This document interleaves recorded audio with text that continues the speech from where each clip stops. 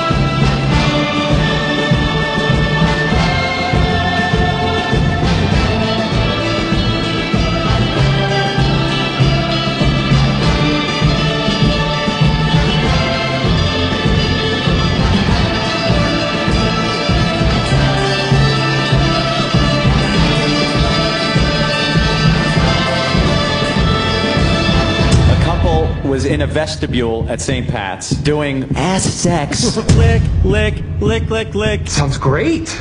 Complete whores. Opie and Anthony got this couple to have sex in New York's St. Patrick's Cathedral. Desecration against the church is disrespectful. It's a true sacrilege. It was just a joke. Opie's fault again. How can we blow up our lives today? You rocking sex.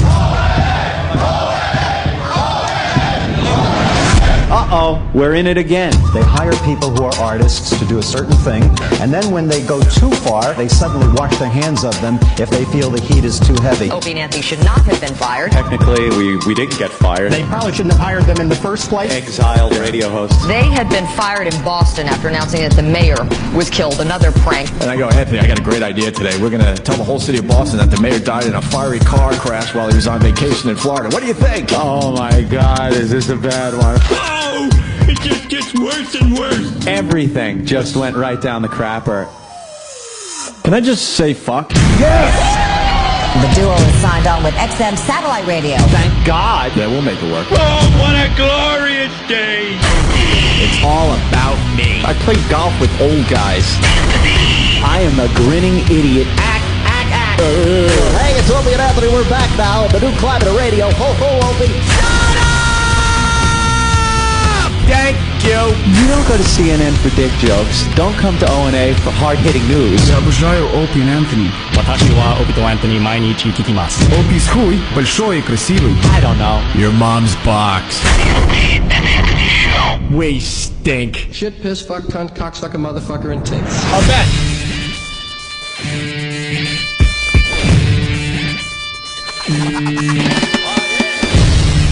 Yeah, sexist and racist. Wow. 2 in 1. You have a gift. Poor people tend to live in clusters. Stay out the bushes. I know a lot about golf. I know even more about Grant. Me, a black guy. Ooh, fun. It was all because of this terrible, awful Negro.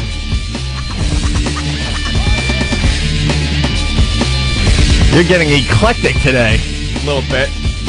I'm just checking out what's on some of these things myself. All right, welcome to the Opie and Anthony Show. Hello. It's the O&A virus spreading across America. We've been gone for 5 days. Oh, my God. I don't think anyone wants to be here today. Oh, not true. No, we very excited. We love our jobs, don't we? Yes, we do. My God. I feel like I've been on vacation for a week. I love my job. I don't love my getting up. I had to get back into it. How long did it take you? Like, I got to start thinking about it. We were off from Wednesday. So I had to start thinking about it on Friday. Like, all right, what do I got to do to arrange my life so I don't screw this up and can wake up on time on Monday? Awful. It is awful. I stayed up last night. I couldn't sleep. Is that what you did? 3 in the afternoon, I got up every day, and then I have to go to bed last night. It can't happen. So you haven't slept yet? No. See? When was the last time you slept? I got up yesterday afternoon at 3. It's going to take me a day and a half or 2 days to get my schedule back. It's just such a mess. See? It really stinks. Yeah, because we get 4 or 5 days where we can live like normal human beings, but I'm waking up every morning at 5, 6, trying to get back to sleep. My body's trying to wake me up. I'm like, no, you don't have to get up today. Sleep in. Oh, I felt like the old days at the downtown. I was having some beers. It was late. Yeah. I was out. I was conscious. And then you get back to Monday. It's like, oh, back to bed, Poopsie. I've got to get up early. I know. Oh, it's 9 o'clock. Tuck me in. Oh, you just feel like I feel like I'm 7 years old again. I was out to dinner last night, and it's 8 o'clock, and the restaurant is just starting to, fill in. Mm-hmm. And I'm looking around going, are these people insane? Why are they eating so late? Don't they know it's like the middle of the night? You got to go to sleep. You're going to get heartburn. Right, exactly, man. What the F? You got to go to Betty Bye. Hey, yeah, we got to thank everyone that went to the downtown on Wednesday night. That was a lot of fun. That was fun. It was Aunt and I and Brother Joe doing his tribute bands, Journey and U2, and then your old band took the stage. That's right. Took the stage for the first time in like 5 years. 5. It was longer than well, maybe for the quick thing we did in Asbury Park, I guess. Yeah. But as a band where we rehearsed, it was probably 10 years since we've actually done anything. You guys got rave reviews. It was fun. On all the message boards saying, hey, man, they pulled it off, considering they haven't played in a while. And it was fun. I forgot all the words to one song, and then the rest was, Wasn't that one song your big hit? That was our big hit. Primal Side? I couldn't remember any words. It was Primal Side, right? Yeah. Couldn't remember. Oh, I remembered the chorus. That was about it. Yeah. And then we did a lot of Chili Peppers stuff. Yeah, it was a good time. Which was always fun. So we had a good time. Like I said, it was nice to just be out with people that are out at night, not in the house, not worrying about going to sleep. I had like 4 days to recover. Yeah, it was crazy. I was wondering why Jimmy was in so early. You just stayed up. Yeah. I wanted to get a few movie drops recorded, and I'm like, well, I've been sitting here like a caged animal all night. Let's just get in the studio and work. This is, I think, what are we up to? This is our 8th week at XM Satellite Radio, maybe? I lost count. I think I might have lost count, 9th too. week we're starting. This is the 9th week? We've done 40 shows? Ooh. I don't know. We've done 40 days at XM Radio? I think so. Remember, you said 35, and then we had 3 more.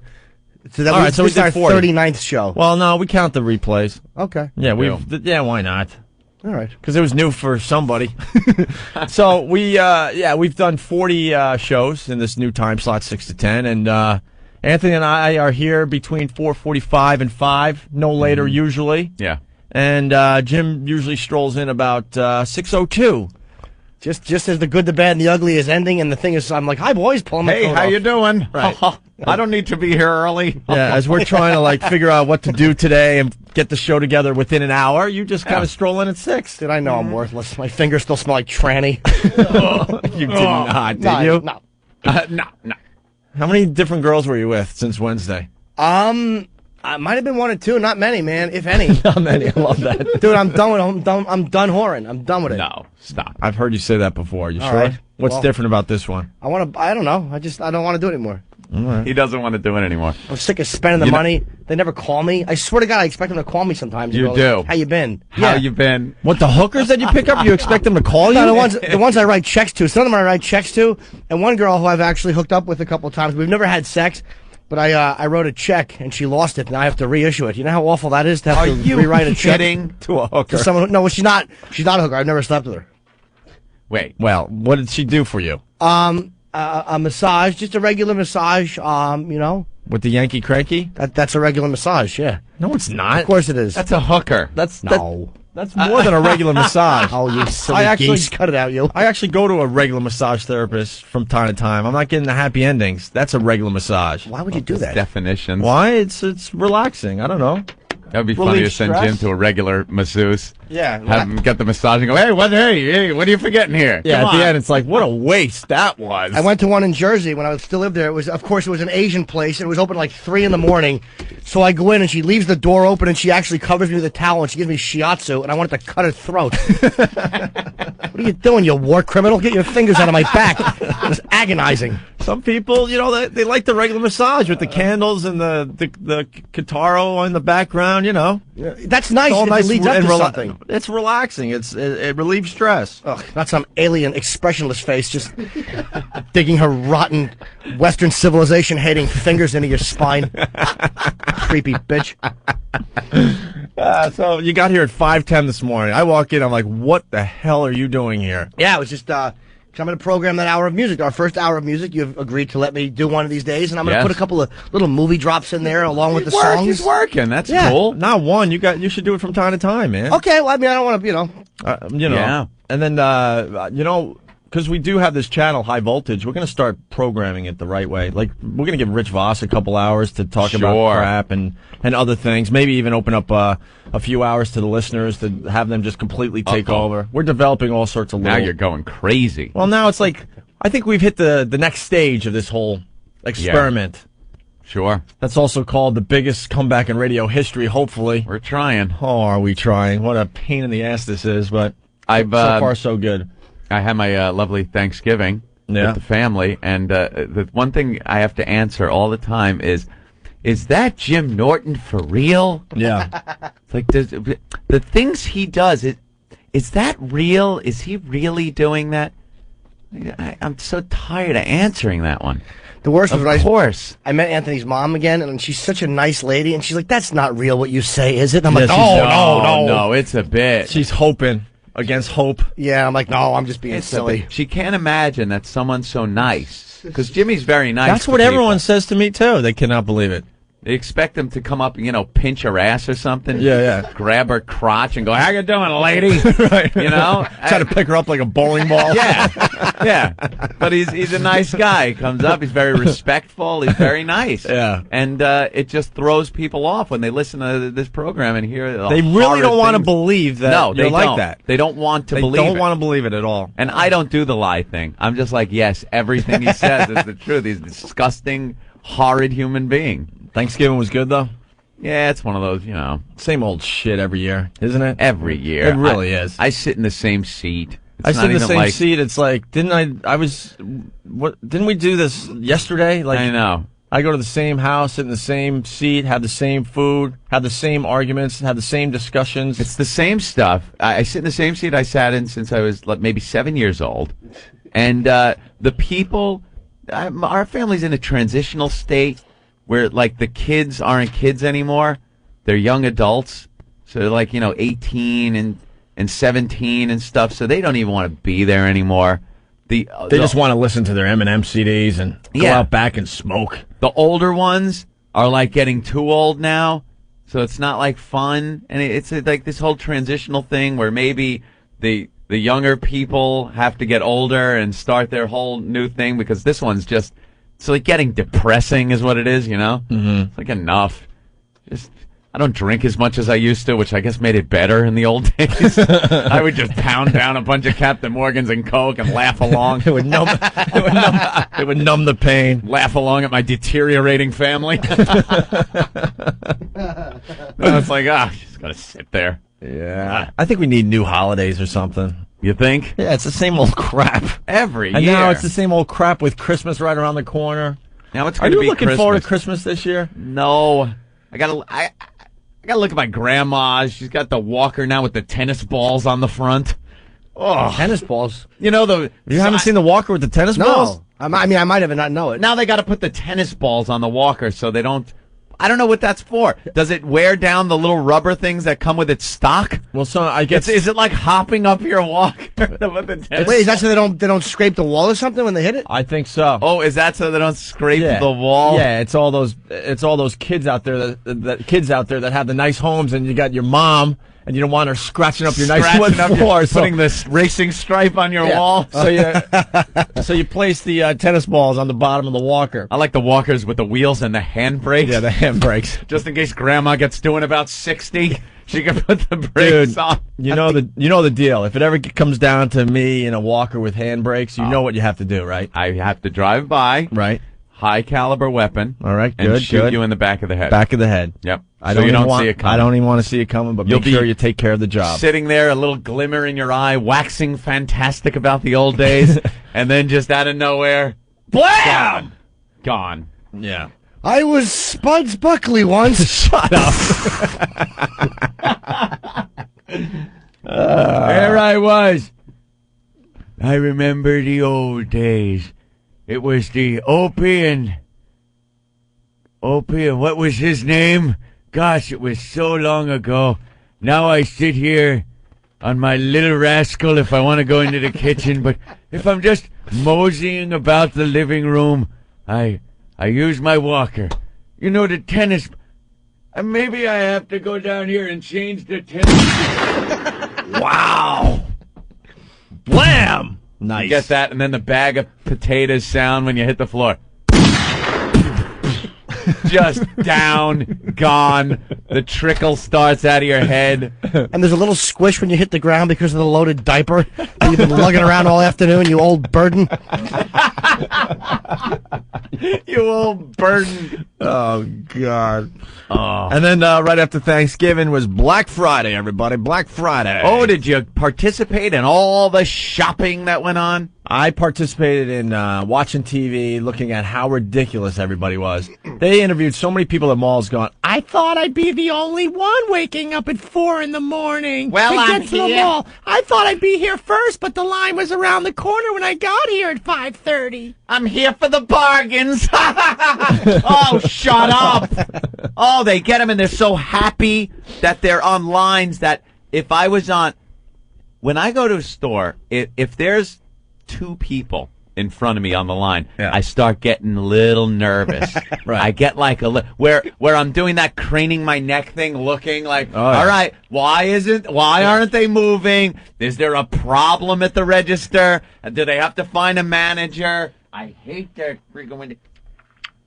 We need someone at 5 from Housewares. We need someone at 5 for Housewares. Then you stand there, you're like, all right, Housewares, maybe the guy will be coming up.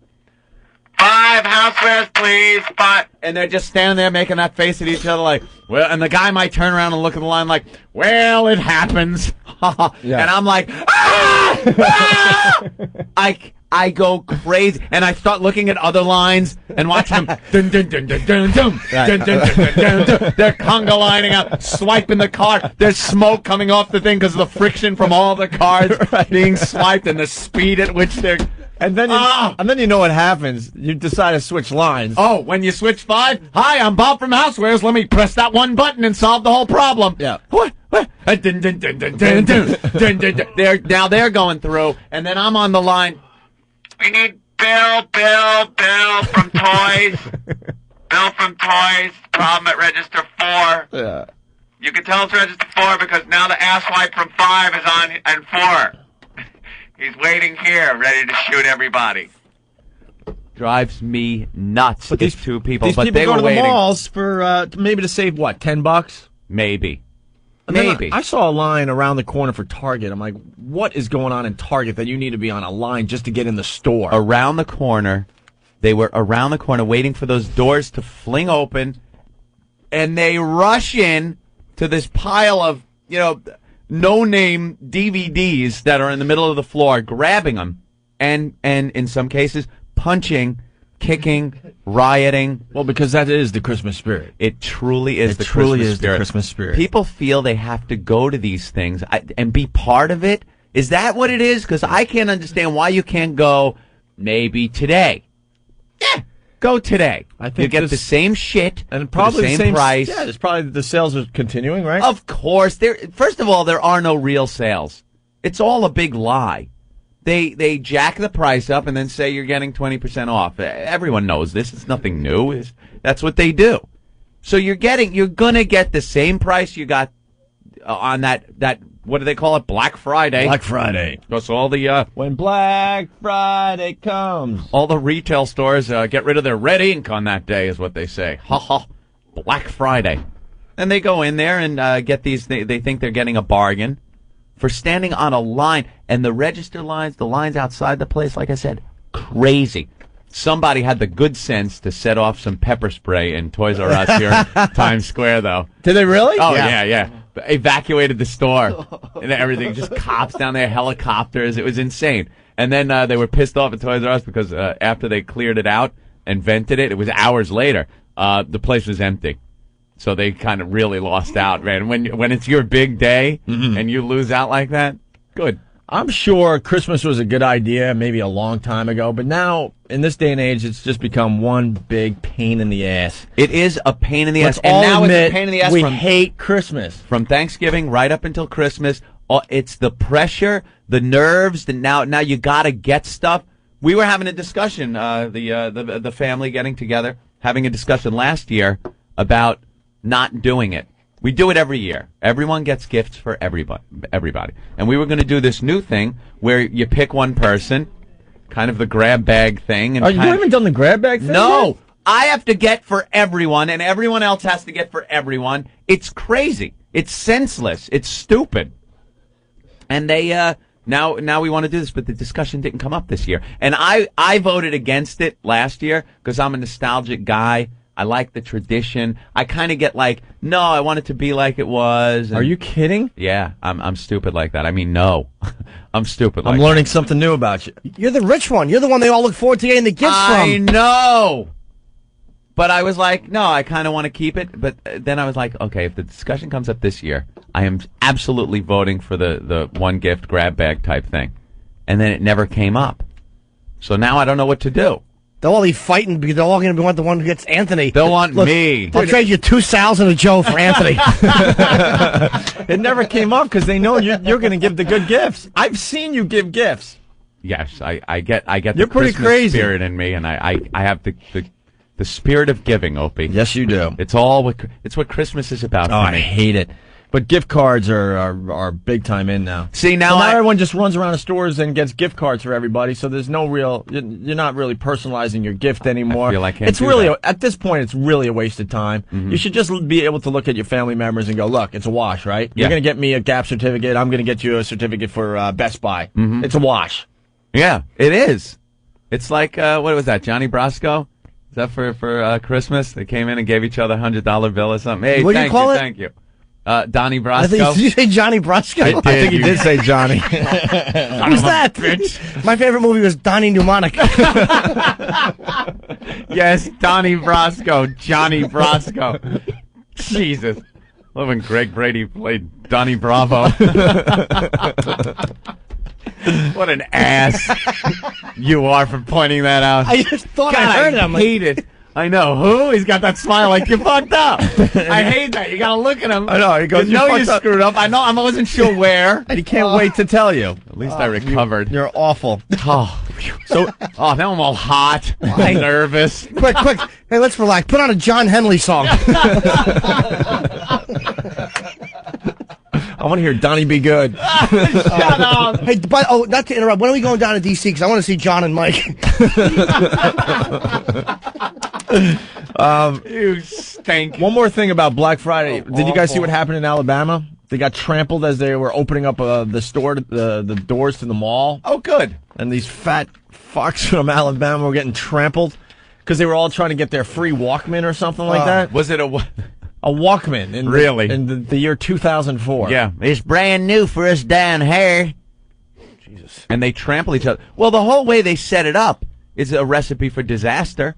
They line all these rubes up at the door, whip them up into a froth, like there's going to be some huge sale that they're never, ever going to be able to get anywhere else, and then they fling the doors open all at once and let them all gallop in. Good. To one area where the big thing is on sale. Whatever Good. the giveaway is. Good. All right, calm down. It wasn't that funny. What? You're still breathing heavy over there. No. Oh, I'm actually congested in my He left loves nostril. it. He loves when someone bobbles the ball. I was actually thinking of just the sea of fat chicks running in. And that was making It was me- really funny to see, and they're falling down, and other people are running over them. It was really, and then you got the big, huge police guy trying to hold everyone back. He's going to be the hero. Unfortunately, there isn't any one big seller this year. I love when that happens because I love watching the crying children and the angry parents thinking they're going to win their child's love with a fucking Furby doll. And there isn't really anything this year. No Tickle Me Elmo. None of that stuff? No, there's not. That's what I've heard. There's no one big item that all the kids are looking for this year. The Tickle Me Elmo was the big item. Don't they this year have the doll that with the wafer nose and it's called Diddle Me Michael? Wafer nose. Hey, wafer thin nose, monsieur? Come here. Oh, Diddle Me Michael. All right, let's take our first phone call in 5 days. Oh! Is this L.A. or Louisiana? Chris, what's going on? That's Louisiana, man. Louisiana, checking in. What's up? Not much. Can't hear you, sir. Go ahead, Chris. His phone crapped out. Did we lose you, Chris? All right, that was good. Thanks. Chris, he's still there. You're on the air. He's gone. Too bad. We want to talk to Chris.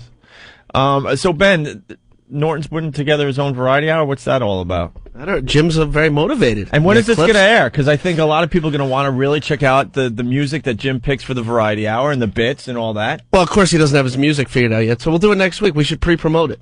Okay. We should definitely pre-promote it. We'll do it next week sometime. Is somebody going to look at what he does, or is it going to be purely his and whatever he picks is No, gonna whatever go he on? picks goes. How That's much cool. Sabbath is going to be part of I'll have a couple, but I won't go crazy. Just a couple of What other songs I artists dig. will you play in Johnny your Cash, probably. I Nice. love. One Ozzy or two Ozzy, maybe some old Kiss. I'll play stuff that Any of other the people stuff like I turned too. you on to? Yeah, I'll probably play a Lead Belly. I'll play some weird Is this songs. Ozzy Are you gonna and- do the and one- Sabbath? You're going to do like a sub-Sabbath and then also some Ozzy on top of that? Not too many though. I won't overdo it. I mean, I'll probably play a Sabbath song that I love and maybe one Ozzy that I love. Oh, right. Will you do that Nirvana song you like? and Which an one? illustrated book about birds. Oh, I forgot about that. Yeah, that's a good song. I'll play that. Why not? I was showing Jim earlier. I bought the Rolling Stone 500 Greatest Songs of All Time. Remember how we did the top 20? Yeah. Uh-huh. Well, Paranoid came in at 250, Jim. Oh, that's cool. At least it's on the list. Yeah. Now, Jim wanted it in the top 20. No, but top 100. What's the song that just beat Paranoid? Yeah. Chain of Fools by Aretha Franklin. Oh, well, there you go. Rapper's Delight by the Sugar Hill Gang before that. Yeah, that's better than Paranoid. Yeah, you're right. Wonder Mike. Stupid, guilty white people. Ugh. Well, how'd that song Rapper's Delight? Hotel, Motel, Holiday Inn. Hotel. Yeah, that's much better than Holiday Paranoid. Inn. A hippie. A hip Oh, hip yeah. hop. Let's say hi to Matt in Jersey. What's up, Matt? Hey, how you doing? Pretty good, bro. How you doing, Norton? Hi, Matt. Just want to go on the Black Friday thing. Yeah. Walmart out in PA. They opened up their doors about 5:30 with all the vultures in, and everybody had to stand by the item that they wanted, all circling around the items until 6 o'clock when they finally made the announcement, and everybody went and grabbed for everything that they wanted. Why would they make an announcement of what? Oh, to stop a stampede, you mean? Yeah, they were trying to stop the stampede of letting people in by having the people stand around the item that they wanted. Oh, that's good. That's insane. How about this? They just go back and re-raise them properly as children so they don't become greedy, bargain-hunting pigs when they're adults. Fat pigs. I'm glad they're killing each other. And they all look the same. You're right. They're all these fat pigs that go in there, and it's the only exercise they probably get all year is running from the front door to some piece of crap that they think somebody's going to want for Christmas. Ugh. Anthony, what's going on? Hey, how's it going, guys? I saw you guys over at downtown Wednesday. You guys are great. Oh, that was a lot of fun. Yeah, it really was. Cool. I sent you guys a PowerPoint presentation. I sent it to Steve, I guess. Of A PowerPoint presentation. What the hell's a PowerPoint presentation? That's one of those things you click on, and all of a sudden it's like a slideshow. Oh, okay. Yeah. And you sent us something? Yeah, I sent it to Steve's email because I figured he'd probably check it. What is it? Pictures from the downtown? Yeah, pictures from the downtown with little captions and stuff. All right, we'll check that out. Cool. Yeah. All right, bro. You Thank guys you. rock. All right. Thank you, sir. Yeah, well, we got to get another event. You want to do New Year's or what? We got to figure that out. Broadcast live, New Year's? New Year's Eve, you want to do a little broadcast live? To ring in 05?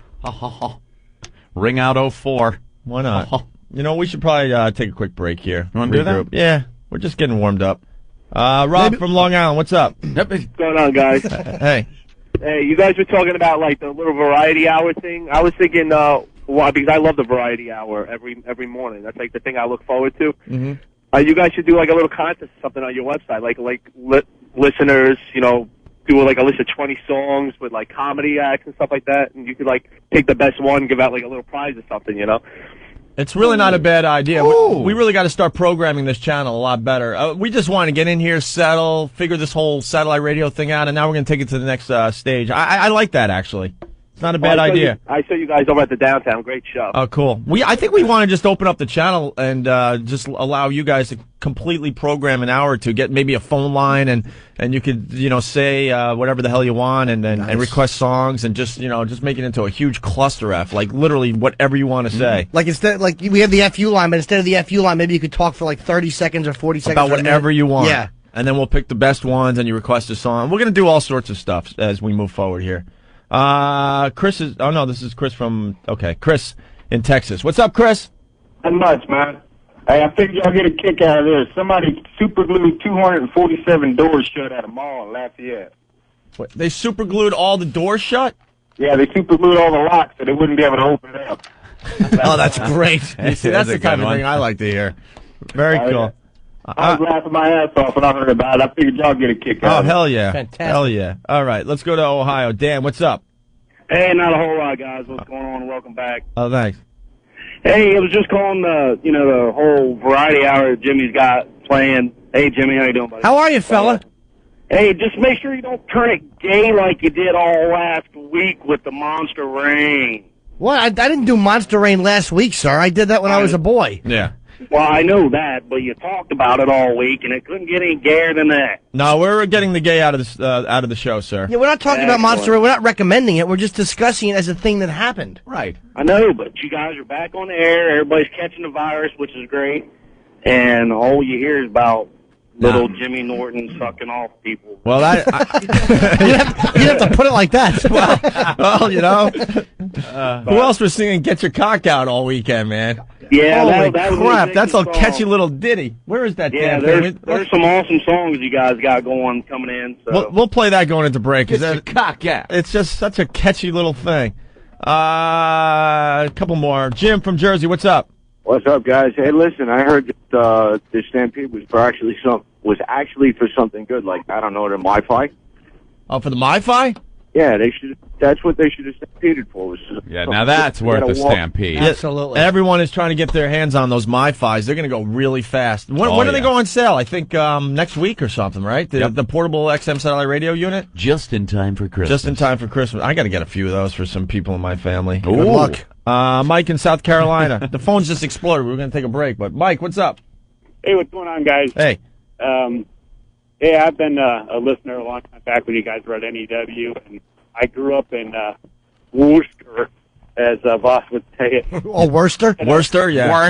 Worcester, Massachusetts. I was actually back home over the holiday here, and I heard this douchebag on AAF talk about the same 500 songs from Rolling Stone that you guys did. Almost did the exact same bit. Well, I mean, that's a basic bit that I'm sure a lot of radio guys did. I just hope we made it a little funnier and more entertaining than the other douches out there. That's the goal, isn't it? That really is the goal. I mean, that's a no-brainer radio bit if you're a radio guy, so. Yeah. All right, Mike. The goal of this show, can I say the goal of this show, and I think the listeners should know this, it's fun with a capital F. Oh, thank you. That's good. Virginia, checking in. Up that says that in here. VA, what's up? You got me? Yeah, I don't have your name on the screen, so. It's Robert. How Hey. you doing, gentlemen? All right, man. Bob. Hey, Jimmy, you rock, buddy. Thank you, fella. I was in West Virginia at a high school state football game. It's a tight game. End of the game, they go into overtime. So the home team scores a touchdown in overtime. Then the visiting team comes back and they score a touchdown. They go to kick the extra point to tie the game in overtime. The kid misses the field goal. Ooh. He walks to the sideline. The coach punches him. Punches him? He punches him in the face. The other coach is tackling him. He takes off running. The police tackle him. Merry Christmas, you're in jail. How old was the kid he punched? He was in high school. And the boy had missed the field goal? He missed the extra point. Okay, so what is the boy being disciplined? No. No, the coach is in jail. The coach is in jail? He's just doing some coaching. I know, you're trying to teach this kid to kick the ball. I bet you he won't miss another extra point all year, though, will he? The great Santini. Yeah. Hey, sports fans. How you doing, Tuma? Sir, please don't break my honey jars. All right, why don't we step aside? The wheels are falling off here, but we're back. Hope you had a great few days there. And we'll continue with the radio show. We got lots to do to here oatmeal? today. Yeah, I got my oatmeal. I'm ready to eat that. Ooh. Now that it's really cold, yeah, we'll play Get Your Cock Out. And we'll continue.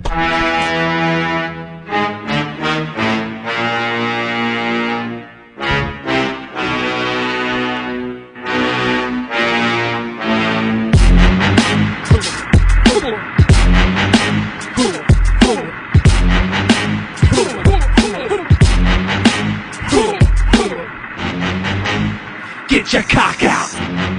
Jimmy says, get your cock out. Put my cock in your mouth. Put your face south while we're under the house. Jimmy, crawl under the porch.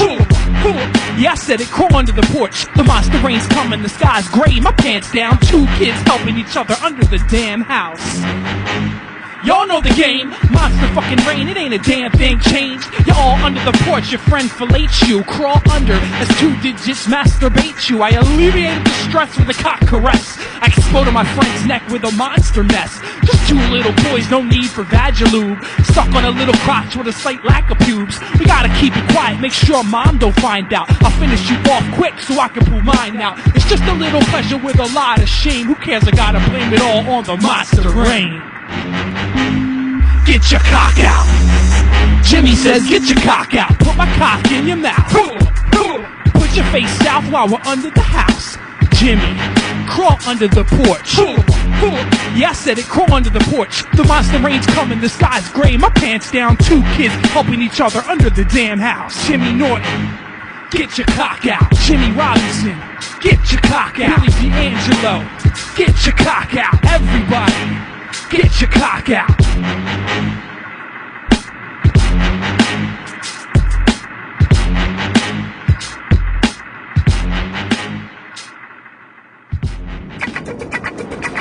It's time to find America's sexy state. Let's hear it for California.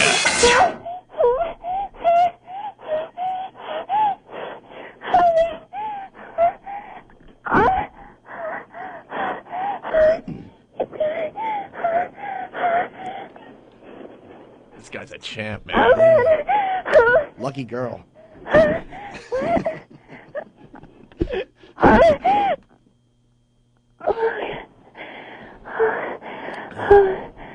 Oh God, I need a towel. Yeah. I need a towel. Come on.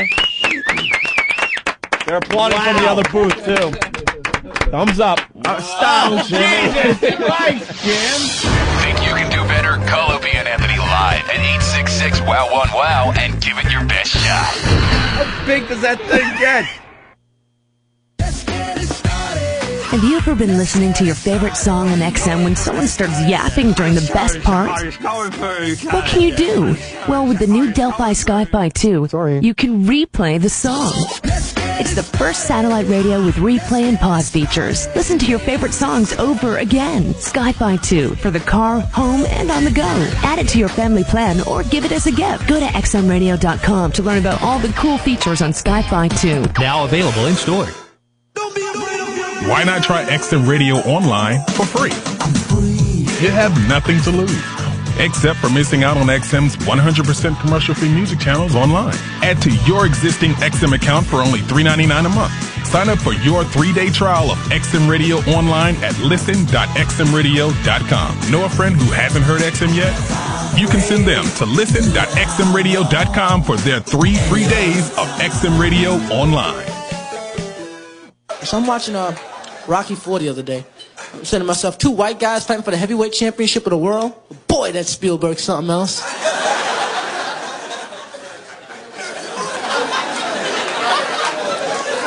Basically, white guys cannot box. Black guys fight better. Puerto Ricans fight even better. I guess the lower you go on the social ladder, the better you fight. You think about for every good Puerto Rican fighter, there's an American Indian waiting to kick his ass.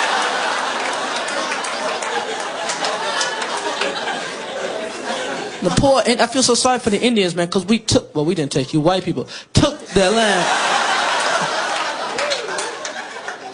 And now they have nothing, man. Everybody exploits the Indians, man. You got fucking Mazzola commercials and F-Troop and the Washington Redskins.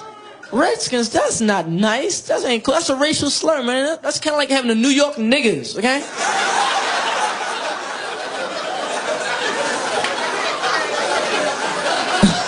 The Denver Dykes, eh?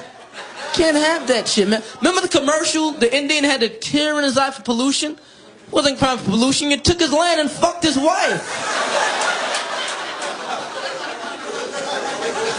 I don't think he was crying because there was a tear, you know, or because there was a fucking can on the ground. And like, yeah, you could fuck my wife, but that can gotta go.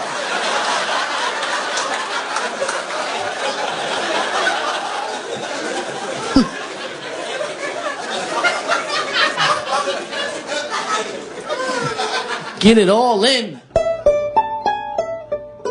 I went to the Chinese restaurant in New York, and the bitch I was with said there was hair in her food.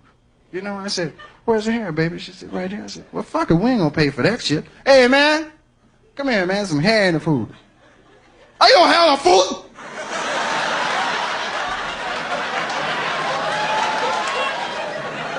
I said, no, motherfucker, there's some hair in the food. I don't say on how. I said, yeah, motherfucker, there's some hair. Fuck you talking about? Take this shit out the way. And the bitch talking about, oh, it's all right. Shut up, bitch. If it was all right, why didn't you eat the shit?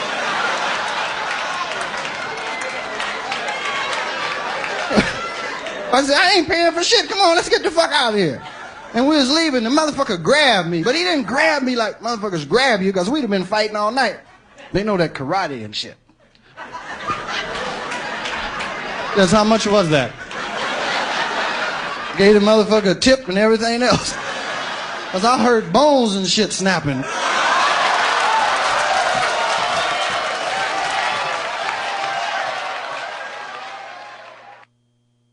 Coming up next on Opie and Anthony, Jim Norton sings Forget Me Not, you sightless twat. Your dog just shit on my rug. Thought that was pretty fucking funny, didn't you?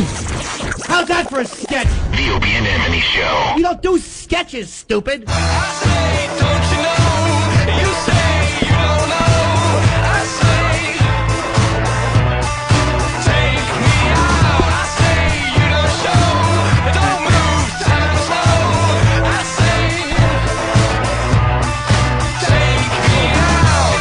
Before we move on, one more call about Black Friday. Let's say hi to Ian on Long Island. What's up, Ian? Hey, what's going on, guys? You tell us. This past Friday, I almost got into a physical fistfight at Circuit City over a MiFi, but I got the MiFi in my hand, and that person walked away almost crying. Wait, so they are selling the MiFis already? Long Island, they're selling the MiFis over in Comac at Circuit City. They got 15 in. They had 4 left by the time I got there. Some guy tried to buy all 4 of them. Yeah, and I was like, no, I'm getting one of them. I'm a little worried that they didn't produce enough MiFis. I think these things are going to go so fast. Really? I just got a note handed to me. The MiFis are on sale now at Best Buy and Circuit City. This thing is unbelievable. The little doggy company is like a year or two away from having anything close to what this thing could do. Yep. It's the portable. It's your portable XM satellite radio, basically kind of like an iPod. It's as big as an iPod, maybe a little bigger but lighter. And you can just download whatever you want to listen to, and then listen whenever you want. It's just amazing. And then you can listen to the channels live as well. But yep. Hey, guys. Yeah. Besides that, when you're listening to a recorded show, you can fast forward through all the commercials and jump right to your show, which is great. I love them to my pet. It's the greatest thing I ever got. That's beautiful. We don't really play a lot of commercials on the show, though.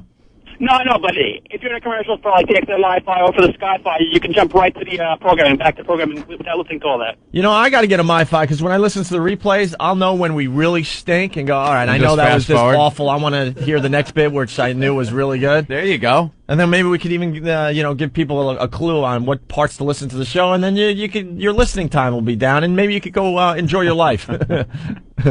All right, thanks, guys, Ian. I'm checking out. Thank you very much. All right, cool. Yeah, we're going to have MiFis to give away. I think starting this week, we got one a week to give away for the next 5 or 6 weeks. So we're kind of developing it. We're thinking of maybe doing a contest. What would you do for a MiFi? Something like that. A prize. Finally, a prize on the Wow. Opie and Anthony show. Go to opieandanthony.com later today. We'll have some details on the MiFi giveaway. All right? Yeah.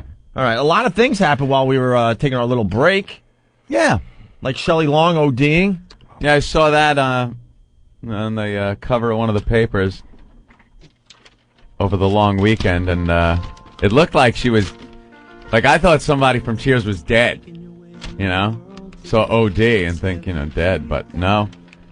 She pulled out of it. A cry for help. A cry for help. She broke up with her boyfriend. Or Husband, the boyfriend, husband, I'm sorry. The husband broke up with her. Ouch. And she went into a deep depression and started sleeping all day. And unfortunately, just put this happy song on. Oh, I know. Just put this happy song on, and everything's fine. Yeah. Be reminded when things were good for you, when you were young and hot and happening in Hollywood. Yeah, this is what she wants to hear today. Instead of what was written in the paper, one of her friends said, "It's very sad to see this woman who is only 55 looking like she's turning 90. Oh, boy. For 18 months, she's been getting more and more depressed. It's like seeing someone falling off a cliff. She told some of her good friends she felt she had nothing to live for." You know what I found funny, by the way, about reading that in the paper over our break was... Hopefully nothing, Ben. Whatever, Dick. They interviewed a bartender at the Bull and Finch in Boston. Yeah, he's been there for, 30 years or something? First of all, the Bull and Finch doesn't even look like anything like Cheers, but, No. he's some expert about her. I was just like, what idiots in the Post. Yeah, who went Oh, for here that it is. angle? Oh, thanks, Ben. Here it is, actually. Eddie Doyle, the real-life Ted Danson. Oh, yeah. who served drinks for 30 years at the Bull and Finch pub in Boston. The Real bar life in which Ted Cheers Danson. was based on, said, "I'm just really surprised and hope she's going to be all right. I guess they say things like that happen around the holidays." That guy really gave the scoop. Good thing they went to him for the skinny. That guy really has his finger on the pulse of what's going on in Hollywood. What a new angle, Boston boob. That was the worst part of one of the worst parts of living in Boston. Was anytime you got a visitor, can we go to Cheers? It doesn't look like the Cheers on TV. Yeah, they only use the outside shot of the place, and that's it. And That's obviously the bar that you saw in that show was, Hollywood produced or whatever. Yeah, the on a closest thing was soundstage. like the stairway that went downstairs into it. I don't even think that was close. No, that but was. that That was is. like, that was? Yeah, because it's kind of the outside establishing okay. shot, you know? Yeah. But you'd always get people that want to go to Cheers. And what a touristy dump that is, with the T-shirts, sweatshirts, the beer mugs. Oh, enough with the Cheers. But every city has that. Yeah. Every city, when you get visitors to New York. Can we go see the Empire State Building? You can see it I've lived from here my anywhere. whole life. I think I've been there once. Did you actually go up? Yeah, on a school trip when I was, I think, 12. I don't can't be think I've bothered. I've never ever been to been the up there. Statue of Liberty. That's right over there. That's within 3 miles of where we sit. Yeah, but Statue of Liberty is more of a pain in the ass to get to. Not that it's a pain in the ass to get to, but a little more than the Empire State Building. And I've never been to the Empire State Building. No? Or Guy the jumped. Statue of Liberty. I went to there, the Trade Center, Statue of Liberty, all those places. I My went to grandmother Windows took on the me. World at the Trade Center. Well, yeah. Right there. Had dinner up there. Yeah, that you had to do, but... Yeah. The guy jumped off the Empire State Building the other day. I know, the other day. What? Guy jumped. There's Where the video hell of it, have too, I been? somewhere. He jumped off. I think it was Thursday or Friday. Yeah. Didn't he hit something like a fifth floor awning or Sixth something? floor landing. Sixth floor landing from the 86th floor observatory. 800 feet. Oofa, that is a far, far drop. Yeah. You think when you're jumping from that height, like, right away you realize what a stupid idea this was? Hey, I can see my house from here. I'm still falling. That gives you a little too much think time, doesn't it? Yeah. Yee. There's much better ways to kill yourself than jumping from a building. Shelley Long justifiably should kill herself, though. I mean, no, because look, when you walk off a series like Cheers, 6 years before that, when you do that and your film crew, like David Caruso, That sticks with you. Did it? McLean Stevenson. Well, David Caruso at least was able to recover. 10 years later, though. Yeah, you know something, though? Even 10 years later, now you can say to yourself, well, I kind of came out of it. Shelley Long got nothing and nowhere after that. Yeah. She left a show that was, on top for years after she left. She thought she was better than the show. Yeah. That's what it comes down to. A lot of these actors think they're better than the show. Yep. Oh, here's the picture of the guy. Holy It's not a picture of Falls. Like a. Oh, there's the body. I do hear there's footage, though. Like the Empire State Building has cameras at the top, everywhere, videos, yeah. and I heard that there's actually video of him jumping. What which I'd picture love is to that, see. Opie? Well, it shows what an underachiever he is. He couldn't hit the sidewalk. He missed by 5 floors. Wow, and he didn't miss by that far either. Yeah, he was about 7 feet from the edge of, I guess this is the 5th floor or whatever. Did he bang into the building on the way down or anything? I don't know. That's a hard building to jump off of because it gets fatter as it goes down.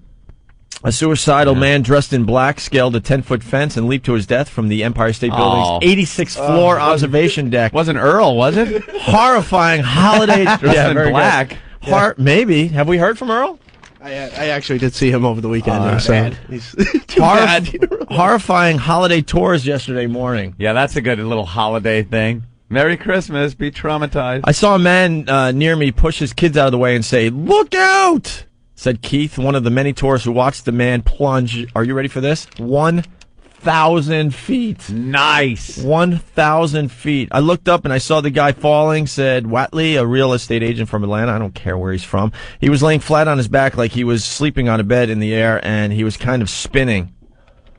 And then he just watched him fall. The guy was mesmerized for several seconds until the man hit a 6th floor roof and was instantly killed. You think? Instantly. Yeah. There was a loud bang.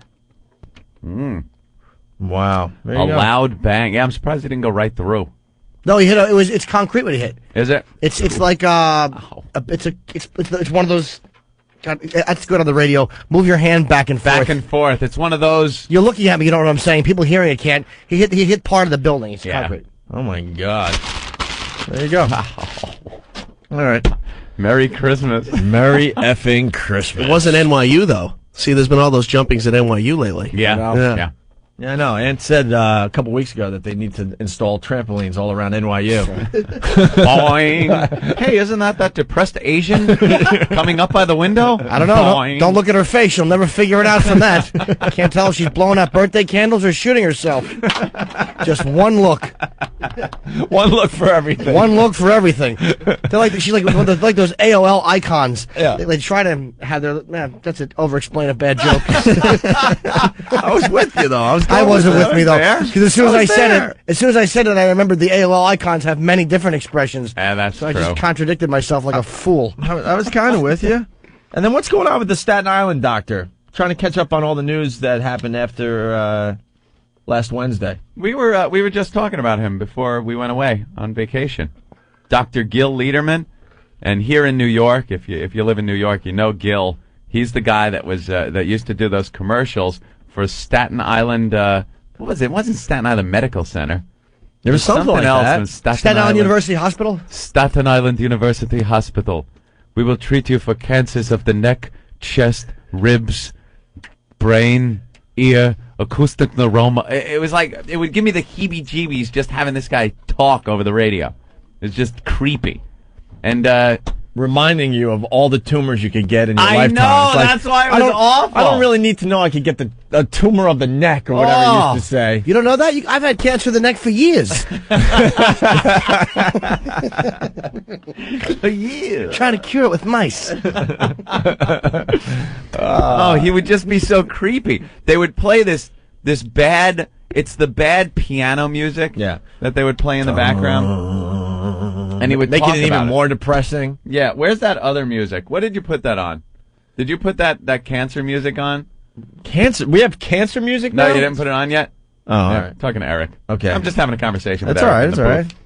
But, yeah, it would be like, you hear it for like charity things on the radio. It's this bad piano music that they play now during these commercials that's really depressing. And like, you just don't want to hear it. And then it's Dr. Gil Lederman talking about cancers you can get in your ears, cancer of the roof of your mouth, cancer of the nasal cavity, cancer of the eyeball, cancer of the retina, cancer of the inner ear, cancer of the forehead. It's like, ugh. And they play music. It's not the piano music, but this is like the new thing. It's just more depressing kind of cancer music. It's called cancer music. They play this on what show? What show is this? They did it on ER. ER. Movies. Yeah. You got it. That's not cancer music. Hey, he's got a tumor. Number one answer, tumor. Oh, that was the Family Feud. What's that Family Feud? Come here, love. Let me kiss you on the tumor. This might be it. That's it. Yeah, it's like this one they play when they're This is the cancer music? Over the Rainbow? This is like a big, This is the new TV series, Cancer Music. When there's somebody with cancer on the show, it's this shot of them maybe laying in bed, and the camera's panning around as they're maybe dying, and this song is playing. Nice, depressing show. This guy's like 600 pounds that sings this. He's some Hawaiian guy. He's humongous. Hawaiian? Yeah, Hawaiian, yeah. This is great. It's that Hawaiian joint. Yeah. Is it old Mr. Hanalei? But I did nothing wrong. Oh, yeah, all right. And the guy just dropping dead in the bed, in the hospital bed. They play this on ER, right? When the Anthony Edwards doctor died, he was laying in some kind of open-air condo in the Caribbean, and he just goes, oh, shit, and they let it go on the air, and he just fell off the bed, and he's laying on the floor, and then it just pulls like a scene is just panning out from the ocean and the condo, and it goes into the sky. Why do people want to watch depressing shit? I love depressing stuff. I hate it. I don't need my I heartstrings was never watched those god-awful hospital shows because they're the most depressing things you can watch. I like cop shows where skulls are being shot. And you know, I remember that scene with Anthony Edwards. They're trying to make it seem like he went out his way, and he's overlooking the ocean in the Caribbean, perfect weather, and this song's playing as he's dying from cancer. The reality is, we're all gonna have a horrendous ending. No one dies nice. It always ends in some horrific tragedy. I think your own terms is not dying. Yeah, here's your own terms. climb the 10-foot fence and leap off the 86th floor. Well, yeah. Those were his own terms. This is awful. I like this. This is depressing. Isn't it? Big fat Hawaiian. Anyway, so the skin-headed nerd laying on the floor. What happened? What happened to his hair? Those rotten white blood cells ate up the whole inheritance. What happened to Goose? Oh my God, He was Goose. Right on, he was Goose. What happened? Wow. That was a way to go out. Ejecting from your fighter and hitting your head on the canopy. Not laying there while Fatty sings this song.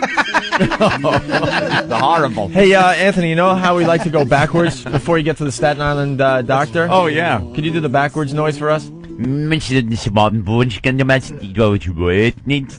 Yeah, so it's a real bummer about Shelly Long, you know, with the OD thing. Yeah. Let's go to the phone and talk to Tom in Ohio. What's up, Tom? How you doing, fellas? Hey. Hey, man, seems like there's something with that Cheers roll, because you got one of them that OD'd drugs or whatever she took, and then the other one looks like she may OD on pork chops. Oh, Kirstie Alley? Where is the Star magazine with Kirstie Alley where she admits that no one wants to F her anymore? you know what? This is a great move for her because she's everywhere. You cannot pick up a tabloid without her big fat face. Yeah, where was the one who was around here for a while? She was on the cover. And she admitted she's like over 200 pounds now, and no one wants huge, and no one wants to have sex with her. Oh, where is that thing? Oh, this is the other version. Yeah, it's a different version. She was so hot in Wrath of Khan. Remember that? She was in Wrath of Khan. Was she? I think so. No, she was in the other one. Yeah, this is. She was in the third one or the second one. She played Which one V'ger? was she in? No. Which Star Trek was she in? I don't know. I know she was in it. She was. She was in had Cheers. Vulcan ears. Ben, if you can, I know we never got to, but you got to find the other one where she's on the cover. No, it was Wrath of Khan, wasn't it? Oh yeah, here it is. She looks like Ozzy there. Holy yes, I said she looks like Ozzy. She really does. And look, she's giving the finger like I don't care anymore. Oh, she cares. Yeah, the cover of the Star magazine. 260-pound Kirstie Alley, too fat for sex. Too fat for sex? 260 pounds she's up to now. She confesses no sex for over 4 years. Oh my God! And that she still can't stop. She can't stop pigging out. Ugh. Yeah, so she's a mess as well. Yeah, you saw that starting to happen during Cheers, but I guess the producers kept it in check. Mm-hmm. They do that. They wield an iron fist, those guys, sometimes. They're very blunt. Lose some weight. You're getting a little fat in the ass. And she went on all kinds of diets. Looked good again. But then once Cheers ended, ooh, It just didn't matter anymore. Did not matter to her. It's been a rough few years for Kirstie Alley. She's 53, by the way. And Yeah, not just she's no because her kid. career has been in a slump. On the episode of Oprah Winfrey Show that aired, Kirstie made a shocking revelation. She hasn't had sex in 4.5 years, confessing, I don't want to have fat sex. I don't want to have fat sex? I've seen myself naked. I couldn't believe it, and so I just was crushed. So I don't have sex anymore. I don't want to have fat sex. I respect that. What's fat sex? I don't know. Ugh. Someone's You got know, if she doesn't want to have it, she's had it and it went awful, you know? Like just, oh, the guy left during the middle of it. I can't even be part of this fat sex. I guess by the end of the show, we got to define what fat sex is today. Fat sex, it's sweaty, it stinks. And it doesn't involve the vagina or the anal cavity. Which one of the guys? I think the guys are just having sex with the folds. The folds. That's fat sex. It does look, when you see those big fat women porno pictures that people have some need to send you, it looks like it would be very hard to really get in there, you know? It just looks like there's a lot of baggage out front. Also, a lot of emotional things you'd have to like block out for yourself. The fact that you're mounting a rhinoceros. And you know you're thinking, hey, it's Kirstie Alley. Yeah. You know, it's a celebrity. Then you see that big fat bullfrog thyroid looking at you, and you're like, ugh. That bloated fat girl thyroid, you just want to sink your teeth into it. That tire tube Florida Evans thing around the neck. Right under the neck. James! Is that a tumor? Big tire tube. That's funny. Treadless skid. Rob in Baltimore, what's up? Hey, what's going on, guys? Hey, what's going on? Hey, I was watching HBO this weekend, and Kirstie actually has a show coming on HBO called Fat Actress. Yeah. Oh, yeah, She's yeah. marketing this fat Kirstie thing. Yeah, she's going with it. Yeah, she's like eating some big-ass plate of spaghetti in front of her. Man, you She gotta doesn't take care of yourself. Yeah. You have a clip, Eric? What does he have a clip of? of? We have a video clip of from our show, I guess. Oh, really? When did we start doing a TV show? I don't know. We just got it this morning. Somebody emailed it to us, so we could have it up on the website very soon.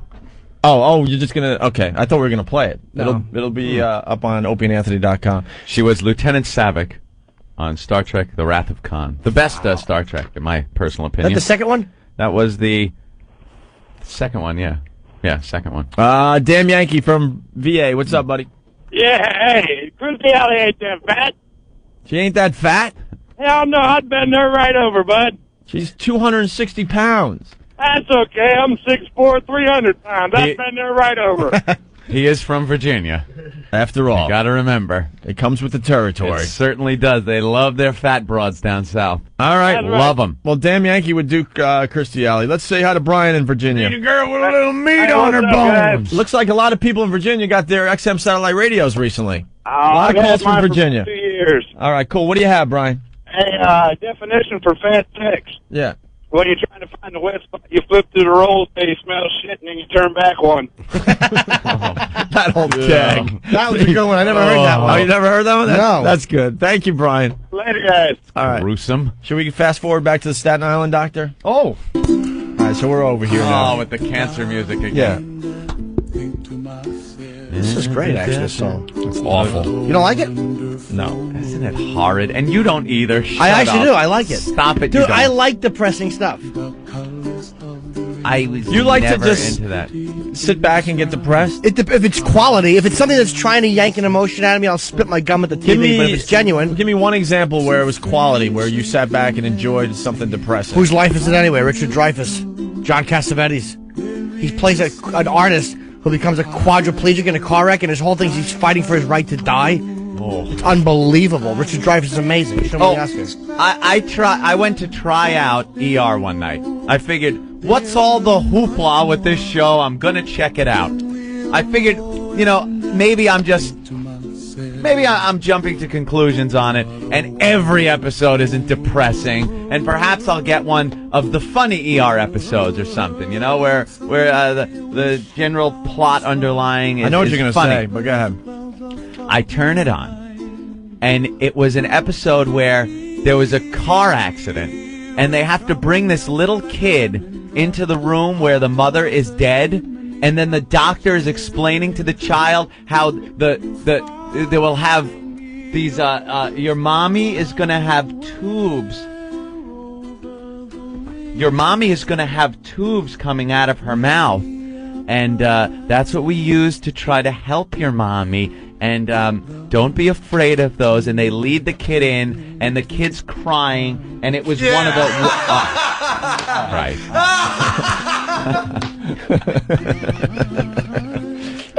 I used to be an ER fan. I'm trying to move on. But they just tell you every week of other things you could die from and other diseases that you had no idea were out there. If you have any hypochondria, you will think you have some of these things. Right. The people come in, they got these symptoms, and you're like, oh my God, I had an earache. Right. And you're thinking now it's a tumor in the brain, and you're now you're watching what you're going to have to go through. Yeah. Now you're thinking, I got cancer in my ear. Yeah. Cancer of the ear, neck, chest, You don't throat. want cancer in your ear. Cancer in your ear? Ear. In your ear. No, you don't want cancer in your ear. That's what I said. Yeah, in your ear. That old gag. So, what's going on with the Staten Island doctor? Oh, hey, we're back. Yeah, sort of. Well, Gil Lederman was treating George Harrison. Right. For his cancer. Well, he was the guy that brain. got in trouble because George Harrison was down to like 95 pounds, and the doctor's trying to get him to sign guitars and stuff. Yeah. That's really We wanted good. to get him to sign some stuff, and he brought in a guitar to George Harrison's bedside. And this was when George was, he didn't even know who he was. I'm Ringo. He had no clue. And he made him, that's what they're saying, made him sign this guitar. And people were outraged. George Harrison's family outraged, and brought a lawsuit against him. Well, the judge that was ruling in the case is writing song parodies. He got up on the bench, And instead of just giving his verdict or whatever he's got to do, he delivered it in song to something.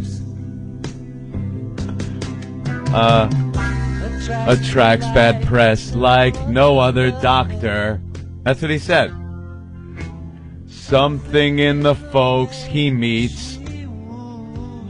He's in our jurisdiction now. I'm not saying it's a good song parody. Judge's a hack. He's getting Beatles autographs somehow. This is what the judge wrote. Yeah. Something in the lawsuits he gets. This is real? You're not making this up? This is what he said. Did he do this to the courthouse? Attracts jurors like no other doctor. Something for his son that rocks. Jurors come just to see the Beatles doc. He looked at George Harrison's cock. I don't know, he didn't write one. I didn't finish the rhyme? No. What did he do when Lennon got shot? Did he say, imagine all the bullets emptied into your bespectacled face? Bespectacled. Awful song parody. You're asking me to move this case. You get emails, bad emails. They can't be fair in this fair place. Your case will fail. Oh, it will fail. What the? Who do you write this to? I guess to Dr. Gil Lederman. He said this in the courthouse. That's how crazy this guy is. Your Honor, I wish you got cancer of the hand before you wrote this. Cancer of the wrist, fingers. Something like upstate in Madison. And all I have to do is move this trial somewhere they don't know George Harrison. If this case I were to keep, the defendant would gently weep. Are you kidding me? This guy wrote this. What a kook. Throw him off the bench. There's more? No, that's more. pretty much it. All right. Georgia, Justice Robert Gigante included in his legal decision involving the late Beatles' controversial cancer doctor. He threw this song in, a parody to something. Lederman and his colleagues at Staten Island University Hospital gave the 66-year-old New Mexico woman too much radiation in 2001, causing her death 2 months later. I guess he's up on other charges. Wow. Oof. Oh, ow. And he got mad because we played the circus music behind his commercial. Just quickly. Doctor's latest problem centered on a wrongful death suit filed by the family of a colon cancer patient who was lured to Staten Island by Lederman's much-publicized claims of revolutionary cancer treatment. Yeah, and they got mad at us for putting the music behind it. Right. And that's the one that gave a little too much radiation. All right. So what did the judge say about that woman? Did he play a parody for Another One Bites the Dust? It was an awful song parody. Let's go to Clint in New Mexico. Hey, Clint. Oh, wait. I messed up here, I think. There you go. Clint, you there? I'm here. All right, what's up, buddy? Hey, I wanted to refer to a great scholar by the name of Rodney Carrington. Okay. With sex with a fat woman. It's like sticking your dick in a coffee can. Hey, that's not bad. Coffee can. Yeah. But I think it's funny, but I think it's a little hurtful to people who are overweight. Shut up. What? You should be more sensitive on this show. Yeah. Yeah. But that's a good line, I guess, if you like to hurt people. Michael from Colorado, what's up? Well, I got a fat chick story. Okay, let's hear it. All right, so I was living in Buffalo about 3 years ago or so, and I meet this chick at a Christmas party. They're not chicks. They're called Buffalo Betties. Buffalo. She was a Buffalo Betty. Buffalo Betties. They got their peacock hairdos, and they wear their oversized sweatshirts, usually with the Bills logo on it, to cover up their bunts. That's what you get in Buffalo. Yeah. Nicknamed Buffalo Betties. Exactly. Go ahead. See, all right, so, I mean, I can't front. I mean, I'm into big chicks, right? You're into big chicks? Yeah, well, I'm half blind anyway, so I figure they might as well be bigger so I can see them. Yeah, but then you have to feel them. That's the worst. You rely on touch. You have to touch that Touch mammoth. and smell. Okay. Yeah, All right. exactly. Two of the worst things you want with a fat broad. All right, so here's where I get to the feeling part. You want cancer of the nose, nasal passages, sinuses. Go ahead. Cancer of the cunt. Cancer of the fingertips. Ugh. All right, go ahead, Michael. Okay, anyway, so we get back to my place after a second date. And I'm realizing as she's taking her clothes off, she's been wearing girdles, so she's smaller.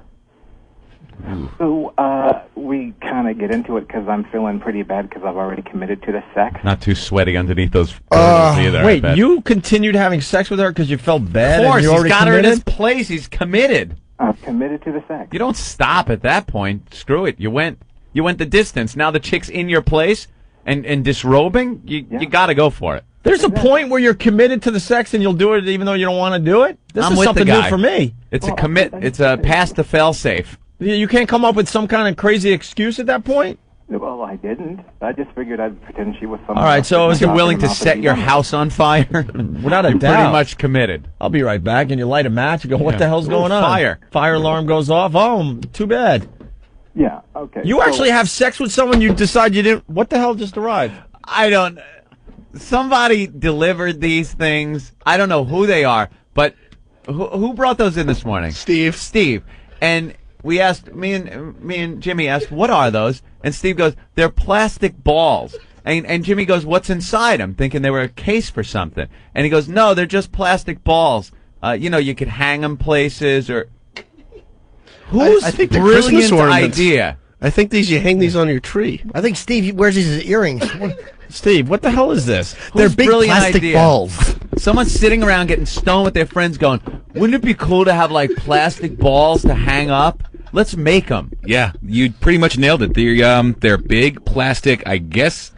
It looks like a sack. It's a scrotum with balls in it. Like the only way to describe it that I found would be like fuzzy dice, but plastic, and they're testicles, and they're to be hung on a rear view window. And a They're guy's too got heavy for window, aren't they? Oh, rear view mirror. rear view mirror. And then there's a hat that Several came with different- the box that says, got nuts. Several different sizes. A guy's got a whole website where he sells these things, and he said, "Would you like me to send you a box of stuff?" And I was like, I just "Go don't, ahead." I don't think that... I don't get it. I don't I get don't it. either. I don't get it. I don't think this one's going to take off. Yeah. It's not the next pet rock. It's not the next Pet Rock or Baby on Board sign Right. thing. Baby on board. Oh, he's got T-shirts, too. Got nuts. Do they have any of those things that have like maybe a lump in them?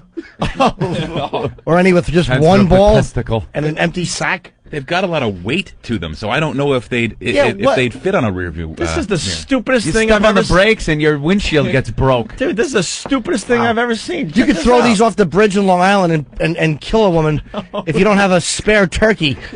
Just throw these off. The hole that's through here, that's meant to hang it, it's like it's made for a bolt to go through with a washer. I don't understand what this is. I think there's also pictures on this guy's website of them hanging off the back of car bumpers, like if you want to give your car a set of nuts. I don't. Dude, this guy is... I don't know. What kind of pot is he Listen to smoking? this Where is can the I get sound. some? Here they are. Here's me dropping one from 6 inches. They weigh a ton. This isn't a cute fuzzy dice thing. You could, and then the Got Nuts T-shirt. How about Got Bankruptcy, pal? Because I really don't see this taking off. And you left the best part off. There's not even a delicious cock to enjoy.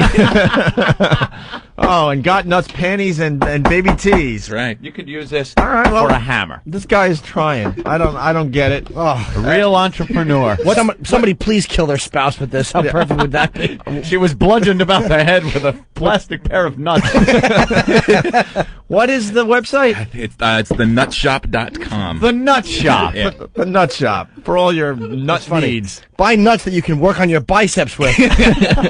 No reason for balls that are this heavy. Ridiculous. All right, let's get back to Michael Ben, in take Colorado. these because they're probably the size of yours.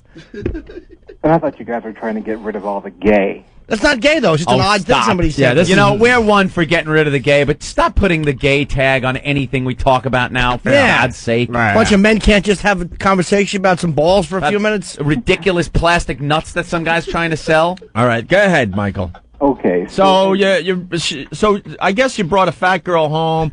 You didn't realize how fat she was until she removed her girdle that was keeping her like less fat, I guess. Yeah. Okay, and then you figured, I invite her back to my place. I've committed, so I have to have sex with her. I really don't get that one, but okay, I'll go with it. It happens. I'm a sensitive guy. I felt guilty. All right, so what happened? So I, reached between her crotch, and she has the fattest pussy I have ever witnessed in my entire life. Not cute with pudgy lips like Norton likes. I'm talking fat.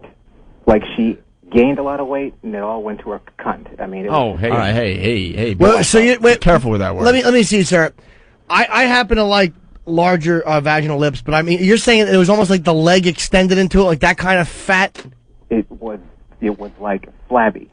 Like was it extra wide? It was extra wide and extra high and extra fat. Extra fat. That would be awful.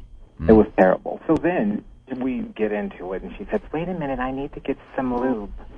So she put this big glob of KY jelly on. Oh, was she carrying it around in her purse or something? Yeah, it was in her purse. And so gotta baste that turkey. Yeah, we get into it. It's all getting into the folds in her stomach, and I'm covered in. KY in the fold of her stomach. You hear me go? He goes, I'm covered in it.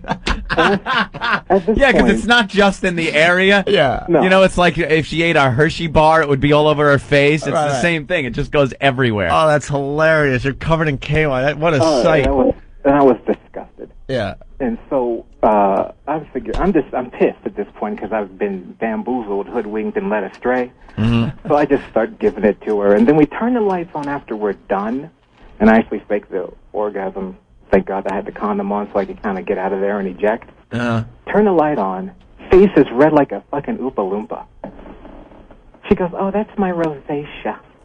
She had rosacea too? Ugh. What the hell's that? It's like Sterling Hitchcock, that Yankee pitcher. They always people with those perpetually appley red cheeks that you just want to smash. Oh, there's a name for that? Rosacea, yeah. But sometimes it's not just appley red cheeks. You can almost see the veins on the surface of the skin turning red, and it's blotchy.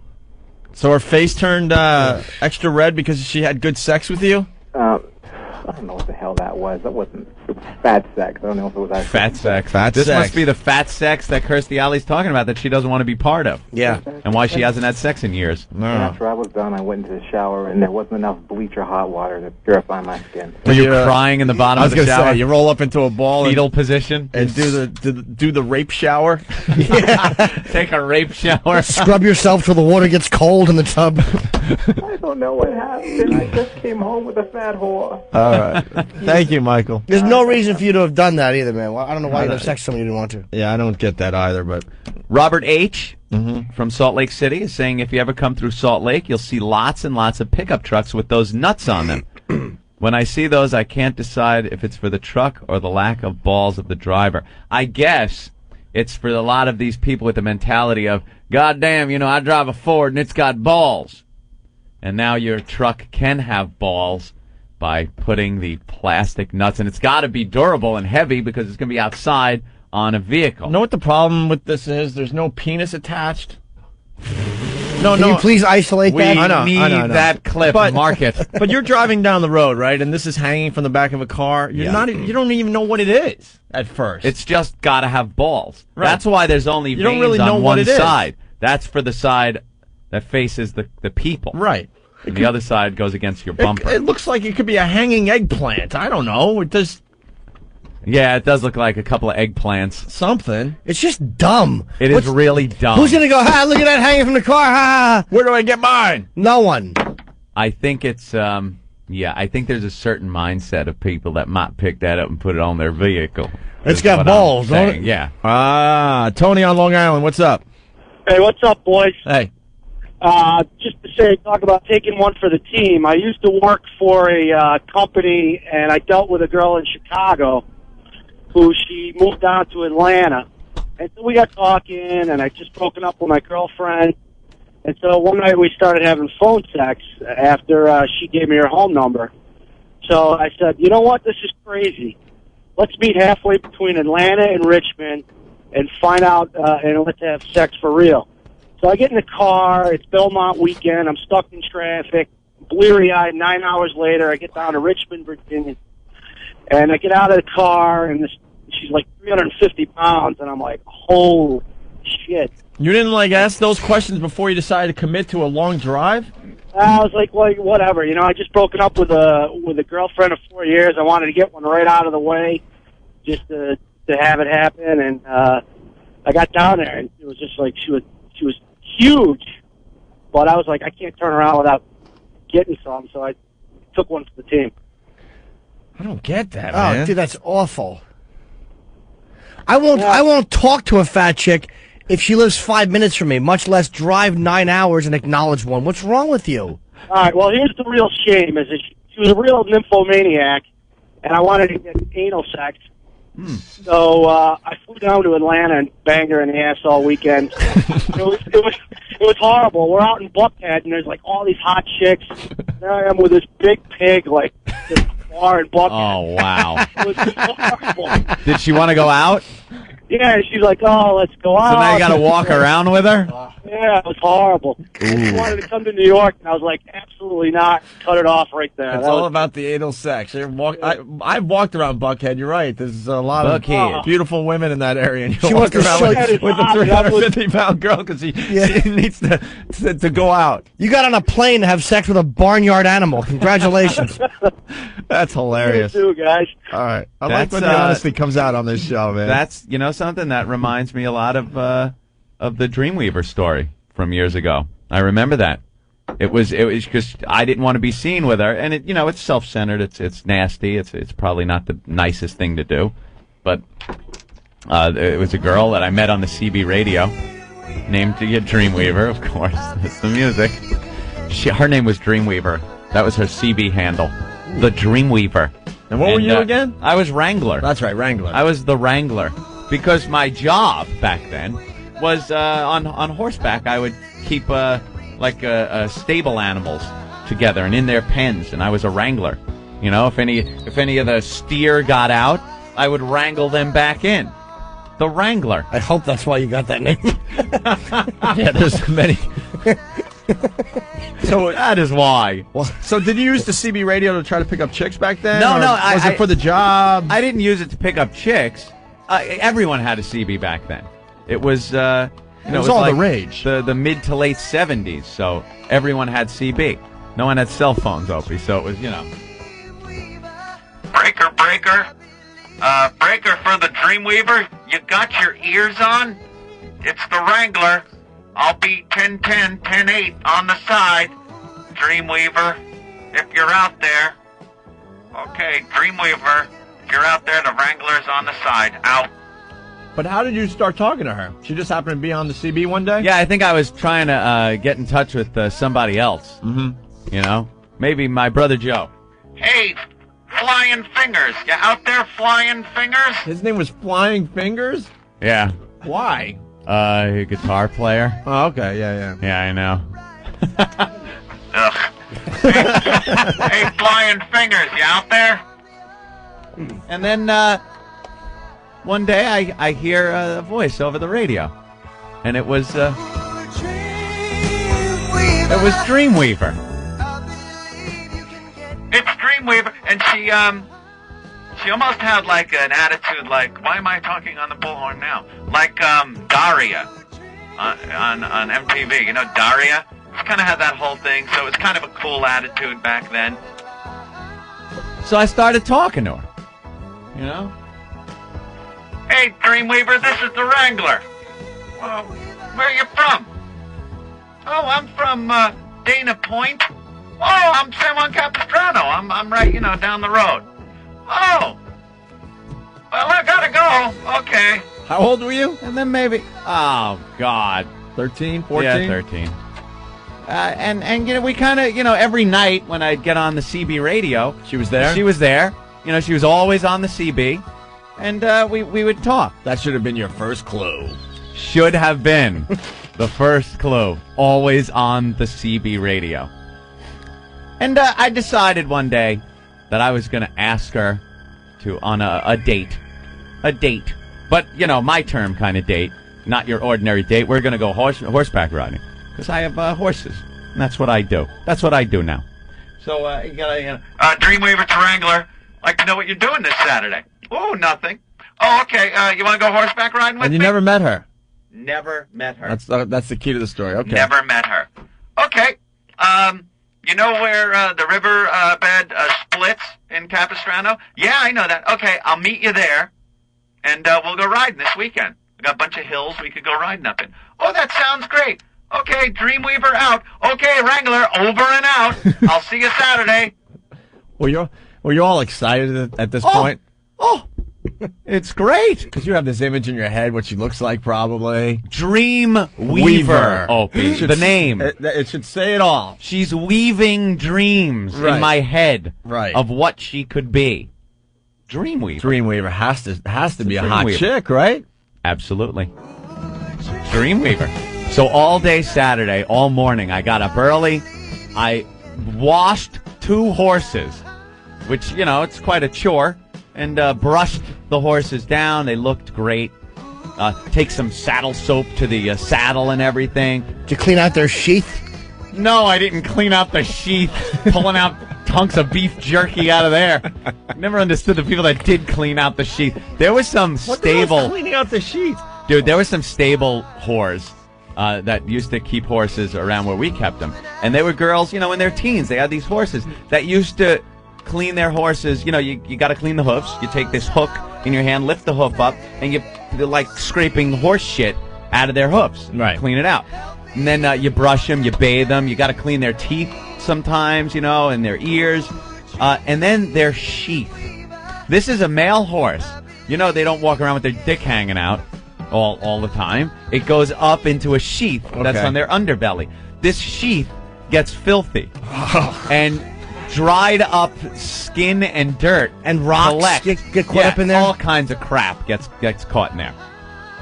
And these girls would reach up, grab this giant horse cock, and just pull it out of the sheath and start picking off all this dirt as they're just talking. Hey, what's up? How you doing? Does the horse get excited? Sometimes, yeah. But most of the part they're just looking around, eating their hay and getting stuff picked off of them. Just disgusting. No, I didn't clean the sheath. Just smelled it under your fingernails. It did. Some of these pieces were like beef jerky. Dude, when I was at college... Yeah. Are you done with the sheath part? Because it's reminding me of something. When I was at college, I had this roommate, and his job on the weekends was to mate horses. Oh, yeah. And he had to go to work with a raincoat on. And his whole job, I swear to God. Because I don't know, but I hear like when they it's unbelievable. It's everywhere, and there's a lot of it. It's just calamity. Is it really? Yeah. We used to have you seen breed horses. You've seen a horse just ejaculate? We didn't do it like they do it now. It's very technical and stuff. Right. And in a lab, we just grew a horse that was in heat together with a stallion, and they would go at it. And a lot of times, the horse would miss. But horses they're completely premature. The horse would hop up on the other one. The stallion would hop up on the mare. And if the horse's cock just like hit the thigh of the other horse, and it would just go spraying everywhere. And there's a lot of it, right? Oh, yeah. Yeah, because this kid he had his special raincoat, and his whole job was to make sure he got that, penis into her. Right, he'd try to put it in. And he would get covered with freaking horse sperm. They get all worked up, and unless it's in, if it's not in, it's going to go everywhere. What a job. So they would go crazy. Because, college, man, you're all hungover and tired, and this was his job, after maybe 2 hours sleep, he would get his raincoat and go down to the horse farm to mate horses. Yeah, that's right, old boy. So you're gonna get a piece of her, aren't you? Oh, calm down. Whoa, hey, oh, Jesus Christ! I'm not gonna race him though. I'm just gonna jerk him off. Very good. Just gonna clean his sheath. So, all right, Dreamweaver, the horses are ready for your little date, right? Yeah. All right, getting all excited for my date. Clean the horse up. And now I was riding up into the hills that we used to ride up in all the time and take care of the cattle and everything. So I wanted to look the part. So I had my Western attire on, Opie, and I was the little cowboy. Oh my God! I had the hat, I had the boots, spurs, chaps, jeans, and a Western style shirt. That's how I used to dress. Did you have a gay video crew following you? You know, in any other circumstance, that is very gay. But I was actually doing the work. I was a working cowboy out there, out west. And I want to look the part. I had my rifle. I had saddlebags with our lunch in it and stuff. And I even had a bedroll. Just in case. Hey. Just in case old Dreamweaver decided to be a goer. I had everything I needed. And what I planned on doing, I had all these fantasies going on in my head. She was weaving dreams on me. Mm-hmm. I was going to go out there. I was going to shoot a rabbit and then skin it and cook it right there like I knew how to do, like I'd done plenty of times when we used to go out camping and stuff. And I was going to, like, cook her a rabbit. You were going to live off the land with Dreamweaver. Off the land, just me and Dreamweaver up in the hills. And I was thinking this, and this was what I was going to do. Skinny 13-year-old kid. Oh, pull out my 6-gun. Yeah! Look at me. I just bagged us a rabbit, Dreamweaver. And you're so hot. Oh, yeah. I was completely, like, I had been thinking about this all day. How long had you been talking to her? Probably about 2 weeks, I guess. About 2 weeks, just talking. So we kind of got to know each other and everything, and she was into horses, and I thought this was going to be a great first date. I was going to show what a man I was. I even got some home brew. It was this stuff that the Mexicans used to make at a stable that was real close to ours. They used to take these bourbon barrels that they would get from the distillery, fill it up with 3 gallons of water, and then roll it around every day for about a month. And when you poured it out, you got a gallon would come out of just the strongest fuck-you-up liquid I've ever had in my life. Moonshine. Besides some of that, maybe get Dreamweaver a little, get a little tipsy and stuff. Drink it out of those tin cups like the old West guys used to do. Want to snort? Keep it with the old West motif.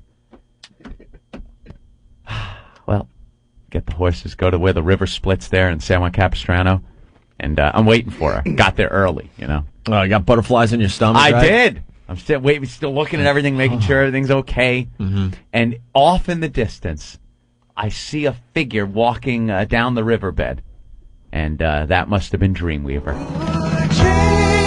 Like, here she comes. But it's just a speck coming, and I can't quite figure it out yet. But maybe the sun's in your eye a little bit, but I'm looking. You see the silhouette, right? I'm looking. She came in out of the rising sun. Yeah, I was looking.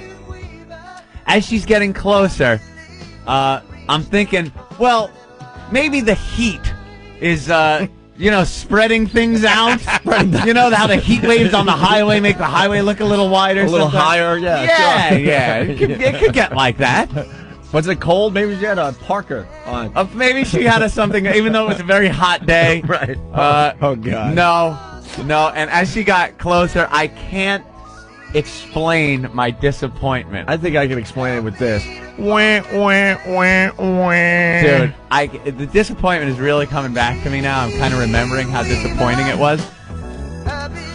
I had this image of this beautiful girl that was going to come and ride with me, and I swear I was going to take the ride first through town and then up into the hills, just so people could see me with the girl I imagined I was going to be with. And then your date was going to end with puppet sex? It was just going to be crazy. Having sex on the riverbed. Having sex like the Marlboro Man. I was just going to be there with this hot girl in a bedroll with a campfire up against with a my tree rabbit and the looking river, over it, sure. and guns and whiskey and broads and horses and fucking a manly night with my hot broad Dreamweaver. The disappointment set in at 100 yards. I saw her big fat head and her big fat face and her greasy stringy hair. Oh, God. And her loose-fitting, bunt-ridden jeans. Bunt-ridden jeans. Yeah. The bunt wore away the jeans like your knees were. Oh, yeah. A little frayed at the bunt. Yeah. I can't tell you, because I had built it up to something so huge in my head The disappointment was such a letdown. Did you fake it though, like a big smile, like, "Hey, I don't glad even to meet think you." I don't even think I did. I don't even think I did. And perhaps she was just as disappointed, thinking I was this Marlboro man. I was, Mr. Macho, and there I am with my, little skinny arms and, trying to pull off the cowboy thing. But, she was fat. It was very disappointing. So what'd you do? Well, I tried to say, "Hey, how you doing?" with a big smile and stuff, but it was just like, "Hey, what's up?" I think the person that was more pissed was the horse that she got a ride. Looked at me like, "Thanks, thanks a lot." What was the Clydesdale busy? Yeah. I said, "How you doing?" She hops on the horse.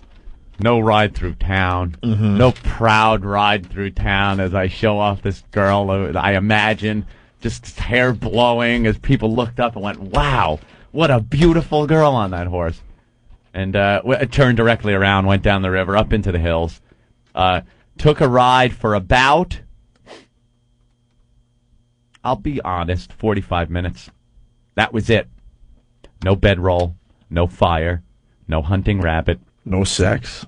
I'd had a bag of moose to feed that bitch. Believe me, with no rabbit. She'd ate the rabbit whole, fur and all. One bite. Done. Yeah. And none of that fun stuff I imagine. 45 minutes, I just went like, we better get heading in. And I think she even asked why, and I said something, the horse, I think the one you're on was coming up lame or something, and I had to get it back early, and but I had a great time. Thanks. Dropped her back off where the river splits, and took the horse back. Was disappointed. I remember my father was all happy and stuff. He was like, "Hey, how'd it go?" It's like, "Oh, Dad, she was a fat broad." And she said something that Jimmy said the other day. Sometimes you just got to go hogging. That's what Dad said? Yeah. He always had kind words of wisdom like that. You truly had the greatest dad. Yeah. You really had the greatest dad. And that was... You never saw her again, did you? Nope. I think I saw her once more. I never called... Like, I'd be on the CB, Hey, it's the Wrangler looking for flying fingers. Wrangler looking for flying fingers. You out there flying fingers? Hey, Wrangler, it's Dreamweaver. Wrangler out. You just blew it off totally? Dreamweaver, Wrangler. You got your ears on? Yeah, unfortunately for you, I had my eyes on that day, and I saw what a fat pig you were. Yeah, hey, Dreamweaver, got your pork chops on? Wow. Yeah, so I saw her one night at a party at another stable, and she was singing around a campfire with a bunch of other people, and we kind of just traded a passing glance. But I think, she knew that I was disappointed. I couldn't even hide it because of what I built up. No one would have lived up to that. Yes, Jimmy? Nothing. I'm just empathizing with him. Yeah. It stinks. All right, why don't we take a break? Yeah, that does stink. Who was that girl that was in Playboy years ago? Hef's first real celebrity chick. Barbie Benton. Remember Barbie Benton? I know her name. Where was she from? She was just, I don't know. She was a hot... And she was in Playboy. Brunette, centerfold. Yeah. She was in Playboy. That was my image. It was Barbie Benton was going to show up. And if we'll find a picture, I'm sure we will, during commercials or something, pop one up or someone send a link. Instead, Kirstie Alley showed up. Yes. That was it. I expected Barbie Benton. I got Kirstie Alley. And there it goes. All right, why don't we take a break? Breaker to the Wrangler. I know. It's the Dreamweaver, and I got my ears on. Breaker. I look a lot like Bobby Benton on the radio. Where's Dreamweaver, boy? You're hunting rabbit. I want a Diablo sandwich and a Dr. Pepper, and make it snappy. I'm in a goddamn hurry. And then there she came out. Yoo-hoo, Wrangler! Thank you, nice lady. Nice ass.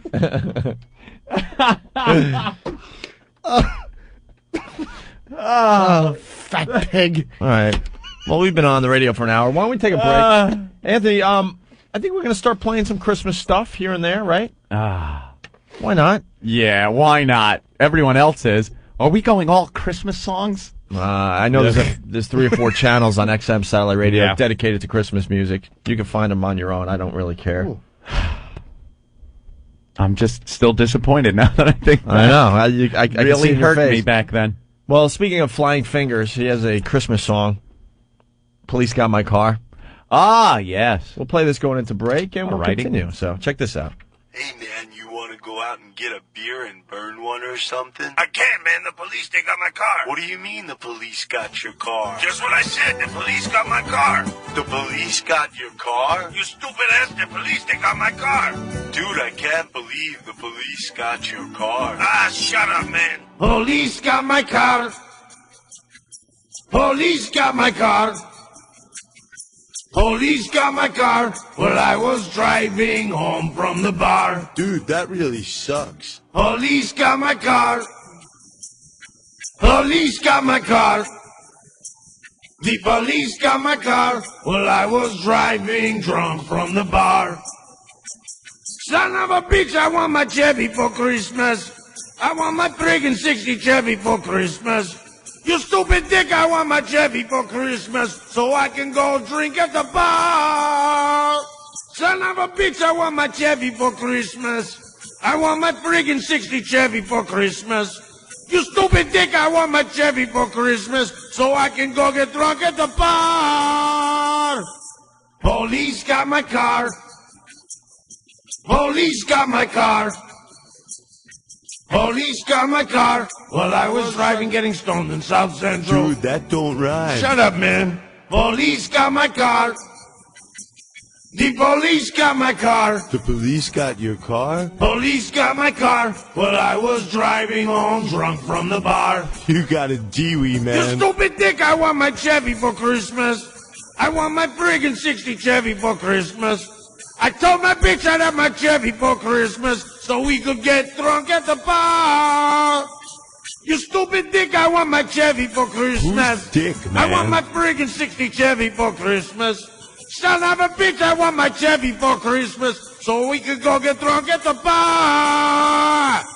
Calm down, man. Ah, shut up, man. The very worst of the Opie and Anthony FU line.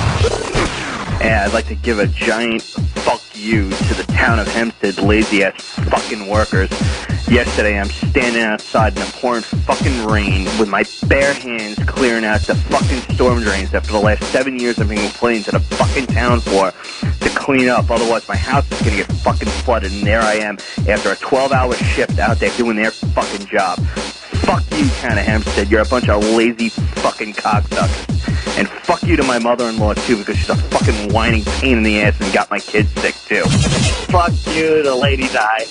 The bitch ain't gonna clean herself up until she's ready to, and it's very apparent she ain't gonna. So, just fucking cut her loose, guys. That's all I can say. Just cut her fucking loose. Yeah, I'd like to have this fuck you go out to Steve and Ben or whoever put together the holiday worst of.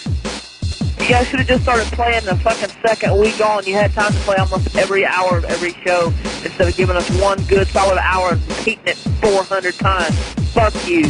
I like to say fuck you to my mother. She should have kept her legs closed because she brought me into this world and I'm not enjoying it. Fuck you, Ma.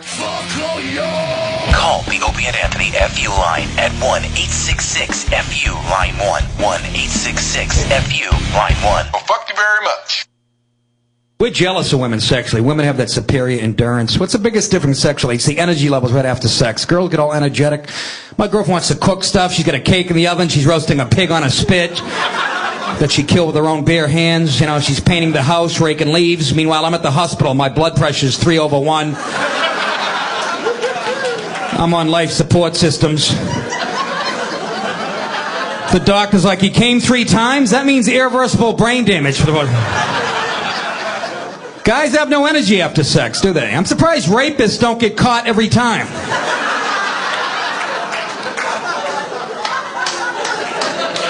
So, officer, how'd you apprehend the suspect? Well, he chased him 50 feet and he passed out. Where's the woman? She's in the woods doing jumping jacks. After I have sex, my legs are like a newborn calf. I'm in the kitchen in my underwear trying to make a sandwich. Look out the window. She's putting in a built-in pool. Yeah, is 80 feet deep enough, honey? What did I shoot into you? Cracks it out for crying out. We'll have sex tomorrow night and clean the garage. You know what I mean? After a good blowjob, I need a walker.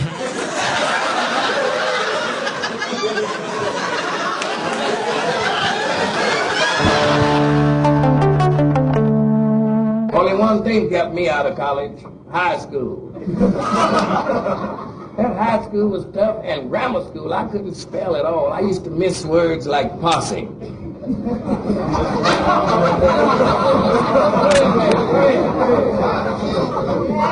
And count. I always left the U out. Teacher gave me 100 though, he said it could have been worse. The game that was born on the radio now joins the next generation of radio. XM Satellite Radio is now the official satellite service of Major League Baseball. Starting in 2005, XM will bring you live play-by-play from every MLB team, all season long, from spring training through the World Series. Now you can hear your hometown team wherever you are, all part of your basic monthly XM plan. Major League Baseball, coming to XM in 2005. It's radio to the power of X.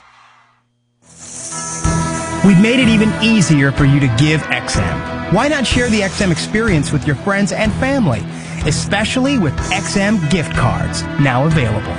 It's a convenient and flexible way to give XM service. And now you can order gift cards, XM radios, accessories, and gear at the XM Radio online store. Check out XM's new online store at xmradio.com. This holiday season, give the gift of XM. It's everything 24/7 XM 202. The O&A virus. It's everything all the time. Evil and loving it. The Opie and Anthony Show. I almost broke my vagina. Drink until she's pretty. It's a freak show. The Opie and Anthony Show. Are you breathing? So, are you breathing? Exactly what I was going to do. Oh, that's hilarious. We'll explain in a second. Spreading the O&A virus across America. Yes. Thank you for helping us out with that, by the way. Spreading the virus of the neck, chest, ears, head, eyes. And a big hi to everyone that turned on their XM Satellite Radio since we last did a live show. A lot of catching up to do, you people. The show getting more gooder every day. And our listeners sending in stuff that we used to play. I think we've explained this a few times. When we got fired 2.5 years ago, or canceled, whatever you want to call it, you know, they locked our office, changed the locks, and we weren't allowed to get any of our stuff. So we were kicked to the curb with nothing, absolutely nothing. Curb. And there was a lot of stuff that I personally collected over the years doing radio, and they kept it all, Anthony. And slowly but surely, the listeners are sending in stuff that we used to play, and you know, to help the show out. Thank you. I got something that's gonna make you laugh. We finally got it. Let me just play this really fast. It's a quickie. Come on. I hate this place. Nothing works here. The medications don't work. I've been here for 7 years. Nothing works here. I hate this place. Nothing works here. The medications don't work. I hate this place. Nothing works here. The medications don't work. All is right with the show, boys and girls. I love that one. This guy is a freaking lunatic. That was the HBO Bellevue special that they did. Yeah. And this guy, he would just walk around over and over again. This right. All day long. And then we have the other clip we used to play a lot from the guy when he first arrives at Bellevue. Nothing works here. The medications don't work. What medication? I hate this place. I've been here for 7 years. You only been here today, Brian. Nothing works here. The medications don't work. Okay, come with me. I hate this place. I've been here for 7 years. Nothing works here. here. You've been here since yesterday. The medications don't work. We'll have you lie down over here. I hate this place. And then we'll get you some medication, okay? The medications don't work. Put your back on your stretcher. Nothing works here. Right in here. I hate this place. Okay? Nothing works here. Oh my God, it's tiring just to listen to. And that's all the guy would say all day long. He would just wander the halls saying that over Nothing and works over here. and over again. I've been here 7 years. Being crazy looks like a pisser. You're just in such a faraway place. We will get that stuck in your head. You will be reciting that. Nothing works here. You become a fan of this show, you will recite that over and over again. We will play that ad nauseum. Why do we save these idiots? Just open an incinerator and let them walk into it. Now we're wasting tax dollars on someone that says 7 years. 7 years. 7 years. I've been here 7 years. So now we could add that to the collection of things we used to have. Thank you. And now have again. So whoever sent that in, thank you very much. Curse of the Bambino sent in some pictures of Barbie Benton. Thank you very much. Really brought back some memories. And Liquid Ninja from New Brunswick, New Jersey. Saying when Dreamweaver was saying breaker, breaker, she was referring to the ground beneath her. Very funny. We got a guy on the line who's going to give us the origins of these plastic nut things we were just talking about 20 minutes ago. Dan in Ohio. What's up, Dan? Hey, dude. You figure somebody who was a wrangler could figure out the origin of that nut thing there. The origin? The origin. Nothing works here. These nuts been here for 7 years. That's right. But the cattle haulers put them on the ass end of their livestock trailers. And old Norton should have figured that out since he's such a truck driving man. Dude, why do they do that, though? Just to be silly? Well, no, they used to put the bell on the back end of there, like they follow the cow with a bell on it. Well, they came up with the idea that they follow the old bull end of the feedlot, Well, what do they see from the backside? Is his nuts hanging down there? So the old cattle haulers started hanging bull's nuts on there, and then it caught on, and so they started making them small, put on cars, and next time you see a livestock trailer, which you probably won't see in New York, but, next time you see one in your travels there, Mr. Norton, you check it out. I want to hit you over the head with one of these things. I want to bludgeon you. One of these are blue. Why are they blue? In case Paul Bunyan's ox comes along? They got them all colors. They got them all fucking colors. They got them yellow. They got them red. They got them black. It is the stupidest idea I've ever heard of. It's a fucking goat roper idea. Those nuts are ridiculous. What do you expect from goat ropers? They invent stupid. Thank you, buddy. I'm going to hang up on you. We got to move on. But thanks, Dan. We got to. They come up with the stupidest things for your cars. Do you remember? This goes back maybe 10 years ago, where there's this little thing you put on your dashboard, and if a car pisses you off, it makes noises like you're shooting them and stuff with lasers. God. Like choo choo. Remember that? Yeah, that'll help. They come up with these wacky things. How about the sign? Like a sign that said, hey, you cut me off. And you're supposed to flip to the appropriate sign and hold it up. Ugh. And it was shaped like a middle finger, like you're flipping the bird. That's great. Yeah, really good. You're going to hold those up. You know what else works well in traffic like that? A semi-automatic weapon. Yeah. And you just kill the savage in the taxi that is cut across 6 lanes to pick up a fare. Well, we got to talk to Club Soda Kenny, everyone. Kenny! Hello, good morning. How's everybody? Pretty good, Kenny. What's going on? You're a big TV star today. Well, I owe it all to you guys. You guys are an inspiration to me. Oh. Are we going to have to protect you now? No, sir, that's not the way it works. See, because the most talented and the most handsome, they get protection. I heard you did a little gig on HBO this weekend, Kenny. Oh, yes, I did. Our friend Jim Florentine was nice enough to put me in the show. That's very cool. And what did you guys do? We got the audio of it here. Really? Yeah. But you got to set it up because it was a TV bit. I was in 3 scenes. I actually spoke in 2 of them and then just looked handsome in the 3rd. Just looked handsome. And they didn't get you to skip?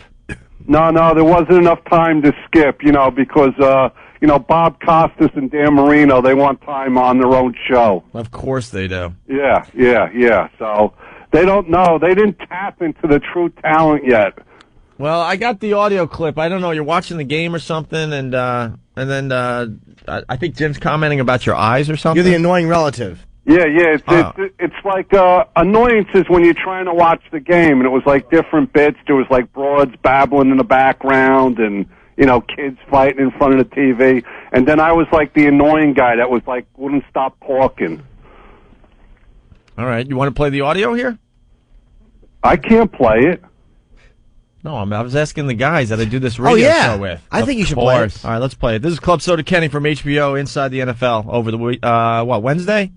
Yeah, it premiered Wednesday night, then it replayed every day throughout the weekend. Look at you. Are you getting recognized now, Kenny? Recognize? No. And we didn't play your theme song today. Do you have it ready? We still haven't made it. All right. You? So now you have to do it again live. Go ahead. All right. Here comes Club Soda. He's big and stupid. Here comes Club Soda, skipping down the lane. Here comes Clubby. He's big and stupid. So let's all say hello to Club Soda. You're dropping the Kenny part? Kenny. There's like a pause. I'm not feeling it. You're not feeling it today? No. Yeah, we think you did it a lot better last week. You know what? You're trying too hard. Yeah. I have to seriously sit down and commit and write some lyrics. Oh, is that it? Yeah, that's what I got to do because I'm not good at improv. Well, the problem is you got to learn how to write first. And sing also. And sing. All right, well, let's listen to the clip. Here's Kenny from HBO Inside the NFL. Hey, how you doing? Good. You're a comedian guy, right? Yeah. Come on, tell me a joke. I'm watching the game, all right? I know, but it'll be funny. You tell a joke, everybody will laugh. You ever get this? The annoying relative that doesn't want to watch the game, just talk? Well, this is how you solve this. Do you want to hear something funny? Yeah. You got beautiful eyes. I'm going to check on the potatoes. Was it a little skit? Yeah, it was like a little thing on the couch, me and him. A little skit? I like the fact that you had to check on the potatoes. Yeah. I was going to say potato-rivers, but they didn't like that. Yeah. But anyway. Well, okay. You should have seen. I didn't know he was going to come on to me like that, like you got beautiful eyes. I thought you would be happy. Oh, yeah, you should have seen what happened when the camera was shut off. All right, Kenny, very good. Congratulations on your HBO thing. Well, Nice. thank you very much. You know, you guys truly are the only people that pay attention to me. What? And I appreciate that. All right. We're going to make you a star, Kenny. Thank you. Did you have a nice Thanksgiving thing? It was all right, Kenny. It was all right. Beautiful. It was just all right this year, but we got through it. All right, good. Yours was good? Yeah, I did the family thing, you know how enjoyable that is. Yeah. Well, I ate with Bob Kelly, and I had to look at him and look at the turkey and realize they were both shaped the exact same. Thanks, Kenny, for bailing me out of that almost horrendous bomb. Oh, boy, he is terrific. All right, Kenny, get the hell out of here. All right, boys, take care. I'll see you soon. There he goes. Club Bye, Soda, thanks. Kenny. Bye. All right, let's say hi to, a trucker. Chuck? Yeah, how you guys doing? All right. Hey. We're gonna attempt to talk to a trucker. We've been blowing off the truckers lately because we realize you guys are very lonely on the highways. and you really like to talk. I don't like to talk that much. All right. I just like, hey, I got a theme song for old Club Soda Kenny. How about that Alice Cooper song called Hey Stupid? Hey Stupid, that's not a bad idea. I don't know that one. But Anthony, I know how you felt that day. Oh, you know what? Oh, boy. Oh, shit, Mike. Yeah, it's bad. Punch out, Wrangler. Call back on CB. We're not even going to attempt that one. Skipper, another trucker. Go ahead, Skipper. Hey, what's up, fellas? Hey. I tell you, man, when you was talking about that Dreamweaver story, it just brought back memories when I first got into trucking, and we were riding along. I'm riding with this other guy behind his truck so I don't get lost and everything. But here comes this beautiful voice. Hey, fellas, this is Eminem. Oh, man, I ain't had sex in 2 weeks or so. And she's talking about, you won't melt my hands, but you can melt my mouth. I'm like, man, she got us all worked up. We finally pull over to a truck stop. She's about 250 pounds. A lazy eye, wiry hair about 5 inches off her head. Man, we were like, oh, no, I'm not Skipper. No, my name is Wrangler or something. I don't know. Yeah, I mean, I think the internet has proven it that they're just messes. I mean, a lot of messes. Hot chicks aren't hanging out on the CB radio or the internet. Right, see? Should have known. They're just not. Well, back then, I didn't know, though, you know. That's the 70s, though. You know, it's young. Yeah. And CB, you know, kind of new. Can I put a request in? Yeah. Yeah, y'all could add about 20 cents to your fee. Give old Jimmy 20 cents a fee or whatnot, and pay for his addiction. I got the same addiction he's got. Oh, the whores? Oh, yeah. I actually, it's funny, you talk about Fat Girl, I completely forgot about this until, as you're talking, I remembered it when I was in Pittsburgh one time doing a gig. I was online, I found a massage ad for a girl, and I actually drove probably about 25 minutes from the condo I was staying in, and she was probably 300 pounds. And I really think that there was something wrong with her mentally because she sat on the edge of the bed and she was rocking back and forth and she was opening and closing her hands in a weird clenching fashion as we spoke. Big fat girl just kind of clenching her hands and rocking back and forth. That's a little weird. And I gave her, I think, $60 and she blew me. Maybe that's why. That's true. So you weren't concerned that she was a little strange? No, I thought I'm not even kidding. I really didn't think she was crazy. She was like a fat retarded girl. I gave her like $60 for her. Was you listening to Madam Butterfly and turn the light on and off? No, I don't remember what she did. I just remember it was awful and toothy. You didn't say, hey, perhaps, you know, you should leave. And no, because I was already there. It was late. It was like 2 a.m. in Pittsburgh. I'm like, what else? How more depressing could this be? Yeah. All right. Thank you, Skipper. Hey, you're welcome. Bye, Skipper. Please get a nickname, by the way, that suits somebody over the age of 7. Speaking of whores, Craigslist. Craigslist. I wouldn't know about Craigslist anymore. I'm done with it. Uh-oh. What is this? No more whores, man. Oh, boy. Here he goes. No more. This is sad when you say this because it looks like you're really trying. Wait, can you play the Hulk music? No, you're going to fail. I want to hear the Hulk music. I'm in shock. Why? Let's get into this a little bit. Right. Hulk music. You don't know where the Hulk music is? Well, I could find it, I think. You sure? Look at all the pages you got there. I got pages and pages of stuff. I know. I got the first 3 memorized, but you really do, after that. Oh, look at this young go-getter. There's a young man with a good build walking through. Roger Clemens. He does have a Clemens vibe to him. Oh, I got it. Never mind. You got it? Yeah. Boss has it. Ah, there it is. All right, Jimmy Norton. Yes. Confessing today on the Opie and Anthony show that he's done with Craigslist and whores. Yes. What happened? Nothing. I'm just wasting way too much money. And I'm realizing that everyone I'm having sex with, I'm paying for. And I'm tired of it. Everyone. Dude, it's awful. When was the last time you had sex that you didn't pay for? Probably this week or last week, but I mean, let's say 90%. Are you really swearing off of... I'm going to try, man. Yeah, I realize how much money I've been wasting. I swear to God, it bugged me because, like, I don't hear from these girls ever. Not that I expect a love connection, but it's like... Wait, you're being serious? They're paid-for whores. Yeah, but I figured that they would, like, want to come over even though I'd have to pay for it. Oh, my God. Even though I'd have to pay them. Yeah, that's crazy, too. Nah, no. So I'm, like, done with it. I'm sick of these dumb bitches. I'm confused. They come over and do their thing, and you pay them, but you expect a little more after they're gone? Like a little phone call or maybe a little email? No. Not an off-the-clock thing. No, I don't want a relationship. But just like that they would call and go, hey, I haven't seen you in a while. Let me come over. For money, not for free. I don't think they work that way. It's like the deli guy saying, so you're hoping knocking that on your door. Would you like a sandwich? You're hoping, even though you paid for the sex, that they thought you were so cool and had a nice personality or something, that they're calling to see if they can come back. Exactly. Oh, Although, boy. let me just. Are you being serious? Yeah, let me correct Anthony's example. When the deli guy takes a dump on your chest, then it kind of makes things a little more intimate. If he drops one of his logs into the deli slicer and serves it to you. Right. You have a log on wheat. I didn't think about that.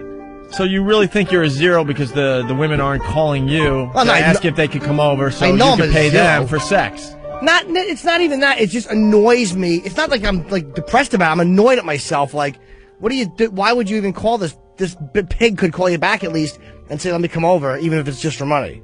Because I'm an easy trick. How much money do you spend on hookers a year? I don't know. I think you've been lowballing a little bit. Probably, but I haven't even thought about it. I didn't want to think about it. I don't want to know. You once said 20,000 on the show a year. Oh, did I really? Yeah. Well, that was a wonderful understatement. Really? Well, yeah, of course. It's more than 20,000 a year? Maybe not every year, no. It's been a lot this year. Jimmy's one of these guys that everything he's involved in that gives him any little ounce of pleasure becomes an addiction that he then has to spend time and effort breaking at some point in his life. Anything that seems to give you enjoyment becomes an addiction. And I just ruined it. And you wreck it. And then it has to be stopped. Everything. You can't dabble in something. You're an all or nothing kind of guy. Yeah, just an addicted sociopath. But there's like, once in a while you want to go on nice dates and have, I mean, I've been single for a while. So like once in a while you want to go on like a regular date and have a nice chick. And, it's like, ugh, I'm such a pervert. I'm annoyed with myself. I'm whacking off and I'm not horny. It's like, what am I doing? And you bring that into relationships with girls. Is you bring that, the fact that you're a pervert?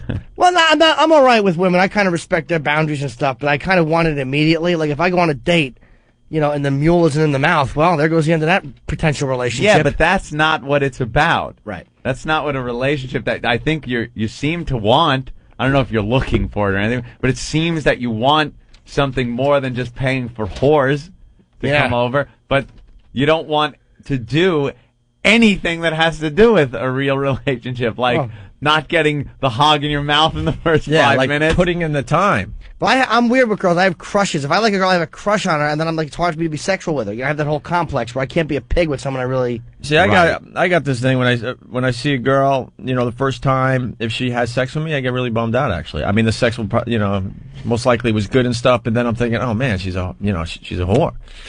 Nah, I don't. Like when I see someone new and they don't, we don't have sex the first date, that rocks. And you're disappointed if you don't get sex on the first date with someone you like? It's got to be organic. If someone's holding out on me just to hold out, it's like, all right, fucking Mae West, beat it with that 1940s attitude. It irritates me. You showed me. Out. But if it's just not organically happening, that's fine. So how many days without sex? Oh, I don't know. Without hooker sex? I would actually have to stop and think about it. It all becomes like one long blur. Wow. That's awful. Never good when anything becomes one long blur. One awful blur. Well, so I don't even know. We got a couple people with comments. Kurt from Jersey, what's up, Kurt? Hey, O&A. Hey. Hey, little Jimmy. How are you, Kurt? Hey, listen, I don't think you want to give up your addiction. I just think you need maybe whores with a better sales department. Yeah, maybe, that's true. Or a prostitute who can pull off a little acting once in a while with a phone. Yeah. But I'm not looking for freebies, and I'm not deluded into thinking that there's any real love between me and this girl. I don't mean it like that. It's like when Amex calls every so often. Hey, how you doing? It's American Express. We have this new card that's available to you, and it's like, I've been using Amex for a while. That's nice that they would call. Yep, absolutely. That's what Jimmy's looking for. Absolutely. All right, Frankie in New York. Hey, boo-boo, how are you? Hi, Cuddles. I'm sad. Oh, sweetheart. Hey, did you leave the whores because they didn't make you dinner and tuck you in and do the laundry and... No, they don't have to do all the things at the end of the night. No, I don't need all of that intimacy. I mean, I'm not deluded about what it is, but they're whores. They're not wives. You know what I mean? You pay them and then they go about their merry way. That's the beauty of it. No, you're right. Jim wants a girl, whether he pays for it or not, to just be interested in him. Yes, in some level. Them. What's that? To get a girlfriend. Stop paying them then. This way they come back because they don't feel like dirty pieces of trash. Well, I know technically you're right, but it's just like I kind of want a girlfriend. I kind of want that. I was going to say, I hang out with Jim a lot. He definitely wants a girlfriend. You think so? Oh, yeah. All right, boo-boo. Punching out. You guys rock. Bye, fella. All right. Here's a guy that fell in love with a hooker. How do you do that? Man. I can see how you can do that. Rock Bottom, the trucker. What's up, Rock Bottom? What's up, fellas? How are you, buddy? How's my phone sound, all right? It's marginal, but working. Yeah, we'll go with it for a little while. Go ahead. True. No, I just want to tell Jimmy Norton there that, I'm out here trucking all the time, and I run into whores all the time, and I guess I'm a little bit of a player. I just ran into a whore. I mean, man. So I know it's a fucked up situation because I think about it, and it's like, damn, she's a whore, but... I mean, she calls me all the time, and she's telling me she loves me, and we hook up, and I don't have to pay her, and I guess it's a cool situation, you know what I'm saying? So there is hope out there, Jimmy Norton. Wait, so she's not playing you? She really says you can now have sex with me and you don't have to pay me anymore because I'm into you, too? Yeah, man, you know what I'm saying? She calls me and tells me, if she's going to be up here, down there, wherever. And is she still banging other guys, though? No, well, I'm there. You know what I'm saying? We hang out all night. She kicks it in my truck, we just chill all night till I gotta leave or she gotta leave, and you know what I'm saying? Wait, that's you've definitely fallen in love with her? Man, it's been like since, like 6 years I've, been in love, and I think, I'm feeling it, All right, you're feeling it, but in the back of your head, you're thinking, oh, my God, when she's not with me, she's still doing her hooking, right? Well, she still got to make her bread, you know what I'm saying? Just like I got to keep on trucking and make my money, How much I'm never doing that, so she needs to keep on making her money, How much does that bother you, though? Oh, yeah, of course, deep down inside it bothers me, you know what I'm saying? But it's not like she's my woman, like my wife, and I could tell her, hey, look, I don't want you fucking around with nobody else, She's doing what she's doing. I guess, if things really do, work out the way they're supposed to, then she'll give it up. And she says that she's willing to give it up once we get established and shit gets, established the way it's supposed to be. But no doubt, in the back of my head, I am thinking, damn, she is a whore, though. You know what I'm saying? Yeah. All right. I mean, it is a fucked up situation because I'm a young cat and I go clubbing a lot and I party. You know what I'm saying? And I meet a lot of girls going to the clubs and out here fucking around with other hoes and at the truck stops fucking around with the girls in the fuel desk or whatever. I mean, I ran through a whole bunch of girls and, man, it just clicked. It just clicked between us, and unfortunately she's a fucking slutty whore, but, I mean, the sex is fucking awesome. But I love her, man. Of course the sex is awful. She's a professional. Yeah. All right. But I mean, he's still going. I fuck her so good that I make her bust a nut every time, so I guess that's another reason why she fell in love, so. All right. Your time is up. Truckers' time is up. Thank you, Rock Bottom. I was thinking we need something to cut the truckers off. Give them the old horn. I was thinking maybe we bring back the Academy Award music. Oh, that would be good. We need that. Yeah, we need. You some, truckers, I got to say it music. again. You guys love to talk when you call this program. They will just because that's nothing for him. Yeah, that was just a quick little chit chat. Relative to truckers, that's like nothing. They're used to miles and miles going by, and they're still on the horn. All right, Pat. A lot of truckers checking in today. Pat, let's go, buddy. Hey, all right, I promise I'll keep it short. I just wanted to point out to Jimmy that even at $20,000 a year, his hookers are still cheaper than my ex-wife. You know what? It's not really even a money issue with me because I'm a single guy. I don't spend that much on it, but you can waste a lot more buying a car to impress a chick. We've talked about that. So yeah, I know what you're saying. I agree with you. But this girl did everything that I wanted. She did some of the stuff you're into. And she just turned into the eternal money that I'll be paying off for 20 years. You're better off the way it is. Yeah, maybe. I miss certain parts of relationships, though. There's certain things I do miss. There's certain nice things you like. It's like, all right, I've gotten laid enough in my life. Sometimes you miss. And I'm too open about it. I know that's my problem with chicks. I'm very open about it. You're like everyone else. You want a girl to like you for you. And because you're paying for it, they're not there for you. But it's also, I write on my blog, all this stuff I put, and it's like, ugh. I mean, that makes it hard for Bob Kelly's telling me. He's like, what do you expect, dude? Look at the stuff you tell people. I'm like, yeah, it's a point well taken. But you can't stop. I won't never stop. No, I'm going to not be funny just to get laid. I can't do that either. That's how you are. All right, let's say hi to Todd. Hey, Todd. Hey, what's going on? Welcome back. Thank you. Hey, I met this guy who's a truck driver at a Florida, married a hooker out of a truck stop. He married a hooker? Hooker from a truck stop? Hooker out of a truck stop. A lounge lizard? No, what are they called? Lot lizard. A lot lizard? Yep. That's crazy. But his job moved to Delaware and everything. Because in the back of your mind, guys in general wonder, and can you imagine you married a hooker? You got to be lizard. You got to be thinking, what is she doing while I'm trying to make a living? Yeah, that's just crazy as hell. All right. I mean, they are people. You can fall in love with a call girl or whatever, but it's just like that. Most of the times they're not willing to get out of the business. Have you done that, Jimmy? No, but fallen for one of those. Never did. I never have. I. Nah, I can think of a couple over the even recent history that I really like though. But the problem is they're such dummies. Some of these girls. Yeah. It's like, do you understand what a sap I am? If you a bitch had taken one acting lesson, you could have ruined me. Oh, right. Yeah, they're just too stupid to know that they have a fish on the hook. Self-centered idiot. That's you have no idea how close you were. One actor, that's really funny. Really, if you just had just a little interest, if you didn't just ask for the check immediately and get out of Dodge. Could have been so much more. You superficial hole. Drained your bank account. Oh, bye-bye. Bye-bye, comma. Move the comma this way. Bye-bye. Jake, what's going on? Hey, man. Good morning to y'all. Good morning. You guys are killing me. Every truck driver you put on here is like some freaking rube from Alabama. Are you a driver? Are you a truck driver? I'm a truck driver. All right. I catch a shower every day. I don't fuck whores. I mean, I'm dumbfounded. I mean, I know them guys are out here, man, but all of us. Right. In general, most of you guys are just average guys making a living? Yeah, we don't even have southern accents. It's amazing. All right. All right, thank you, Jake. Oh, and he kept it short. I don't believe he was a truck driver. Yeah, I think he was just a business guy from Long Island going to work. Jimmy, how is it that you're getting a little older and you're starting to think, you know, what it might be like to live your lifestyle as you get older and stay in it? And Nah, it's like, I don't know, man. Occasionally you meet girls that you like just people I know. It's like, and I've had a few where it's like I kind of like them, and it's like it just wasn't returned. Like every guy has, every person has that. So it's almost like I want to kind of have like a nice thing once in a while, go out to eat. It's like, I don't want to just get a load. It's like, ugh. Can't just be a degenerate all the time. Yeah, man. I'm not particularly needy when it comes to that stuff. I've been single for a while. I know I could find a relationship, but it's like, I get bored quick. Someone's got to be funny.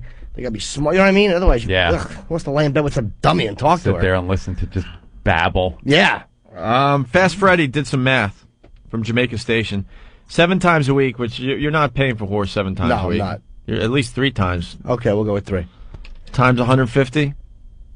Yeah, we could do that. He did the math problem. 7 times 150 is $850 a week, which will bring you up to $45,900 a year. Okay, that's too much. But you're about 3.5 maybe? Because that would... Hard to say, because some of them are more than 150. Oh, poor Jimmy. Look at Jimmy. Oh, whatever. It's my own doing. I'm not feeling sorry for myself. It's my own doing. Speaking of Craigslist, yeah, we saw this in the paper today. Pete. Hey. I was thinking Jimmy could use Craigslist and find a nice girl that needs a kidney for a dying brother. That's true. I'll trade you my kidney for your box. Yeah. No? Help out poor Neil Diamond. It's in the paper today. What the hell is that? His name is Neil Diamond. Is it really? Yeah. Who saw that coming? It's Debbie Diamond placed an ad on Craigslist looking for a kidney for her ailing big brother, Neil Diamond. Wow. Now, let me ask you something about Craigslist. My kidney's like a rock. I can't urinate. Damn. So is Craigslist mostly sex stuff, or is it? No. It's everything? Yeah, it's actually a really cool site. You go to every city, has it. They have like apartments, everything you could possibly use. Erotic stuff is one part of it, but that's maybe 10% of it. Mm. Blood. I've been pissing out blood. Oh, poor guy. Neil Diamond, type A blood. Needs a match. Went to Craigslist. Yeah, I thought I just knew Craigslist from Jim. I just know it as a place you go to get whores. But this is everything, huh? Someone could maybe help me out. They made it illegal to sell your kidneys or something because there were people in like poor countries that, God, they did a story. What the hell was it on 2020 or something where a college girl or something gave up one of her kidneys and the family ended up taking care of it for the rest of her life or paid for her schooling or something. And they were able to do it, because supposedly it's illegal, really illegal, because people are willing to give up one of their kidneys because you could live off one to make a lot of money. How much for a kidney? I don't know. Maybe someone could help me out if they saw this special. But then this one family, they found a loophole, and they found this this woman that wanted to be a donor willingly. She wasn't mentally unstable or nothing, but she was, in financial problems, and she wanted to go to school or something like that. And this family ended up paying for everything. For all her living expenses and allowed her to go to school. But just didn't give her money. Yeah, they were able to do it in a way where it wasn't illegal. But supposedly this is really, really popular, that people are more than willing to give up one kidney for financial, happiness or whatever. Yeah, you got 2. Why not? Right. If you're broke, that's a go-getter. Yeah. Jimmy's lying. He's never quitting. Dave in Indianapolis. Hey, you really brought the show down with your. I didn't. We're just chatting with your confession. Dave, what's up? Hey, what's going on, guys? Hey, check this out. There's no way that Jimmy's going to stop with his whores because I'm 21 right now and I'm spending at least $200 a month on strippers. And all right, why are you spending money on strippers? Is a fellow fat-breasted meaty nothing, let me tell you. But you're not getting anything from the strippers. Sesame Street is hotter than strippers are. They do nothing. Those lame hair over the crotch moves, a stupid ass on your knee. I beat it, bitch. Yeah, what are you getting for your $200? I'm getting about 3 minutes of her rubbing on my cock. It stinks. Why are you doing? And is that some kind of thing that gets you off when you go home? No. He doesn't want to make the commitment. I'm just a shy character. He doesn't want to make the Why commitment. don't you spend that money on a hooker? Absolutely. You know what? I really need to. You know, they don't have hookers out here. Yes, they have, dude.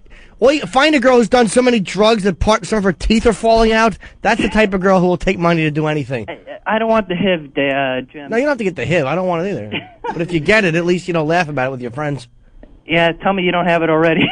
Completely disease-free, bro. So what is it, $200 a week? No, a month. Oh, a month. Yeah, I'm not made of cash. So you save up your money and then you go to the strip club so she can rub up against your groin for a few minutes for one song? There's nothing better than that. And my whole point here is that, Jim, you're not going to stop, man. I don't think that's a very pick-me-up attitude. There is no way, Jim. You're going to be on here next week. You're going to say you banged some. Yeah, you got to confess when it happens. I always tell the truth. 300-pound whore. So you got from Craigslist. I know you're going to be back, Jim. I don't even think you'll make the week. I'll make the week. I hate to, and I'm not even trying to do a radio. I know you're not. I don't think you'll make Friday. You know, I'll put $1 on saying he'll do it before he goes to sleep today. All right. Well, what is this, trading places with your awful dollar bet? You know, it's your job as the listener to help us out with some of these things. So, let a few days go by and then remind us, and we'll get an update on this. If you remember, Jimmy quit smoking in one day. He just stopped. He dropped it, and that was it. I'll tell you what made me stop. We all know the show that made me stop. Oh, what yeah. really convinced me was... Wait. They don't know, because a lot of new listeners out there. We did a show called What the Hell Is That?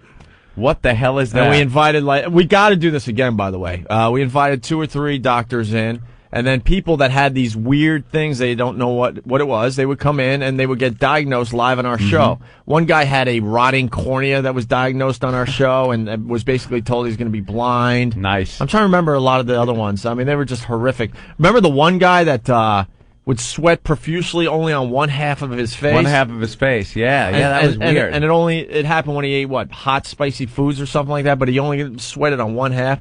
And they basically said that's really, really, really bad. I forgot what they diagnosed him as having, some kind of cancer or some kind of something. Oh, yeah. I don't remember. But then we got him some chicken wings, and sure enough, one half of his face was just completely drenched in sweat, and the other side was completely dry. Maybe he's half Asian. So then this guy was listening to the radio show, and he decided to just walk in from the street. We didn't even know the guy. He goes, I got something I want the doctors to take a look at it. And what was it? Was it on his tongue? It was on his gum. His gum, right? Inside of his gum? Or Yeah. Okay. A white bump. A white bump on his gum. Yeah. So believe it or not, the show is done kind of lightheartedly, and we're all kind of laughing in general, because in general, most of these guys had curable stuff, I guess. Did we have 3 doctors in? Yeah, 3 doctors. So they're like, let's take a look, and they open up his mouth, and they got the flashlight, and they look in.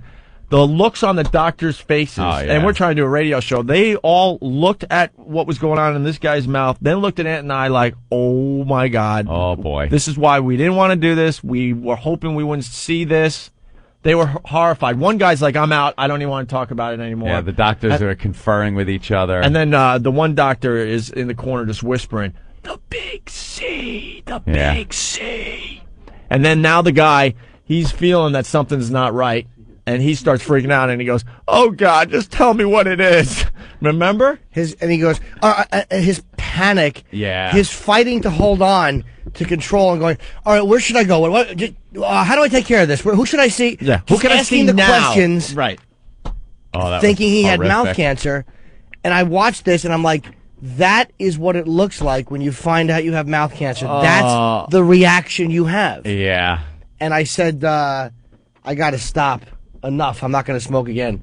Yeah. And I'm like, I'm done. So we took a break. I remember you smoked one last cigarette. I said I'm gonna have one more Parliament, and I was like, I'll finish this pack. And Anthony goes, "Oh, why don't you just fucking quit?" I'm like, all right, point taken. Did he really say Oh that? yeah, he did with complete disgust. If I said, "Hey, Ant, I want to pull your zipper down. I want to toot on that for a minute," his reaction couldn't have been more revolted. But he said he just was so like, just fucking quit. I forgot that you used to be a heavy smoker. Oh, my God. When we first met you, I forgot all about that. We couldn't even do a radio show. One of his only vices. You were always just smoking in between breaks. And remember how bad a Nick Fitz you had when you were in jail with Lewis on the Voyeur bus? Yeah. All the guys said Jim was going crazy. I was out of my mind. I had one more cigarette that day, and I went down to the Comedy Cellar. Esty got me the patch, whatever. And that was it. It was the last cigarette I smoked. That's a while now. I still have urges occasionally, but anyone who's quit smoking knows. I mean, you know, you get the urge, but that's close to 3 years ago now. December will be 3 years. Right? See? And he was able to do that. But the whores, that's a different thing. Booze and drugs. Booze and drugs. You know what it is? But this is more mental health than physical health that not you're worried about, but that, you know, it's kind of the physical health thing.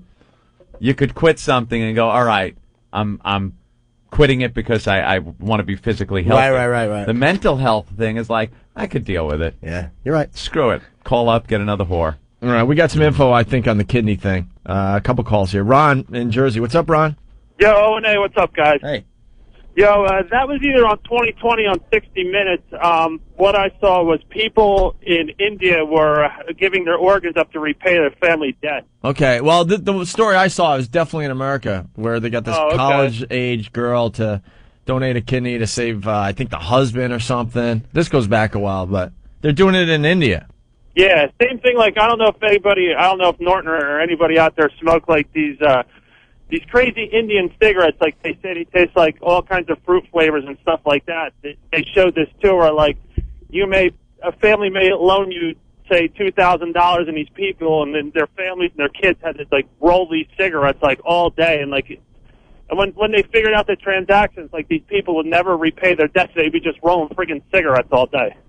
So it's a fucked up country, man. All right. Well, thank you, Ron. Let's say hi to David in Jersey. He might have some more info on the kidney thing. What's up, Dave? Hey, good morning, guys. Good morning, sweetie. Don't feel so bad about Craigslist. Oh, no, it's all right. I'll be fine. Thank you, though. I tried it, too. It sucks shit. About the kidneys, I think the going rate was $20,000, and the second problem was that in the third world countries, they were kidnapping people, chopping them up, and selling their body parts in the black market. The black market. The famous black market. Where is the black market? Yeah. I love that one.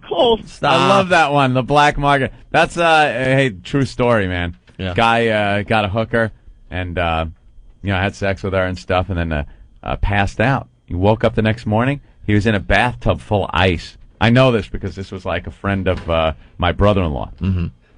I woke up in a bathtub full of ice, and there was blood in there and stuff, and he had a note that said, "Get to the hospital immediately." So he kind of dragged himself out of the tub, and he didn't feel good, and he was bleeding. And he went to the hospital, and when he got there, the doctor told him, "Oh my God, your kidney's been cut out." And apparently there was a gang going around, and they were doing this, taking people's kidney and selling them on the black market. Don't laugh. It's true. It just reminds me of what happened to a friend of mine. A friend of mine who had a friend, actually. Yeah, friend of a friend? Yeah, he was, he liked scuba diving. Uh-huh. And he was just minding his own business, checking out the tropical fish and stuff, right? And I guess there was a fire, on land somewhere. And, right. You know those big seaplanes? That drop the water? That scoop. No, you know who this is? Because I know the guy, too. Yeah, no, I know this guy. So, they're wow. They're putting out the fire with the water as they're scooping it out. Oh, I know the story. Fly over the guy. Fire, and they drop the water, and it usually does the job, and puts out some of these forest fires, and then they checked out the area where the fire was, and they find this guy in complete scuba gear, and not burned. That was the thing. See, I know. You do know the guy. I know the guy. And I guess what happened was when the planes were scooping out the water, they actually scooped him right up and dropped him on the fire with the water. So so I believe this stuff. Oh sure. It's got to be true. Yeah. Jerk offs. My kidney turned blue. Now you know I need one. Huh? Yeah. Anything? Chris, what's going on? Hey, what's up, guys? Hey. Hello, sweetheart. Jimmy. Hi, fella. I have two things to say now, but the first thing was you broke up that show where you had the doctors in. Yeah. I quit the exact same day, and the way I figure it now is that I'm paying $2 a month, but I still owe you a boatload of money because I'm saving like $6 a day on smokes. You're right. So That's right. I don't mind the extra $2, so I'm getting some people to sign up. Well, man, cigarettes are up to what, like $7, $8 now? Yeah, well, Something yeah, like in that? the city, but yeah, you can get them about $6, you know. It's crazy. But the other thing, a friend of mine, you know, this was a weird thing, and this pertains to Jimmy too. Paid for a hooker, you know, had a good night, passed out, woke up the next morning, and on the mirror was written in lipstick, "Welcome to the world of AIDS." Yeah, that was a good friend of mine. Yeah, that happened too. I remember reading about that in the paper. Yeah. That was a friend of my brother-in-law's sister's cousin's roommate. I think I read that in The Plains Dealer, actually. Oh. Yeah, I think it was out of Cleveland, Anthony. Very good. Very nice. Epidemic. It's funny. I know a friend of mine who got a hooker, and when he fell asleep, the lady's son came in and wrote "Red Rum" on the mirror, and had a little boy who lived in his mouth. Charlie. Yeah, I kind of remember that. Hey, what's up, Charlie? No, listen, I know how you can get Jimmy to quit using hookers. How? Like you do with the doctors, all you gotta do is have a guy come in with lumps on his dick and shit. He gives himself a little laugh. Lumps on his dick and shit. I don't want to see some guy's lumpy mule, sir. That's all I need to do now is switch addictions. Yeah. All right. One more. We got to take a break. Tim in Staten Island. What's up, Tim? Yeah, what's going on, guys? I just want to let you know, when I was younger, I had a little friend. He wanted me to go to the porch. He told me, "Welcome to the world of Monster 8. I'm punching out later."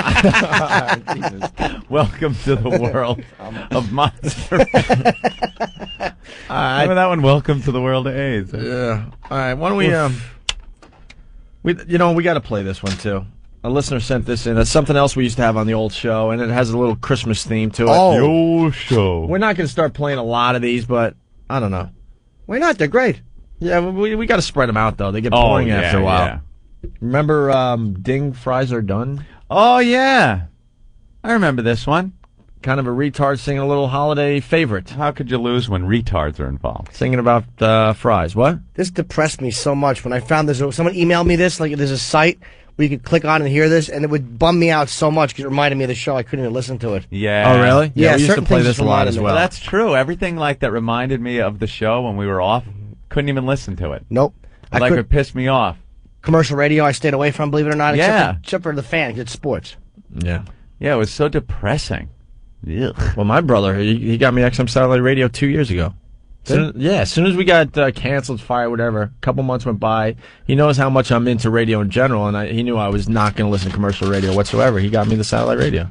Been checking this out for a long time now. I would just listen to the news station. Really? Wins, yeah. And hear the same 5 stories over and over and over and over. Come on, John Montone spices those stories up, though. We're here in Brooklyn for the world's biggest loaf of bread. I'm John Montone. Oh. Here in Staten Island. They give him those stories, what are they called? Human interest? Human interest. You'd think one day something would happen exciting in front of him that he'd have to go, "A plane has just crashed. I'm John Montone." That's probably what he dreams about. That's something that's going to happen when he's out in these dumb stories, and he'll actually be a newsman. Instead, he's talking about this year's couple that had to get married during the New York City Marathon. Yeah. Way to be original. It's one of those guys. You know what I heard the other day? They were doing that. What's the charity they do? Hungerthon. World Hungerthon was How can you forget about Hungerthon? I blocked it out of my head. We were part of the Hungerthon marathon. Yeah, for 1 year. Until the priest saw the double dildo horse show. Yeah. That was one of the best moments ever. We were supposed to be taking bids on rock items, like a signed Clapton guitar and stuff. Crazy stuff, yeah. And we had two dykes doing each other with double dong dildo. And we invited the guy that was heading the Hungerthon charity. Well, because he kept running in to give us the latest bid. Yeah. And our show is the most popular at NEW by far. Yep. And we were making the most money as far as NEW goes for this charity. I thought he was just the guy that was coming in saying, "Hey guys, the Clapton guitar is up to $1,400. Keep it going. You want to push it again?" So we figured, all right, we'll share it with the guy. We'll share it with the guy. Hey man, check this out. It's like, who doesn't want to see a double dingo? Holy crap. Double dildo sex show. Sex show, right? The guy's working hard on this charity. He could use a little break. So we're like, hey, check this out. 2 girls, 1 double dong dildo. What do you think? Like, storms out of the place. Right. And then we found out, what, the next day or something? Yeah, our GM tells us, by the way, the guy that was in there, he's a priest. Yeah, when he's not doing this, he's a priest. Just wasn't wearing his doodads. Yeah, well. That the priest wears. And then they weren't Laotian boys enjoying that. And then we weren't. Yeah. Then he refused to work with us ever again. Yep. It changed the whole thing around. Yeah, how they did it. Even though we were, raising the most money. Well, you're going to defend that? Well, yeah. Are you sometimes. Actually trying to defend? Why not? That You got to suck it up sometimes. I think he should have been. You know wearing how many his people? collar. You know how many people we helped?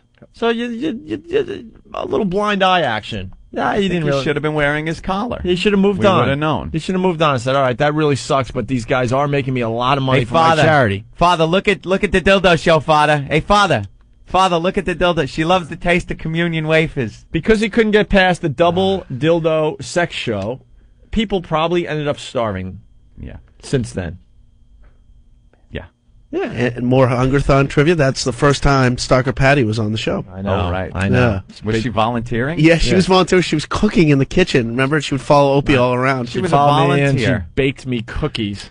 I baked you cookies. Anyway, the Hungerthon charity that was going on, one of the prizes they were auctioning off this year was you would get to follow John Montone around town for one day and report on those stories with John Montone.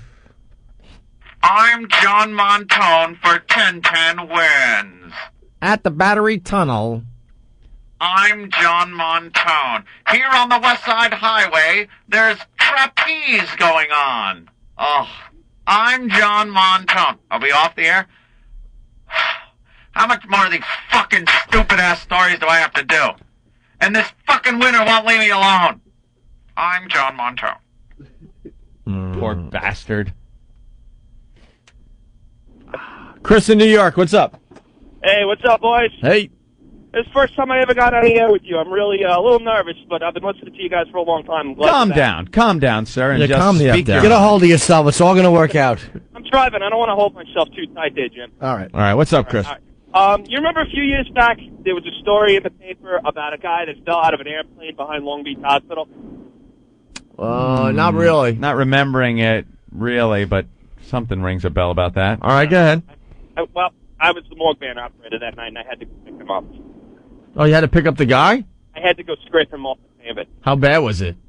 You know how, like, an apple looks like when it falls off a tree and it just kind of, like, splats on the sidewalk? Yeah. Kind of like that. How'd he fall out of the plane? What happened? Apparently what happened was that it was a transcontinental flight. The guy was probably trying to stow away in the landing gear. Yeah. And, they don't pressurize that area and they don't heat it. It gets a little cold 8 miles up. So he probably died. And on final approach, they opened up the landing gear and, ba-boom. Oh, we come falling out, frozen. It was a commercial airliner. Yeah. It was a commercial airliner. Okay. This happens a lot, not a lot, but it happens every so often. A year. It's not an urban legend. Another 10 feet, he would have fallen in the canal with New York City's problem. But Well, that's how people that was get. my lucky night.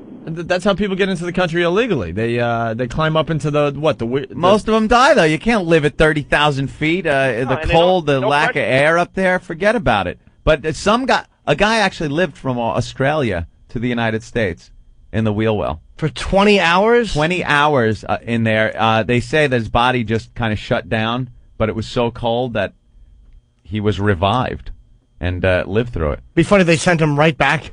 Oh, yeah. The same way? In the wheel well. Yeah. The same way. Get back in there. Tie him to the wing. All right, we obviously got to regroup. So here's Ding Fries Are Done, Anthony. Right? I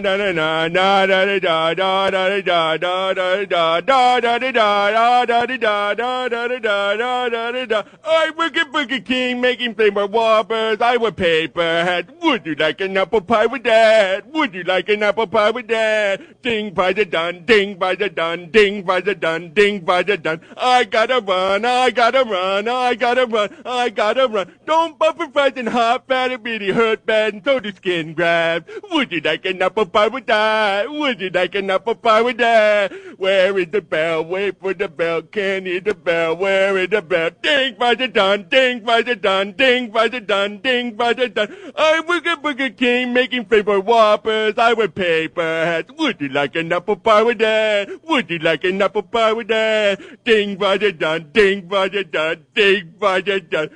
Ding by da dun. Now available on Norton Records. A heartwarming compilation.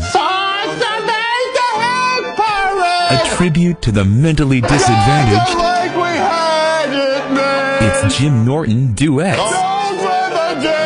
Straight from the Opie and Anthony show, it's Jim Norton. A preschooler's keyboard and a room full of retards. Singing some of television's greatest hits. Mister, we could use a hanger if your mother gets pregnant again. The Opie and Anthony Show. You just take ran that one into the ground. That would be a promo. This year, we have a gift for everyone on your holiday list. Your music buff teenager, your news junkie parent, your budding Major League Baseball star. XM Radio is the perfect gift for every personality. With 100% commercial-free music, 24/7 news and talk, and Major League Baseball in 2005, what are you waiting for? To buy radios and accessories online, go to xmradio.com.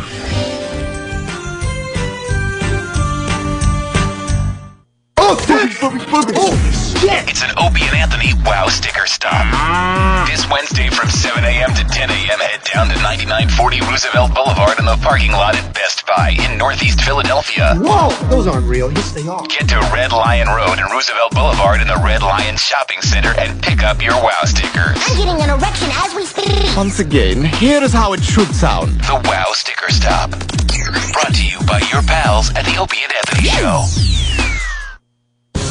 Win the world's first portable satellite radio, the Delphi XM MiFi. To enter, sign up for one of XM's premium services, High Voltage featuring Opie and Anthony, Playboy Radio, and XM Radio Online. The more premium subscriptions you have, the more chances you have to win. Visit xmradio.com today. No purchase necessary. Must be legal U.S. resident, 18 or older. Official rules and complete entry and prize details at xmradio.com now through December 31st, 2004. Void where prohibited. The world's first portable XM satellite radio, the Delphi XM MiFi. The first satellite radio that goes where you go. MiFi. With its very own earbuds and rechargeable battery, you can listen to it just about anywhere. It lets you store up to 5 hours of programming, and it's effortless with no need to connect to the internet. So wherever you are, you'll have the ultimate playlist. XM MiFi. And don't forget, the XM MiFi makes the perfect holiday gift. Go to xmradio.com for more info. That's his first Big Ten basketball. It's the Big Ten today on XM Satellite Radio. It's Monday, November 29th, 2004. I'm Maggie Linton with the Big Ten today. Big Ten! Facing their toughest competition of the young season, 5th-ranked Illinois showed it's a force to be reckoned with, easily handling 24th-ranked Gonzaga 89-72. Deron Williams and Luther Head were hot with 20 each, while leading the Illini to victory in the John Wooden tradition. Superior three-point shooting and suffocating defense gave Illinois its 4th win of the year and set them up for a real showdown expected Wednesday against top-ranked Wake Forest Demon Deacons in Champaign. Spartans still need 3 points to get to 100. Meitzel brings it down. He dribbles around, squares for a tray. Is this it? This is it! 100 for the 3rd straight game! That's right. For only the 2nd time in Michigan State history, the Spartans scored 100 in 3 straight games. This time, the victim was Nicholls State, as the 10th-ranked Spartans rolled to a 102-52 win. The 50-point margin also gave Coach Tom Izzo his 300th victory. The real test comes when the Spartans tangle with 9th-ranked Duke tomorrow night in the ACC Big Ten Challenge. That game can be heard starting with the pregame at 8 p.m. Eastern, game time 8 Central, 9 Eastern on ACC Channel 181. Big Ten! The news wasn't as good for 20th-ranked Wisconsin. The Badgers were upset by Pepperdine 75-61. The score was tied 34-all at the break, but the Waves washed the Badgers away in the top of the second half with a 25-4 run, holding them scoreless for more than 6 minutes on 2 for 13 shooting and forcing 9 turnovers. Alondo Tucker and Cameron Taylor were the only Badgers in double figures. And that's the Big Ten today on XM Satellite Radio. Big Ten! Big Ten! For 7 cents a day, you can get Opie and Anthony. Or feed this little kid with the flies on his face. But you want to laugh, don't you? You don't want to be depressed watching starving children. So turn them off and turn on Opie and Anthony. Okay, we'll send you a photo of the child you're helping in the outfit of your choice. The Opie and Anthony Show.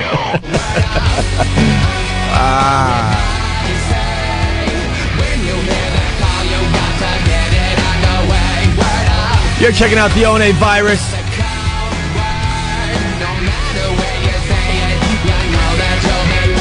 Spreading across America thanks to XM Satellite Radio. What does my life become when I'm so excited that it's smoothie time for the day? I know. I'm like, ooh, it's smoothie time. We're in the middle of a break, and all of a sudden Anthony's like, it's smoothie time. Oh, I'm so excited about it. I didn't give him money.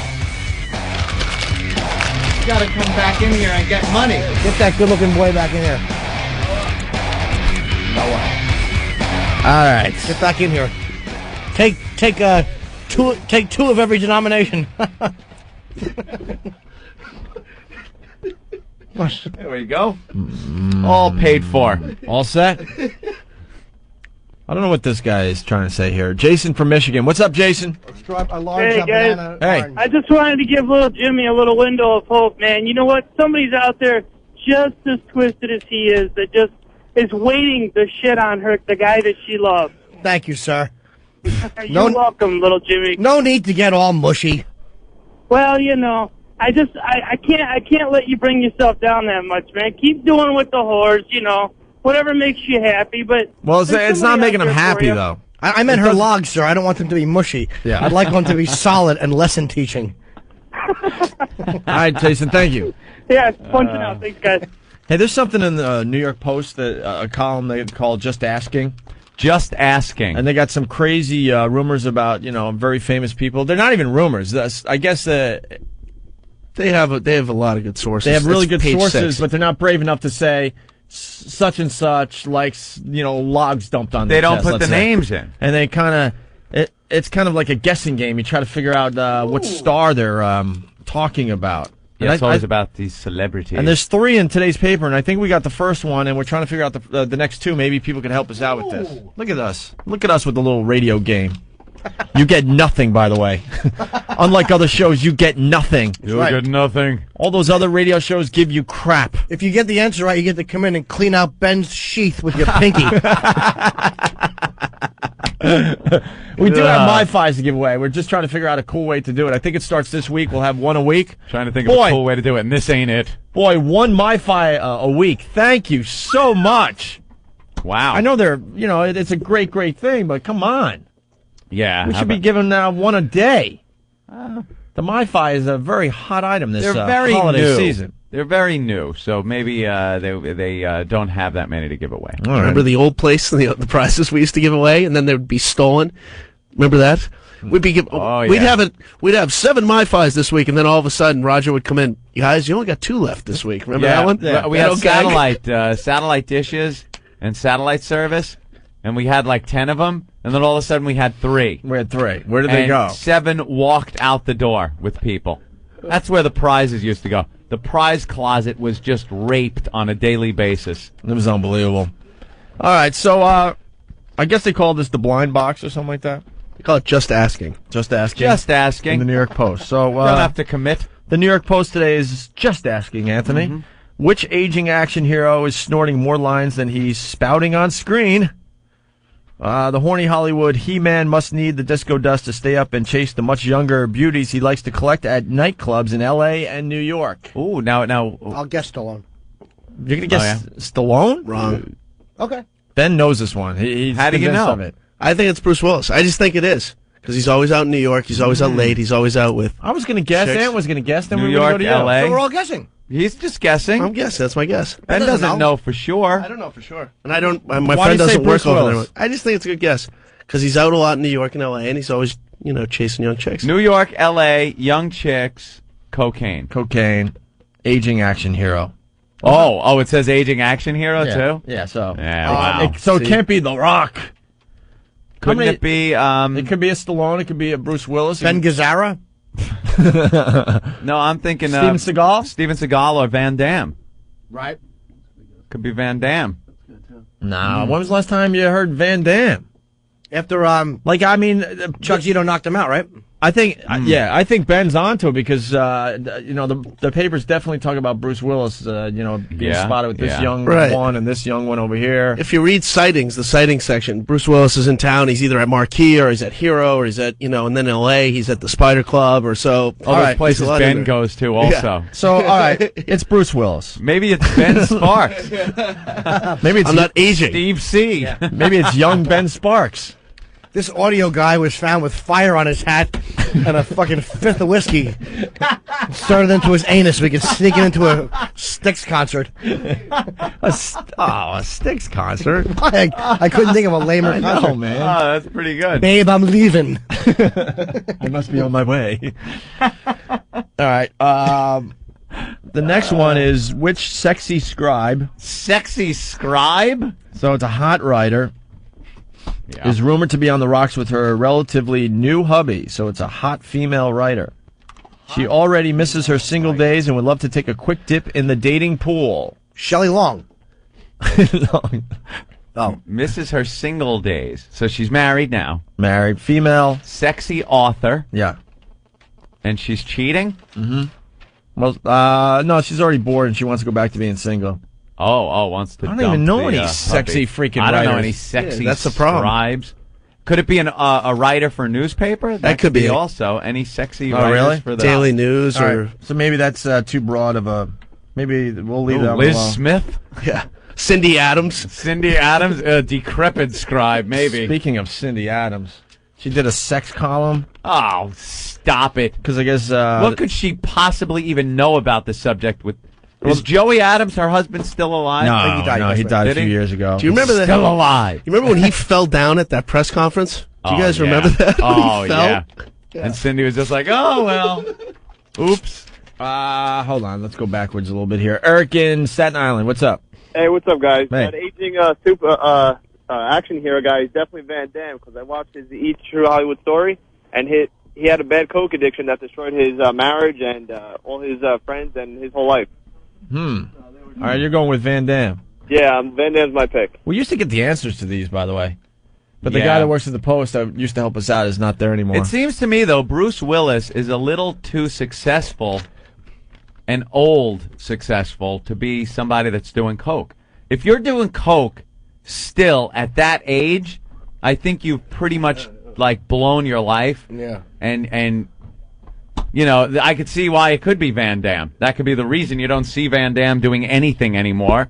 And I just can't see a guy like Bruce Willis doing blow. Lefter Zito knocked him out too. That took a lot of his mystique away after he got just beaten up. Oof.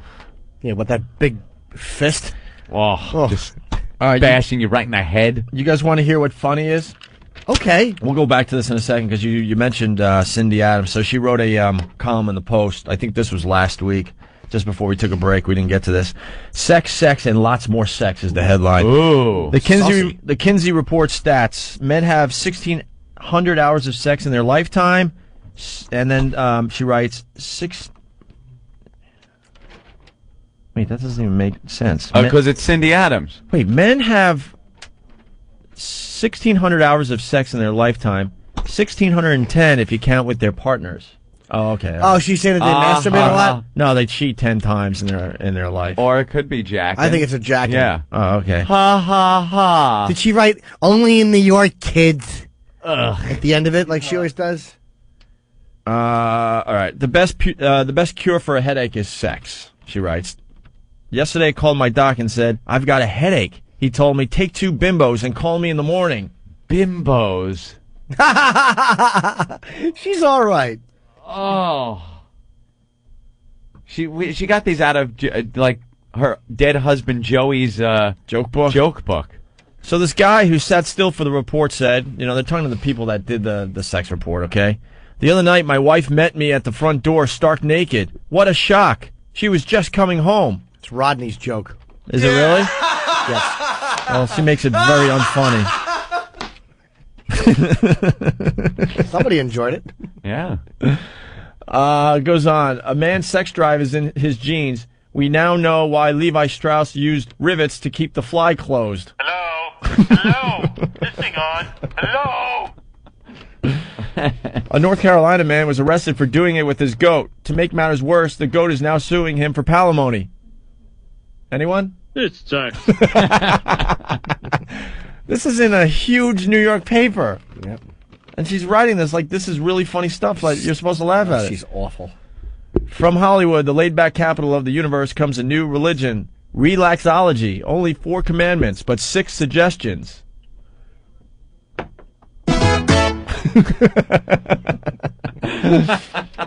Marriage is a very expensive way to get your laundry done for free. What? Marriage is a very expensive way to get your laundry done for free. That was it? I thought there was more to it. Overheard during the taking of one couple's survey, wife, how come you never take me anyplace? Husband, I don't go out with married women. By the way, when you're telling these little stories, here's a good idea. Have a point. It makes it so much more interesting for the listener. How bad is this? She's funny though. I mean, she's gregarious. She's a sassy gal. One man decided to rekindle his romance with the wife. At midnight, he poured champagne, waltzed her into the bedroom, and whispered, "Do what I tell you, and you won't get hurt." No? Anyone? Hello? Hello? This thing on? Hello? All right. Question. They're working off this Kinsey report. Dr. Kinsey, how do you know when it's time to go to a marriage counselor? Answer. When your husband comes home with confetti in his shorts. Or if he says, "Hun, I'm going out for a cigarette," and he calls you from Istanbul.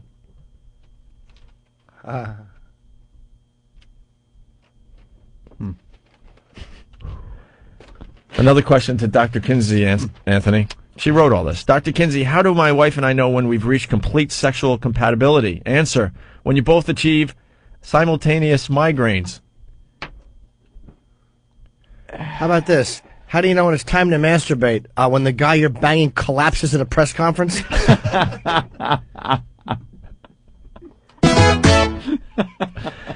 Here's another one, Anthony. Dr. Kinsey, a very rich woman wants to make love to me, but she is not attractive. What should I do? Answer. That's a loaded question, but if she's loaded, there's no question. Yeah.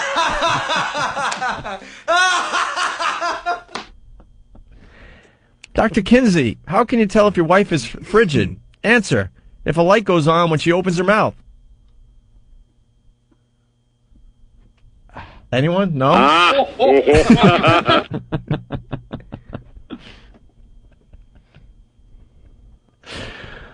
Wow. Question for Dr. Kinsey, yes. It just goes on and on, doesn't it? A couple more. Can you get hurt by unhooking a woman's bra yourself? Answer. Only if she's built like Pamela Anderson and the scaffolding breaks. Don't let me out of me. Answer. Goes with answer first here. Anthony. Answer first. Bible belt. Question. What did Moses use to keep his pants up? Oh, I get it. You do? Yeah, Bible belt. Oh, it's kind of like the other joke. Throat cut. What should have happened to her as soon as she submitted this? Some questions on the survey had no answers, like this one, for instance, Anthony. Yeah. Question: he's gay, she's bi. If they split, who gets custody of the blow dryer? This is in her column. Oh. People are supposed to read this and think this is humorous, and they pay her a lot of money to do this. Yep. All right, that's about it, I guess. Well, I don't skimp on the rest of the jokes. Having some fun here. Yeah, one more. Having a few laughs. All right. After group sex, who do you respect in the morning? We haven't yet seen the movie, but are reliably told there are no answers for the above. What? What? I guess the question is, after group sex... Gonna misfire. After group sex, I'm stuttering now because I'm so uncomfortable, even though this was supposed to be uncomfortable. After group sex, who do you respect in the morning? Oh, that's the end of the joke. Yeah, you went on to... I know, I went on to something else. You went on to well, I don't know where it ends. Joke. Oh, wow. 2 misfires so far, Eric. Kinsey was smart. One respondent asked him for job hunting tips. He replied, if the application asks you to fill in the line sex, answer male or female. Do not write in your place or mine. Your place or mine. How old is she? Is she that out of touch with what is funny? Your place or mine. Why don't you come up and see me sometime? Is she that out of touch? And her column ends with this little ditty, Anthony. And in closing, remember, sex is something a young man needs, a middle-aged man wants, and an old man can't remember why he loved in the first place. Does it say only in New York, kids, at the end? No. Only in New York, kids. No, not this time. That's when it's one of those wacky stories from the street. She's atrocious. Brian in New York. What's up, Brian? Hey, guys, that sexy author you were talking about that wants a divorce was J.K. Rowling, the Harry Potter author. Is she sexy? Well, I don't know, but she just got married, and that's it. That is kind of a loaded question. Remember that from the survey there? All right. Is that supposed to be sexy? Yeah, let's say hi to Denise in Jersey. Denise, go ahead. Hey, the author is Candace Bushnell, the Sex and the City woman. How do you know? Well, she recently married Mikhail Baryshnikov, and she's just, she's supposed to be Carrie Bradshaw, That's how I know. All right. I think you might be onto it. So Maybe. far, it's Bruce No, Ben's Willis. saying no. Well, she didn't marry Mikhail Baryshnikov. That was on the TV show. She Right. married another guy. Yeah. All right. No, I think she really did, though. Ben thinks the sexy scribe is Bruce Willis also. He just answers Bruce Willis to everything. All right. And finally, which recently married Hollywood heavyweight has an Oedipal issue? Hey, wait. Could it be Harrison Ford? Someone thought that on the feedback. What about Harrison Ford? Could be Harrison Going Ford. back to the Bruce Willis star? one? Yeah. With the coke and the young broads? Nice. Well, yeah, he kind of likes young broads. He was in the car with a couple of them when they snapped that picture through the windshield. He should slow down. Oh, please. He should be very... The young broads looked like they were in that cave in Indiana Jones when the skeletons came out, Yeah. the way he looked. Oof. All right. And finally, Anthony, which recently married Hollywood heavyweight has an Oedipal issue before he walked down the aisle this summer? So it's someone in Hollywood that got married this summer. Heavyweight? Heavyweight. Someone really big in Hollywood. Before he walked down the aisle this summer, he had a secret nook in his bedroom, and when women would enter, he would channel Elvis, and they would have to call him Daddy. It means heavyweight as far as their rep or their weight. Would it be a fat guy? Which recently married Hollywood heavyweight? Could either be a fat guy or someone that's really, really big in Hollywood. Oh, I know. Who? I lied. It's hard to see what that felt like to say. Ben? Bruce Willis? Who? No. Yeah, who was it? Well, the Elvis thing is Nicolas Cage, but I don't know. Nicolas Yeah, Cage. But that's he's the not obvious really. one. Did he get married this summer again? I don't know. Yeah, he did actually. He married that Uh-oh. Asian chick. That's right. That's That's like 20. right, he did. He married Yeah. that young Asian chick. Yeah. Why would he channel Elvis? 'Cause He's a like, freak. so into Elvis. Yeah, he loves the Elvis. Ridiculous. Oh, he really is? Yeah. He married his daughter. That's right. Married to her for 10 minutes, and that was just because she's Elvis's daughter. That's the only reason. Yeah, it's fine. She, by the way, is a slob. She got fat. Yeah. Just had to bring that up. I'd still give her took us a good eating, though. Because she's Elvis's daughter? Absolutely. Or because you find her attractive? Who cares what she looks like? I'd make her put on one of his old jumpsuits and rip a hole in the back, and I'd give her took us a good cleaning. All right, well, there you have it. All right. They do that every week there in the New York Post. Why don't we get another quick break in here? All righty. When are our smoothies coming, Ant? Well, that's soon, I hope. The smoothie order kind of slowed down the whole damn radio show. How did that happen? I love a good smoothie, though. We need a better way to get the smoothie order in, and they got to arrive during commercial break, because now you guys are just sitting here anxiously waiting for your smoothie. We're chomping at the bit. And I know we're not going to talk about this today, but can I just say... Oh, I forgot about that. No, we don't have to talk about it. I just want to say the guy who's... Because I showed Ant the book, and he threw it on the floor. Yeah, that's why we were laughing earlier. I forgot about that. I take it that's an Ixnay on the discussion A. But the guy who sent in the big book of boy stuff, Bart King, says FBI approved on the front. Federal Burping Institute. That's funny. Oh, I missed that. Are Yeah. you kidding? I threw the book and I missed that Here. line.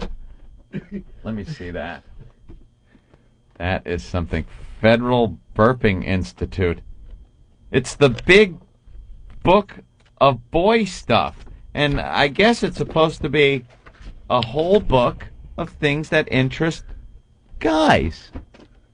Yeah. Looks like a textbook. Textbooks are a little. The back one's got a funny line on, though. Oh, what does it say? It says CIA manual, but then it says CIA is craniums in adversity.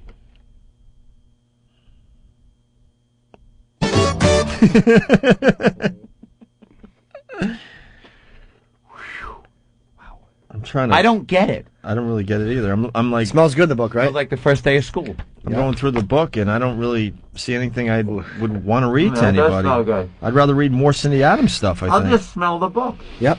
The writing stinks, but the book smells good. Doodah. Indoor games. What is it about a pocket knife that we like? They have sharp blades, and they fold up and fit in our pocket. They're fun to hold and to goof around with. And, of course, the pocket tools like the Leatherman Pocket Survival Tool are also cool. Folding pocket knives were made 2,000 years ago for Roman soldiers.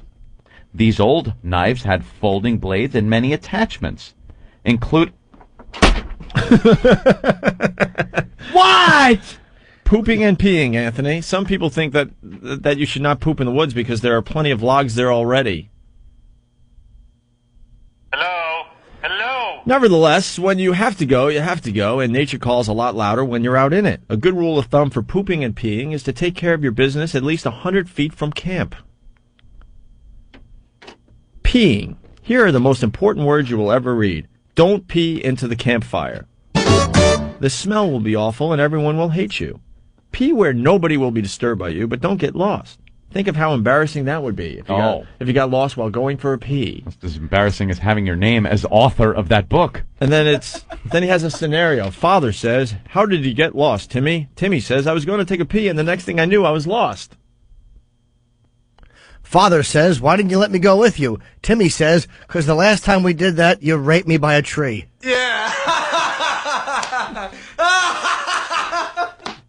Some male campers just keep a wide-mouthed jug near their sleeping bag in case they have to go during the night. Wide-mouthed jug. Thank goodness you were born a boy. Just make sure that nobody wants any lemonade in the morning. I misread it. Wide-mouthed jig. Jesus. There's a good line here, by the way, about bullies. Yeah. It says, when I was a kid, everyone was always trying to convince me that bullies were actually cowards. If you just stood up to the bullies, they would chicken out and leave you alone. And then he says, what a bunch of baloney. Baloney. Pooping. Wait. There we are. Pooping.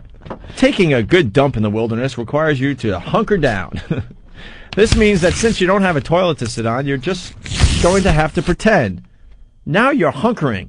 After you're done, most good campers do a thing called cat sanitation. That means they bury their poop like a cat does. Uh-oh. And to do this, Anthony, you need a small shovel. Dig a hole at least 6 to 8 inches deep, hunker down, and poop into it. Toilet paper. Down. If you have ever had to wipe using bark or leaves, you'll know it is not very pleasant. It's even worse if you accidentally grab some poison oak. Be sure to clean up well. You don't want to leave any dew on the lily, if you know what I mean.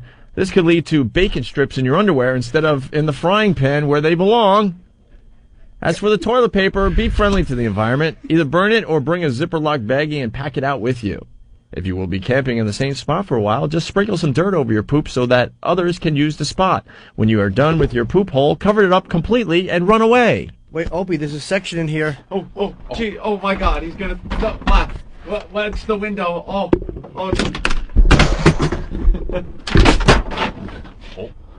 Now, Opie, you may have thrown that too soon. You missed the section marked jokes! Exclamation point. Under the caption, School and Studies. Father, from this report card, son, it looks like you studied underwater. Timmy, what do you mean, Dad? Father, well, all of your grades are below sea level. And then Timmy says, good one, Dad. Hello? How about this? To a friend who's short. Got some things for short people here. How's the weather down there? Ooh. I've heard of half pints, but you must be a quarter pint. There's another good one for people that are short, by the way. How is the gig, Voss? Do you know why you aren't allowed on ships? Because you have to ride in a shrimp boat. I don't trust short people. Their brains are too near their butt.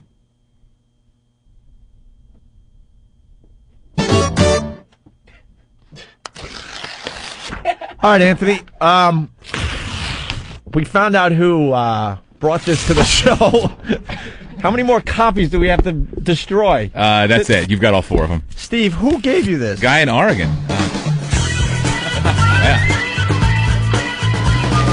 Wow. Guy in Oregon sent this in, huh? Bart King? Bart King, yeah. Dude, he's just ripping the whole book. Just keep ripping as I do. One page at a time. Anthony says, Dear Steve, here are some copies of the Big Book of Boy Stuff. If you're interested in specific things for the show, here's some I think that would work, basically. Oh, he wrote down a little list of things that'll work. So he likes his insults chapter, which is page 153 in your workbook, Wait, Anthony. hold on, do you still have page 153? You bet I do. Insults, exclamation point. All right, it starts off by 153. I'm not there yet. Wait, hold on. I'm on page 140. Let's get to 153 quickly. Oh, that's there we where are. I was. All right, it says part of being a Let's just boy get these is out of the way. enjoying a good insult. I say enjoying because boys know that when done properly, one of the best parts of friendship can be insulting or dissing your buddies. It's an excellent day when you can hang out with your buds and getting some good zingers, which You is little true. scumbag!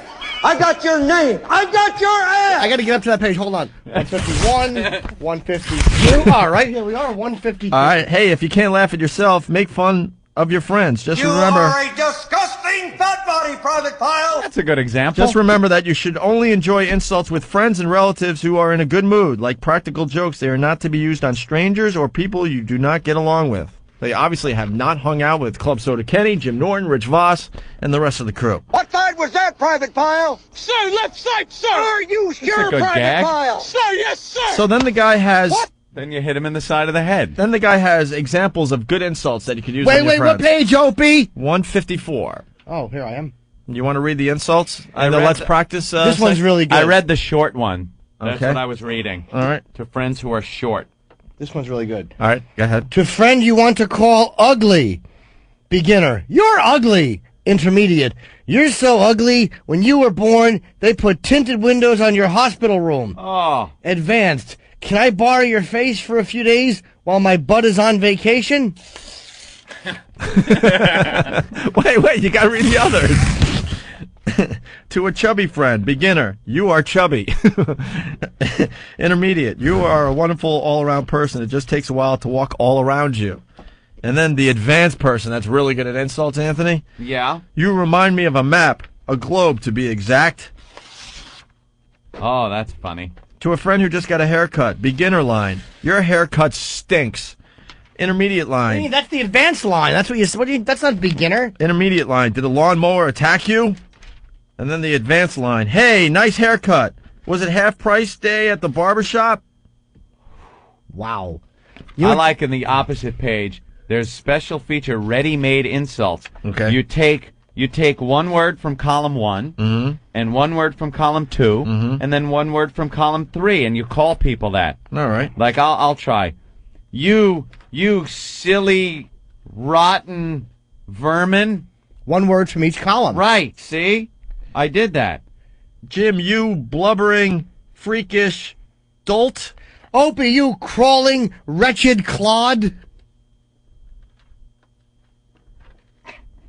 I'll make up my own. You AIDS-ridden fucking cunt. I don't see those here. No, it's on the bottom part of the page. Maybe you ripped that out. More insults. To a friend you want to call stupid. The beginner line would be, you are stupid. Intermediate line, want to see something stupid? Look in a mirror. The advanced line, brains aren't everything. In your case, they're nothing. And if you're a genius at insults, I don't think you're stupid, but what is my opinion worth against the thousands of people who disagree with me? It sucks. Well, where's that other card? I want to see what else he thought was really good in his book. This guy sure is good. Yeah. Making sounds. The cover's nice, though. Oh, look at this. You can turn it inside out, the cover. It's on the front. It's a pretty funny, wacky picture. But when you turn it inside out, it's like a composition notebook, like those black and white speckled covers. Oh, so you could have that, and it would look like a regular book. But your teacher would probably wonder, why are you reading that and laughing?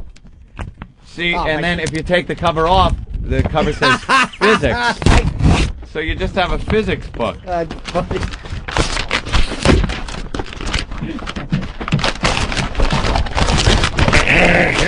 Your book stinks, mister. I say we pile them in a big pile and burn them. Yeah. Your book stinks. Yeah, I agree. Some books should be burned. How's that? Think about it. That's the beginner insult. Your book stinks.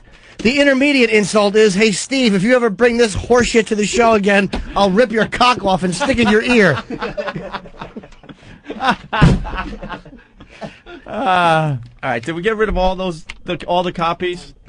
What? So the author's on set. Oh. Hello, Bart. Hey, guys.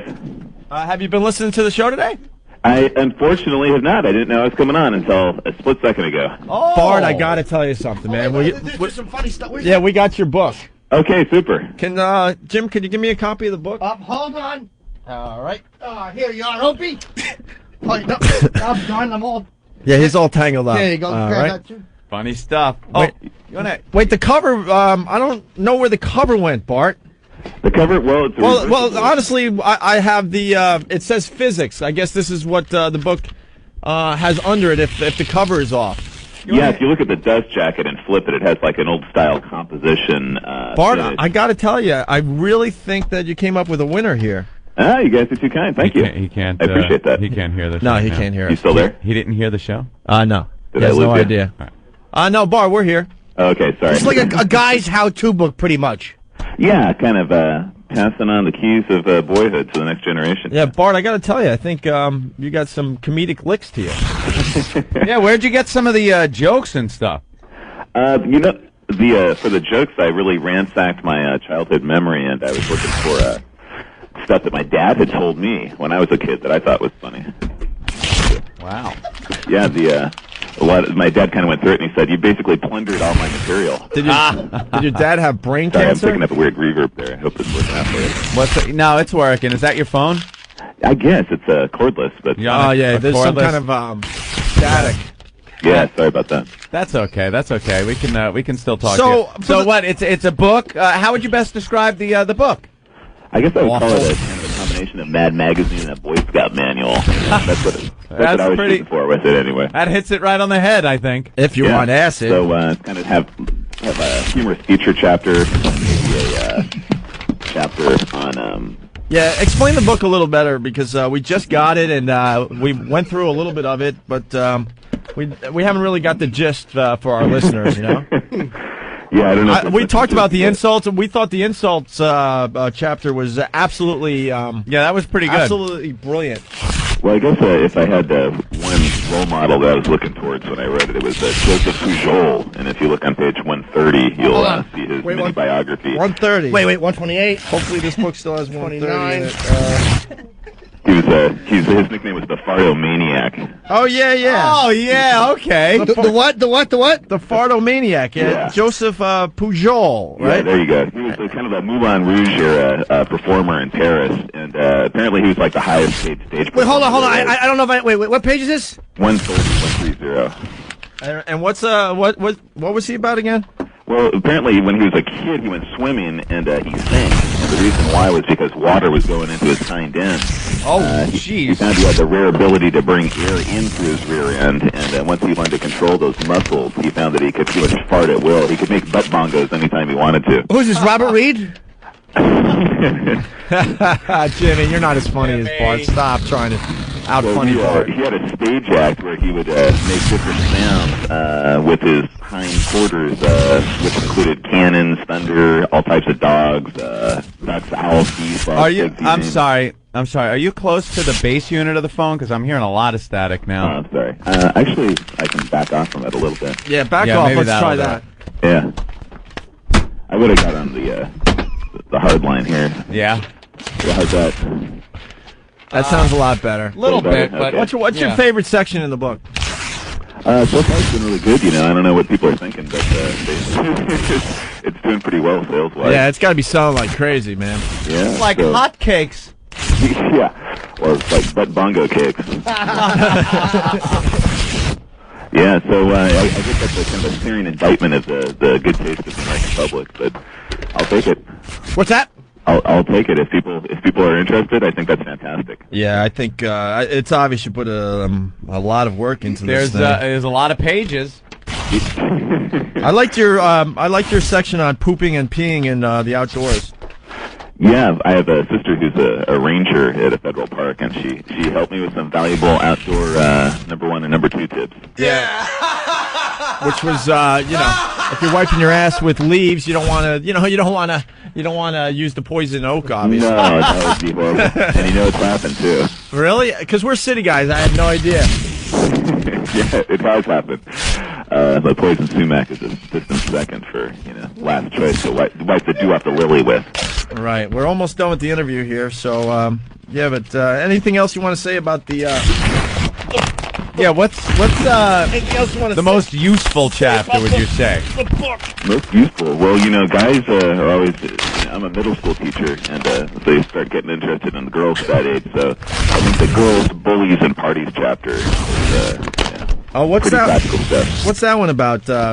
Quickly, because we're running out of time here. Well, you start kind of looking at the girls and wondering, well, what's a good strategy to make myself known to her? And so I pass along some time-honored strategies there. The people are asking for it. What do you say? Although maybe the insults chapter is actually the most practical one. I don't know. Since that's where we started. Nothing better than getting a few fingers in on your friends. All right, guys. Sorry, I'm sorry about the connection. It looks like I might have lost you again.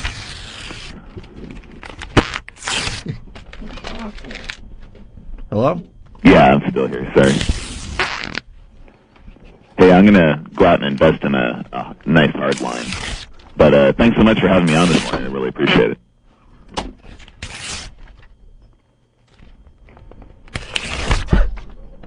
Hello?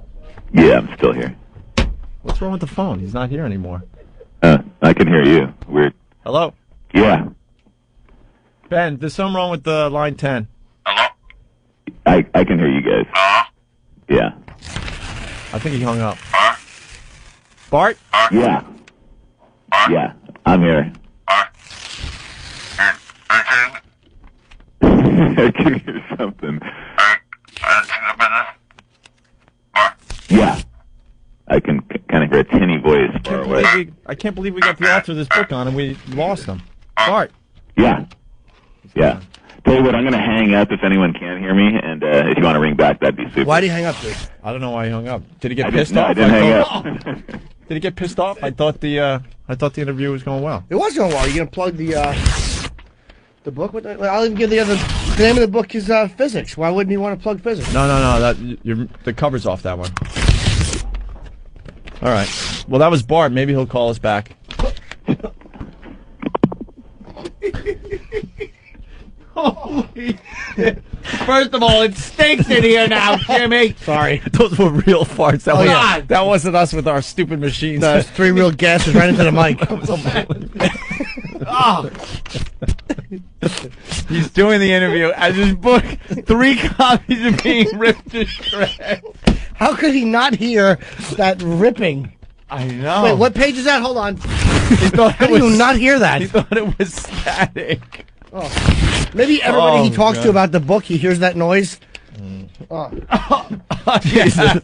What's with my phone? That's a loud book. All right, well. There you go. Okay. Oh. What? Huh? What?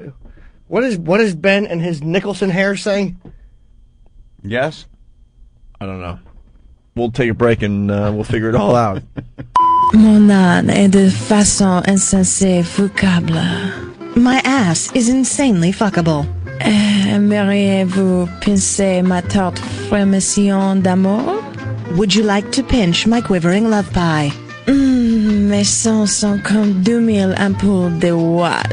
My breasts are like 2,000 watt light bulbs. Aimeriez-vous jouer l'air dans Tokyo? Would you like to play Tune in Tokyo? Seulement Opie and Anthony pouvant satisfaire mon besoin pour la géante, palpitante, la viande d'homme américaine.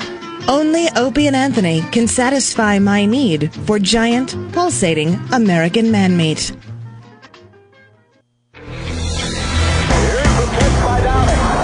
What if you could give the ultimate Major League Baseball fan access to every team all season long?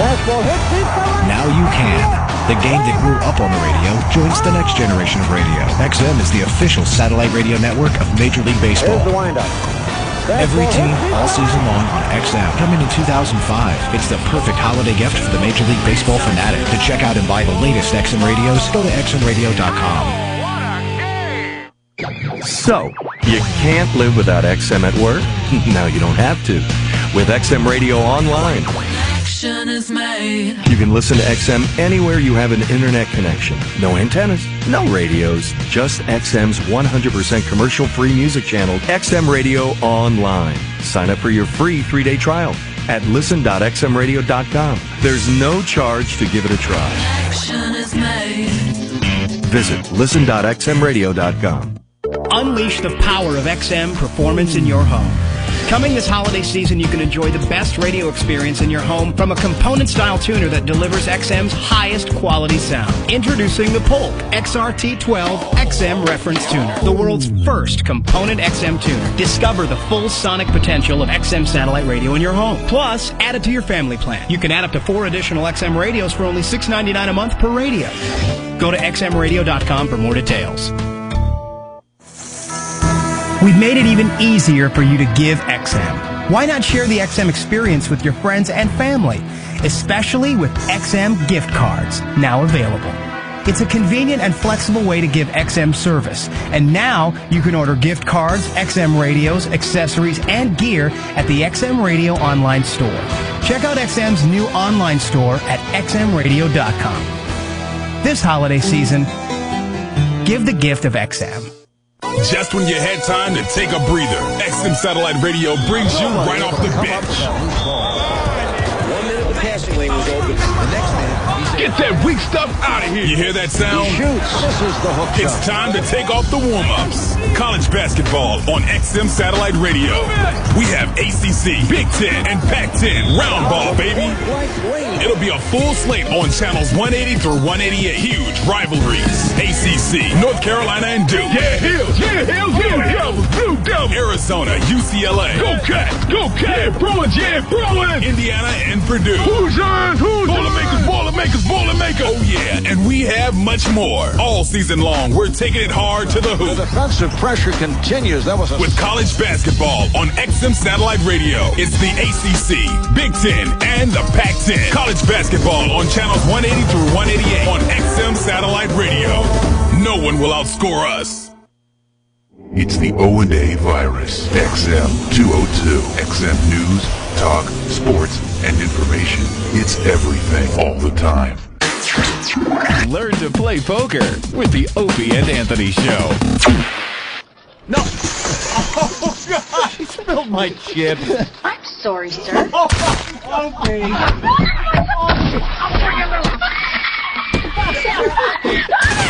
Now clean it out! That's right. Be a poker player, just like your father.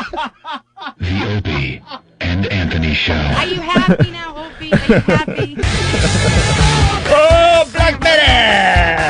That still makes me laugh really hard, man. Oh, yeah. Yeah, this is the O&A virus. Thanks for checking us out. Thanks for helping us spread the virus across America. Thanks, XM Satellite Radio. The book is all over the studio. Peter P. from Washington, D.C.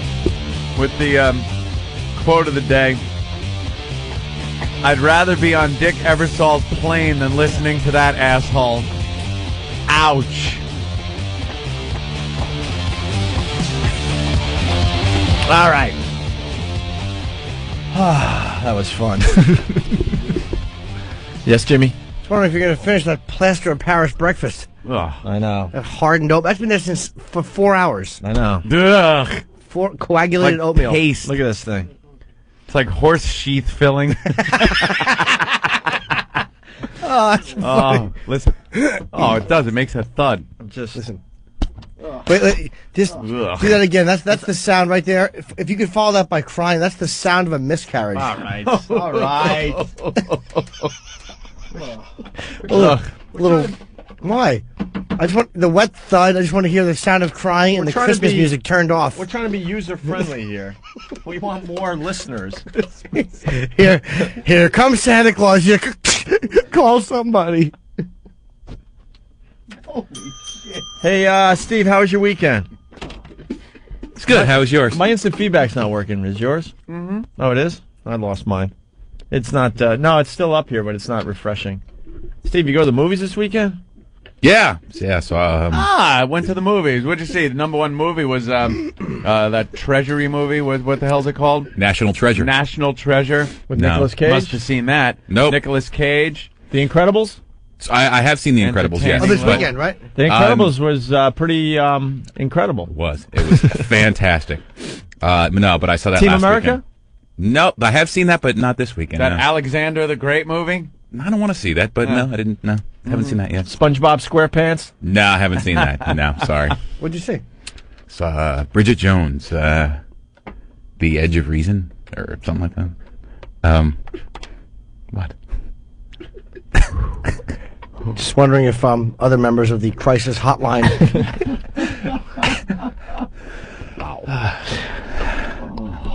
Really? Not voluntarily. No, it's one of those things. When you're in a relationship, when you're married. No, I love your wife, man, and she's really cool, but that's when you have to just put your foot down and basically say, go with your friends. I do, and I've been putting it off. You're at that point in your relationship where you could tell her, maybe that's a movie you see with whatever her best friend is, whatever her name might be. Yeah, you know what, and that excuse worked for, since it's been out 3 weeks. She hasn't been able to get anybody to go with, so I got taken to it. Friggin' fag, you want to make out or something?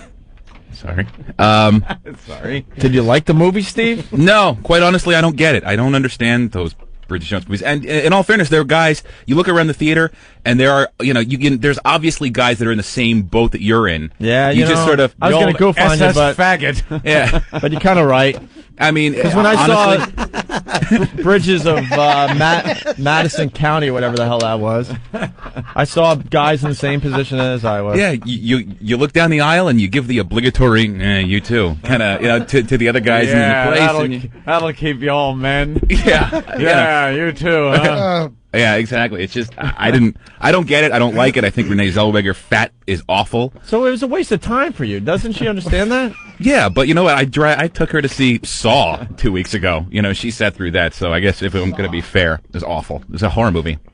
Why don't you guys, I don't know, go to the theater together and go, hey, I'm going to go check out this movie, you check out that one, and we'll meet at the movie. Going together. I think you ought to get more of a compromise movie. That perhaps. never works. Never works. Or do something more masculine, like go to a movie and hit the button and the little curtain in between the two booths comes up. Strange you can't get company for that one. No, I guess not. No, it's I don't understand. I mean, there's plenty of people that did like it, I'm sure. I just don't understand.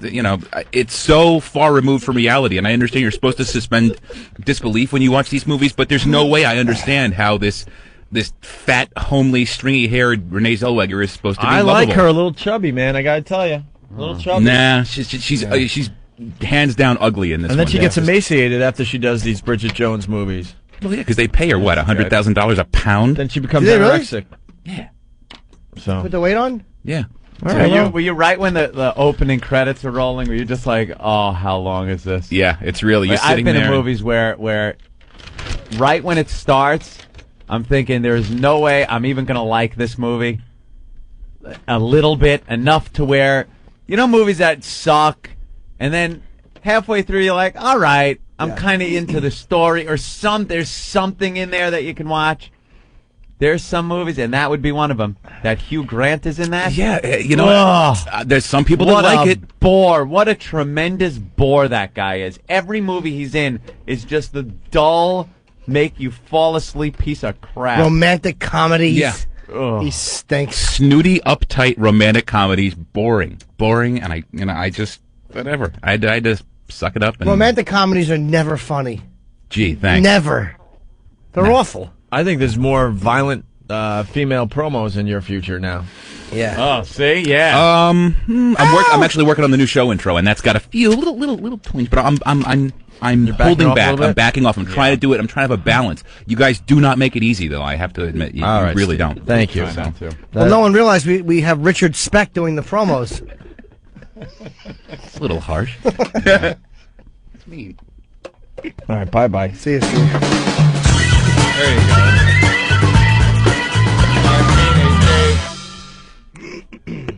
Okay. Best friend wants to start an affair. What's this from? Ooh. Harriet Cole. Some colored lady that... Wait a minute. Colored lady. Opie? Well, you know, the Abbey sisters there, I think they're both dead now, and they're trying to find new columnists instead of making believe they're still alive writing columns. I thought the daughter was writing for one of them. For one of them, and then there's this colored broad. You can't. It's not colored. What's wrong with colored? It's a dated term that some people find break down the word. What does it really mean? This day. She has a little color to her face. Well, that's what they used to say in the 50s. What? This is the feedback. We're all getting really giddy. Can I say this guy, Mike? Did people get in trouble after yelling fire at Steve's hat in a crowded theater?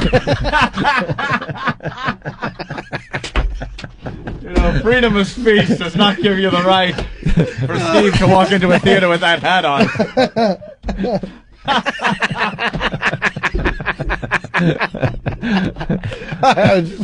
That's hilarious. Oh, flaming hat watching Bridget Jones's Diaries. Yuck. Oh. That's hilarious. That's funny.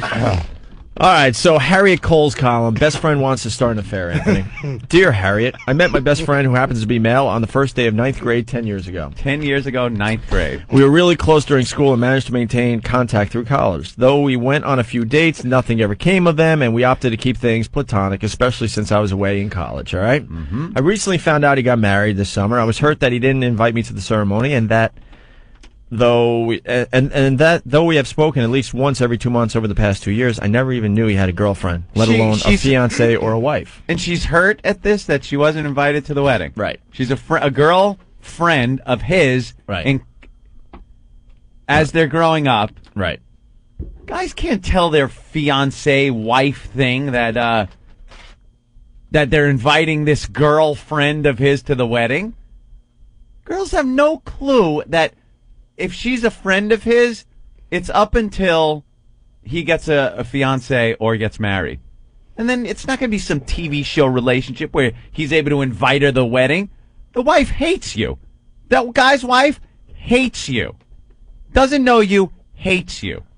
The guys don't have friends that are women. Right. They just don't. And it's the old gag everyone knows. And we talk about this from time to time, and I don't even want to listen to your stories today. It's not happening. No, it's not. If you're a heterosexual guy, you don't have friends that are girls. You and just if don't. You have friends that are girls, you're probably a gay guy.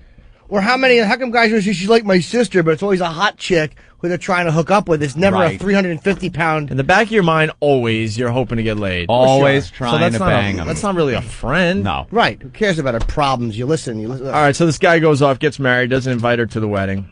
Of course not. He was in town last week on business, wedding ring and all, and asked me if I still cared about him as more than a friend. Because, that's how this relationship kind of started.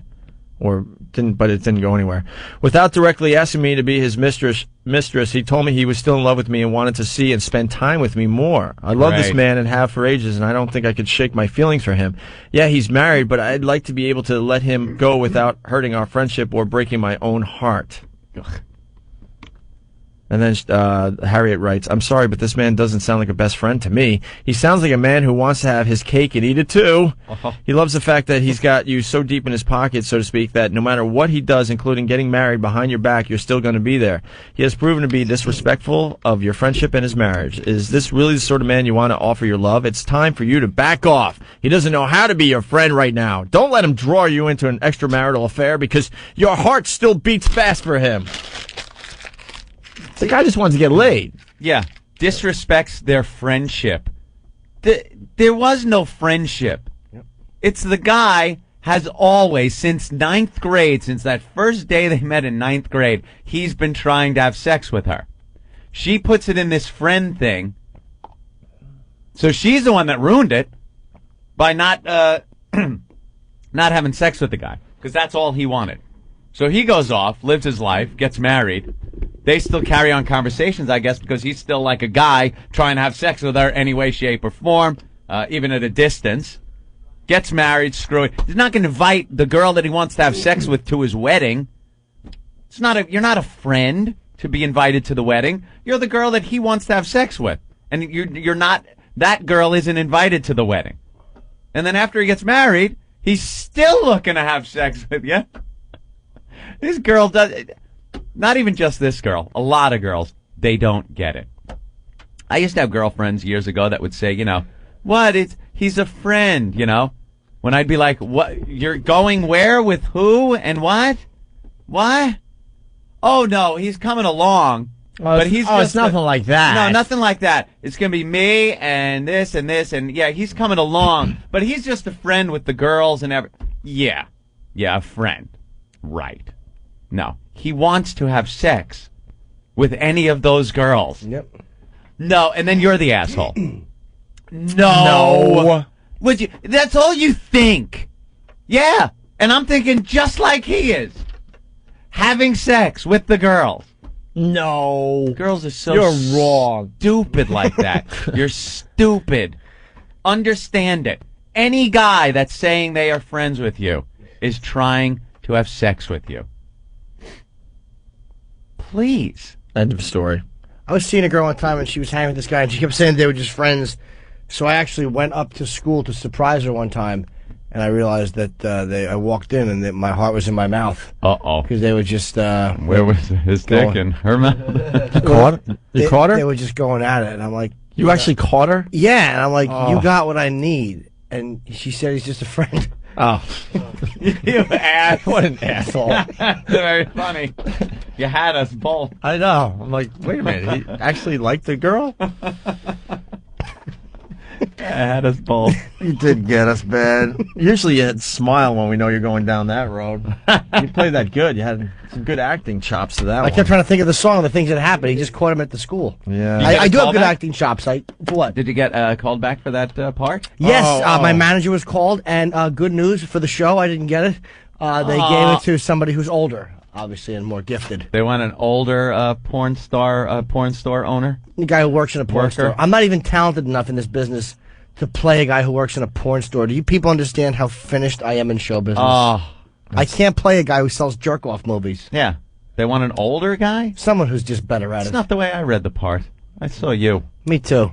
They didn't. You didn't see my read, though. Speaking of little Jimmy Norton, we got 2 more Monster Rain songs in today. What? 2 more. They're coming in every day. Like hotcakes, Hope. And a lot of them we just throw away. Sorry, but we do. Are there any down to the Purple Rain song? I was thinking that all weekend. We still haven't gone to Purple Rain. Monster. There's a lot of Rain songs that people haven't used. Yep. They're kind of going, making their own.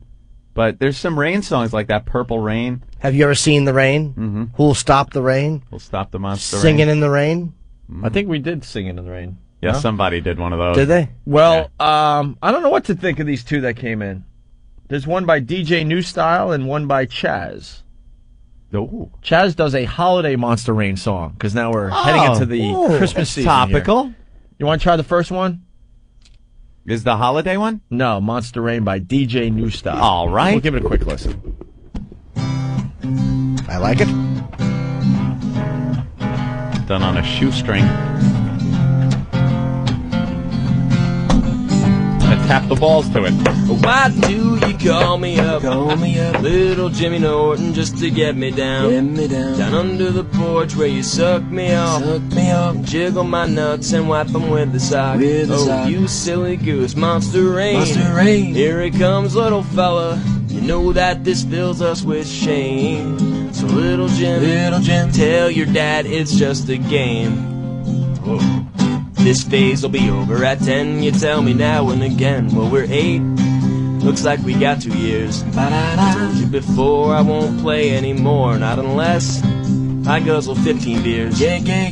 Monster Rain, a good old time. 2 little kids covered in cock slime. I'll be there with the therapist talking about you. Turn it off.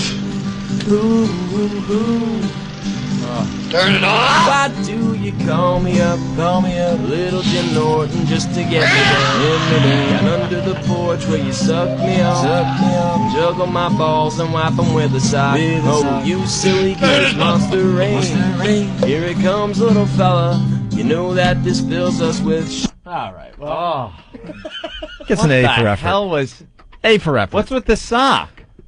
I didn't... He says something about wiping up with Wiping the balls with a sock. Or something.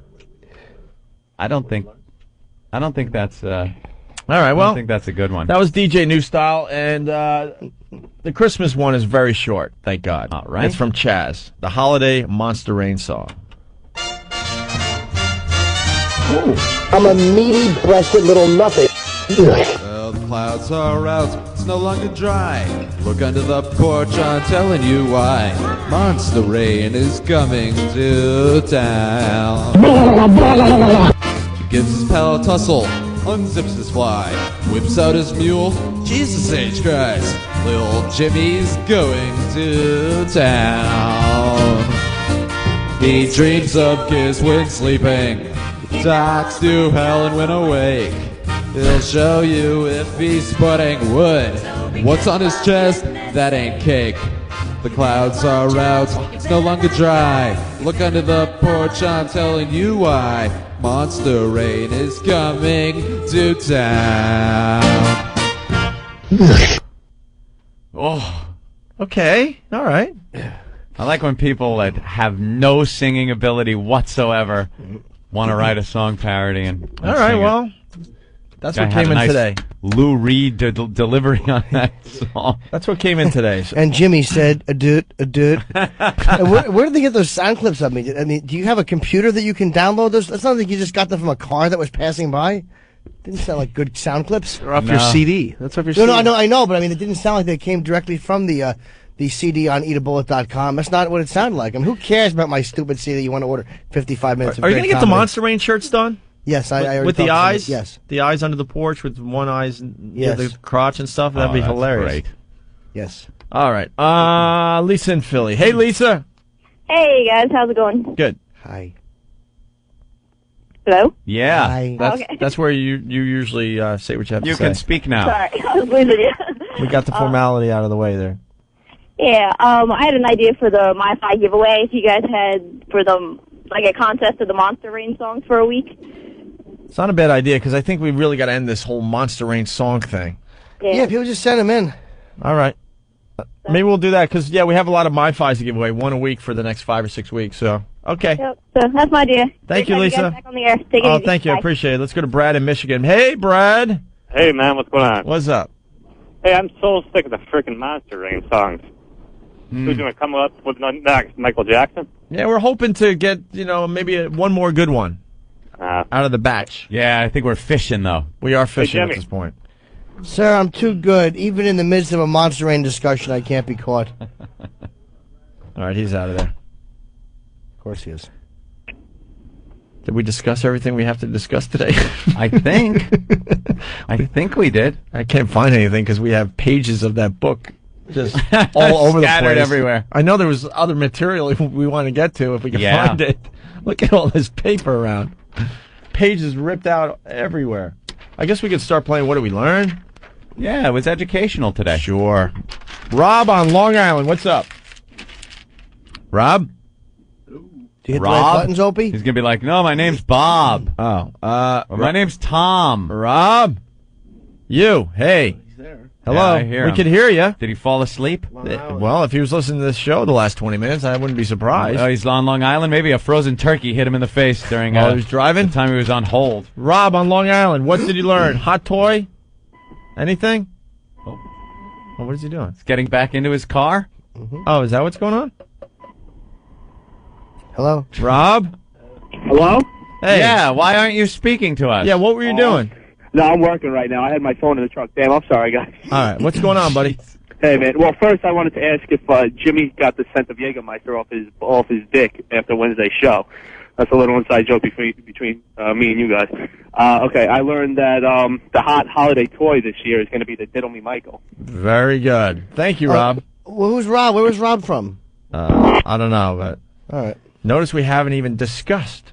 Yeah, absolutely. Last Wednesday's show. So what's the next one to be learned? Yeah, let's just move on. Moving along. Let's go to Colorado. What did you learn today? Hey, hi guys. Hey. I learned that there's a law of physics that says shredding pages equals static. Equals static. Very good. Good. Thank you, buddy. Let's go to Tim in Jersey. Tim, what's up? Hey, morning, guys. Hey, you guys suck. Thank you. Thank you. Just so you know, I've learned that Opie's oatmeal looks like the inside of a horse's sheath. That was funny. Thank you, Punch buddy. it out. All right. Bye, fella. Rob in Ontario. In Toronto, I learned today that I've been here for 7 years and nothing works here. I hate this place. Nothing works here. The medications don't work. I've been here for 7 years. Nothing works here. I hate this place. Nothing works here. The medications don't work. I hate this place. Nothing works here. The medications don't work. Mike from Jersey, I learned that the horse who had to carry Dreamweaver was more disappointed than Anthony. Very good. Let's go to Jared in Jersey. Jared, what's up? Yo, what's going on? Hey, I want to man. tell you guys what I learned today. All right, go ahead. Your show sucked during that book segment Show sucked during the book segment. Why? because it was fucking boring. Oh, I'm sorry. Can't be exciting every moment we're on the radio. Didn't get us 7 cents worth. Hey, man. All right, thank you. Later. It made us laugh like idiots. Yeah, sometimes it's just about us. That's That so really true. was one of my favorite things we've done in months. Yeah. Eric in Texas, what's up? Hey, I got a word instead of bunt. What? It's fupa. Yes, fat upper pussy area. Oh, very good. We've heard that one, sir. Doughboy from whackbag.com, I learned that little Jimmy is giving up hookers. Bunt is my favorite.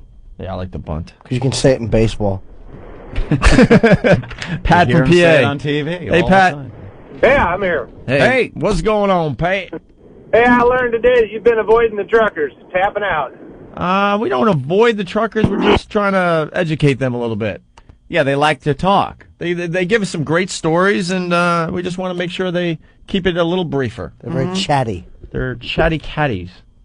I learned the Opie and Anthony book club is shockingly similar to a Hitler Youth rally. No, we didn't burn the books. No. Jared in Maine, what's up? I learned today that book tearing is very painful for the stomach. Book I was tearing. laughing so fucking hard I had to pull off the side of the road. Yeah, I don't understand why the other guy didn't like that. That was kind of funny. And then you got Norton really farting. That wasn't a sound effect. It made us just like lose our minds. I cut 3 nice gases in there while he was listening. What we do for comedy, I'll tell you, because any other time, if he farts in here, I throw a hissy fit. I need the Lysol. But it was so in the moment, we had to move on. Without a And had doubt. to- it was very good for the show. Well, I wouldn't have done Funny. it normally. Oh, normally you wouldn't have. No, No, absolutely not. not. Of course yes, not. you would. You fart in here all the time, and it's disgusting. Jim in Boston, what's up? I learned that Steve's clothing causes panic in crowded areas. Very nice. Thank you. And one more as we just slowly get to the end of the show. Carl, what's up? Hi, how are you? Good. Hi, Hot Carl. I'm glad you're back on the air. Thank you, I learned Carl. that you can do a non-gay show. Yeah, we're getting the gay out. Okay, terrific. All right, thank you. Duke in Jersey, what's up, Duke? Duke. Hey, Duke. Duke. Yes. Go ahead, Duke. Yeah, I learned that there's a lot of stupid fucking callers today. My God. Yeah, I think the callers get about a C- today. Yeah. Holy shit, they suck. And I think if we're going to be fair here, I think we get about a B to B- today. I gave you an A+, Soap. Oh, you did? Yeah, you guys. Minus. All right, thank you. Mitch, what's going on? Hey, I learned Club Soda Kenny has beautiful eyes. All right, thank you. All right, punching out. We're out of here. We'll end with this little stupid thing. Just to get it stuck in your head, and we'll do it again tomorrow, obviously. Thank you for listening to Opie and Anthony on High Voltage. High voltage. On XM Satellite Radio. Nothing works here. The medications don't work. What medication I is hate that? this place. I've been here for 7 years. You only been Nothing here since works yesterday, here. Brian. Nothing works here. The medications don't work. Okay, go with me. I hate this place. I've been here for 7 years.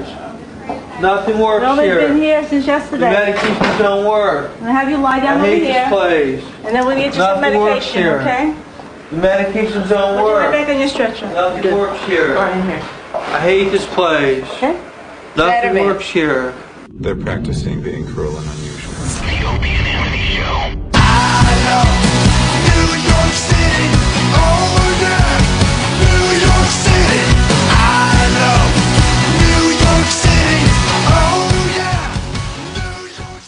My wife and I first moved to California. She was hammering on me about going on one of these whale watching trips. Let's get in the boat and go see the whales. Let's go see the whales. I'm like, no. It's a 60-foot animal. We're in a 6-foot rubber boat. We're a bath toy. No. Well, she finally talked me into going. She didn't talk me into going. She just said, you're going. I said, hey, sounds good. So the day of the trip, I'm just whining and moaning. I don't want to go. And we're going with these two other California couple friends of ours who are nice people. But one of the guys is like one of these surfer guys. He doesn't have a job. I don't know what he does. But he thinks I'm his friend because I cut him down. So we get down on the docks, and this guy's like right in my face, like, Bill, dude, all right, listen up. Do you know what would like totally make my day? I'm like, a GED? Is that a band? Dude, if we were out in that boat, all right, this would be so righteous. If we're out in that boat and a whale went right by the boat, just jump right by the boat, that'd make my day. I go, do you know what would make my day? A gun barrel in my mouth. So we get out in this boat and Surf Boy gets his wish. Out of nowhere, this humongous whale comes up right by the boat and goes and sprays this nasty liquid all over the boat. And the Californians are freaking. They're like, oh my God, he sprayed it. That is so cool. I'm like, hello? He just blew his nose on it is what he did.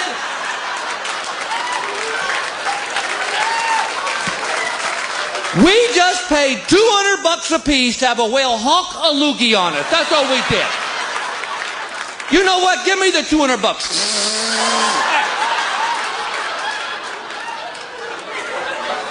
And then the whale made a noise. It went like, and they lost it. They're screaming, what'd he say? What'd he say? What'd he say? I'm like, he said, that's what he said. Which means I just blew snot on him and go tell my friends. Banks get on my nerves. And it ain't really the tellers. I'm just doing my job, sir. I am just doing my job. Well, you're sucking at it, lady. I'll say that. Yeah. Well, I've been an Amico all night, and here now I'm here working at the bank, my other job. I bounced a check for $3. Charged me $30 for a $3 check. Now, if I ain't got 3, I damn sure ain't got 33. This just don't make a whole lot of sense to me, you know. I had a bank in Atlanta charge you $3 to check the balance in your savings account. In other words, you walk in and go, how much money I got in this account? $300. Well, $297. So what you're saying is if I ask you another 99 times how much money I got, I'll be broke before you go to lunch. That's what you're saying. It's a sorry world. 100 channels of crystal clear digital audio. XM satellite radio. Radio to the power of X. XM News, talk, sports, and information. It's everything, all the time. XM 202.